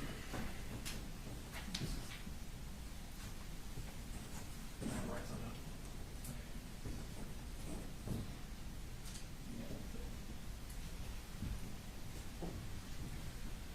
All right, so once again, this was the classroom that he started firing in.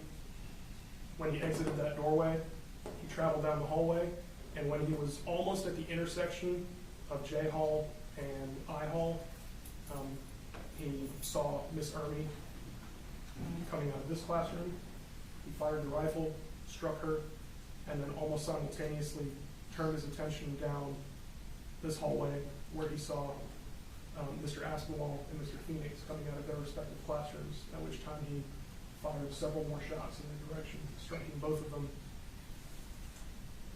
After turning his attention away from Mr. Phoenix, Mr. Aspinwall, he continued to travel down this hallway until he reached almost the end of the hallway. It was at that point that Mason Schermerhorn came out of the bathroom. Colt turned around, saw Mason Schermerhorn coming out of the bathroom, fired at him, initially missed. Mason turned around to try to flee. Unfortunately, he turned right around to face Colt Gray, and he was shot at that point.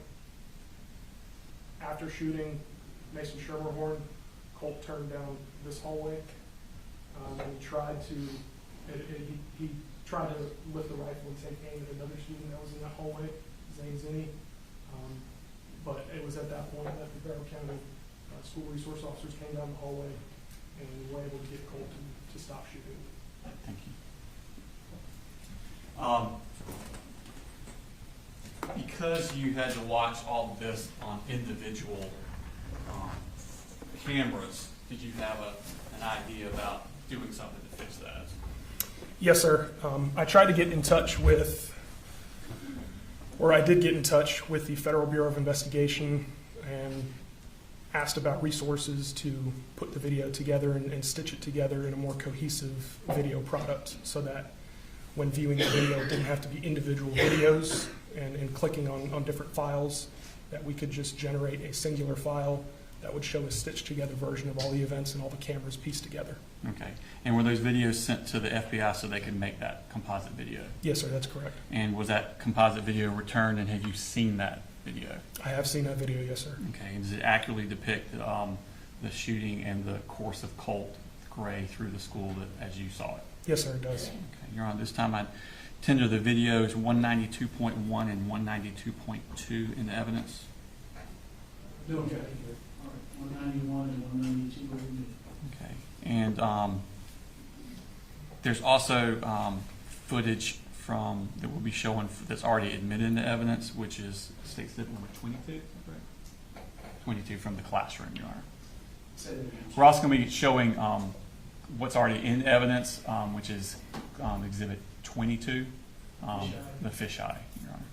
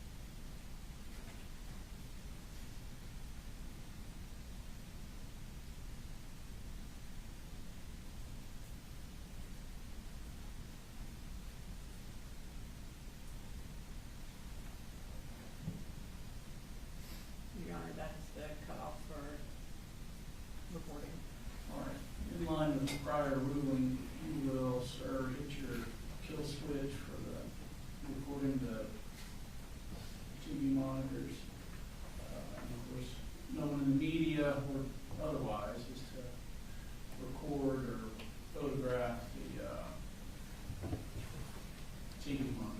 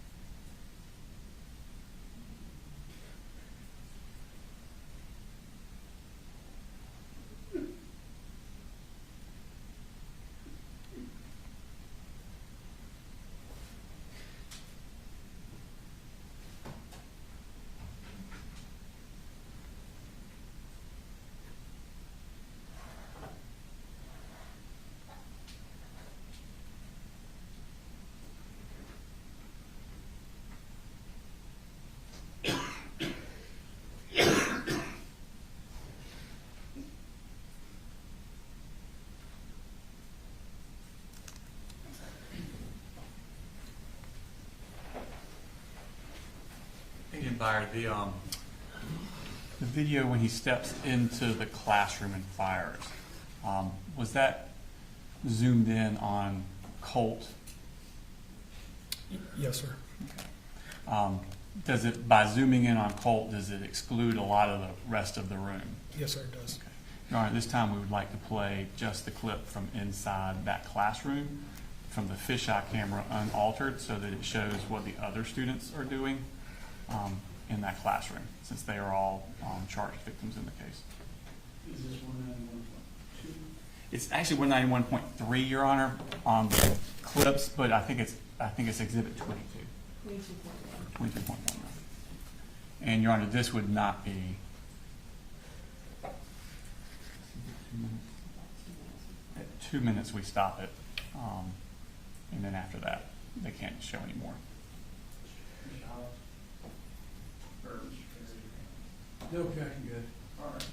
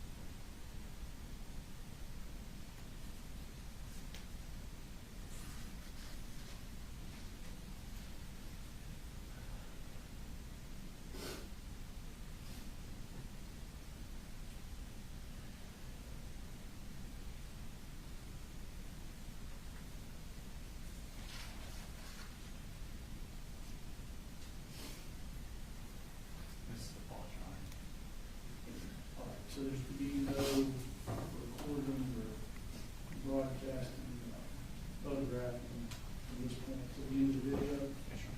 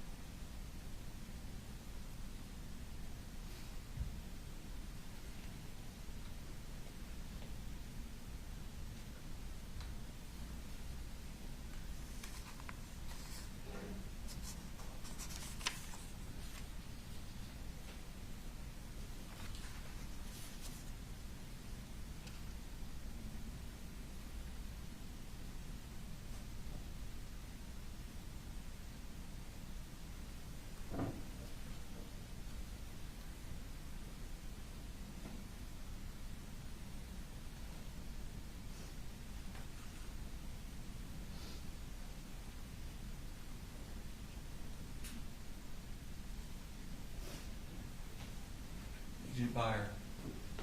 From your viewing of the video, when the shooter left the classroom, how did the door get shut? Based on my review of the video, the door was closed by Christian Angulo. Nothing further, Your Honor. Thank you, Judge.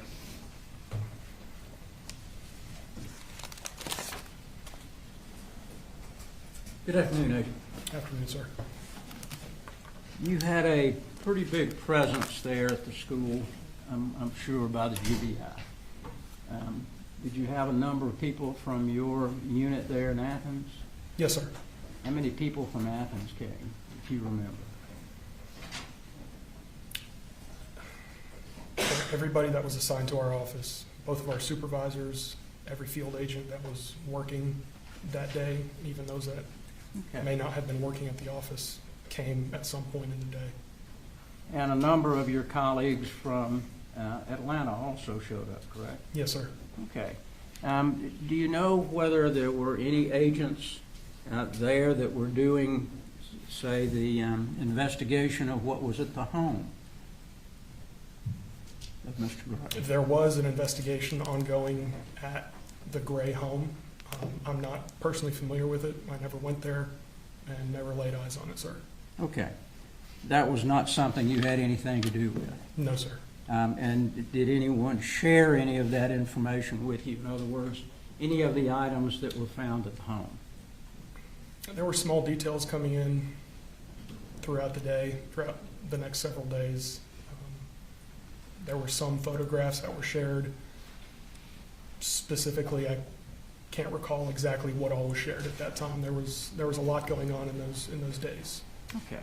And you don't recall who the particular agent from GBI would have gone to the home to do an analysis of what was found at the home? No, sir, I did not know. And looking at the video, we see at 8:02 Colt Gray texting someone. Yes, sir. Did anyone indicate to you who that might be that he was texting at 8:02? No, sir. You didn't collect his phone, correct? Not personally, no, sir. I transported it at some point to the Barrow County Sheriff's Office for extraction, but I did not personally collect it. All right. We notice also in the video that the resource officers go to the bathroom and they pull out Colton Gray, another Gray with similar name. Yes, sir. Were they in the same bathroom as Colt Gray? Yes, sir. So Colt Gray and Colton Gray were both in the same bathroom at the same time? That is correct. Okay. Do you know why nobody got the right Colton Gray out of the bathroom? Not personally, no. To the best of my knowledge, based on interviews that I did with Ms. D. Martin, the assistant principal, there was confusion in regards to the name, and there was also confusion in regards to Colt Gray himself, because he had not been at the school for an extended period of time, and he was lesser known than Colton Gray was. Okay, so nobody gave anybody a description of who this person or what this person may look like? That I don't know, sir. And was there anything else done in relation to this case by you other than dealing with these videotapes? Yes, sir. I conducted a number of interviews, mostly of teachers and administrative staff at the school. I did not interview any of the students or children that attended the school. Several interviews and video review were primarily the bulk of what I contributed to the investigation. Okay. Did you do, or anyone with your unit talk to any of the students that were in the same classroom that he was? There were a number of student interviews conducted by GBI agents. I did not participate in those, sir. Okay. And no one, to your knowledge, indicated that they had seen this gun sticking out of the cardboard piece that it was in? No, sir. Nobody, based on the staff members and teachers that I interviewed, nobody told me specifically that they saw the gun. There was a mere suspicion that there was an unusual object in the bag, but nobody was able to identify it as a rifle. All right. Thank you for your work, Aiden. Yes, sir. Any redirect? No. All right, thanks. Very good. State, have any additional witnesses? Your Honor, no additional witnesses, subject to going through with the court reporter to make sure all our evidence has been duly admitted on state arrest. All right. So, ladies and gentlemen, the state has arrested. I need to discuss some scheduling issues with the attorneys. Go to the jury room. We're done for the day. Go to the jury room, wait for instructions regarding scheduling, okay? And again, don't look up anything that you heard during the course of the presentation of the case. Don't talk to anyone about the case. Continue to abide by it. Because you can go to the jury room.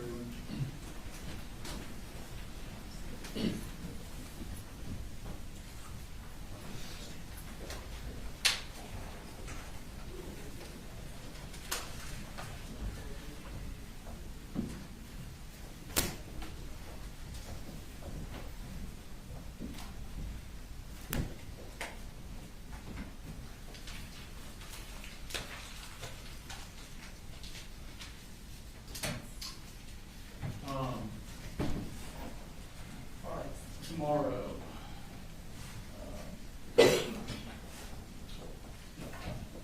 potentially Mr. Gray, I'll talk about that in just a second. And you anticipate any other defense witnesses?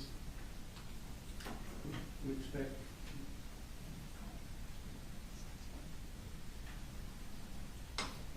Judge, we don't expect any other witnesses other than Mr. Gray. I would anticipate his testimony might take some time.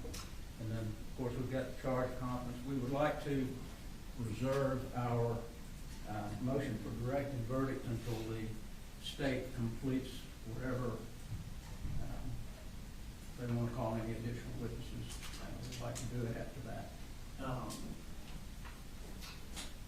All right.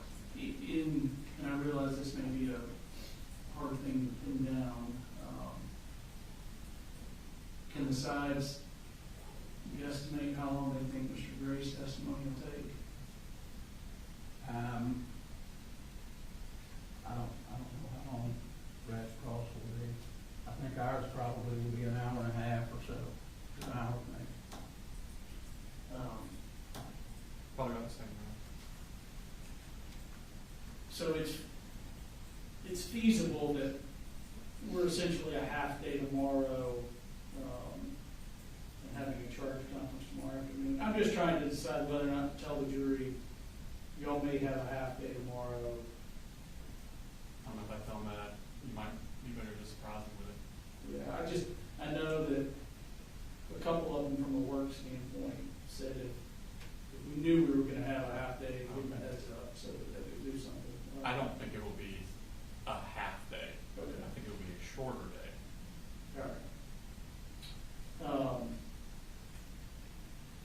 Brooks, if you'll tell them normal time in the morning, and it is our guess that we will end a little early tomorrow, but I don't know how early.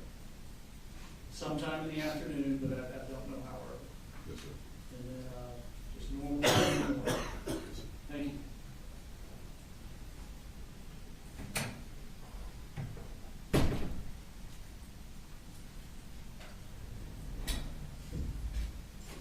Hey, Brooks, but it's not a promise.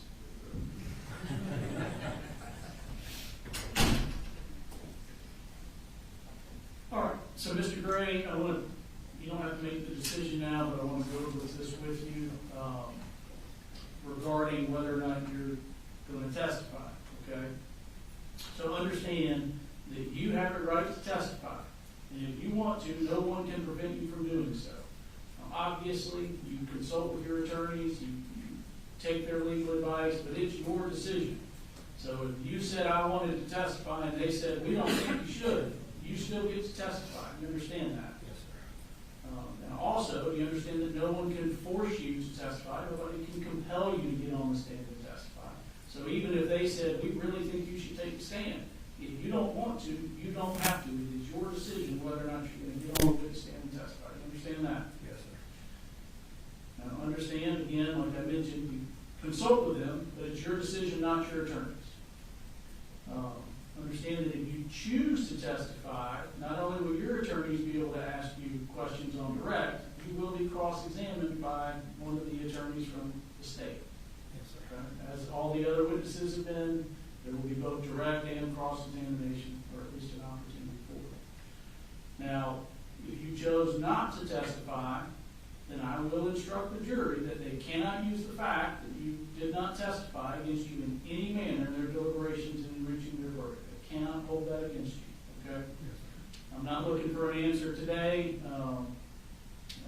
can have an evening to discuss it with counsel, but I will ask you out of the gate tomorrow. Yes, sir. All right.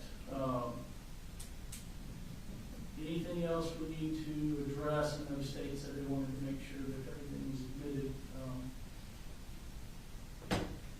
I just do it as I go, so I've got 4 notebooks here that I'd have to flip through. Court report is probably more organized. But we can go off the record for a second, you know, and consult and see if. Yes, I do know that I misspoke when I introduced 211.1 through .5. It's 211 through .1 through .6 for the record, but, okay.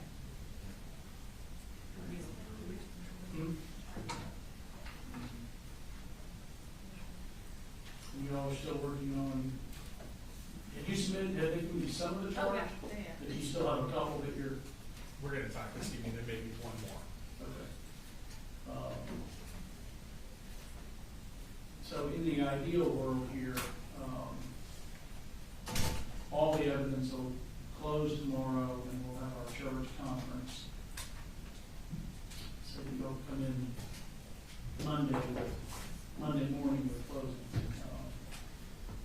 In the event we don't get to the charge conference or don't finish the charge conference tomorrow, we'll still do closing arguments Monday whenever we finish the charge conference. But we will go ahead and adjourn today and the state can double check if everything's been amended or not. Unless there's something else we need to take up. I don't think so, Judge. And I'll do the directed verdict as soon as we, all the other. All right. Thank you. See you at 9. Thank you.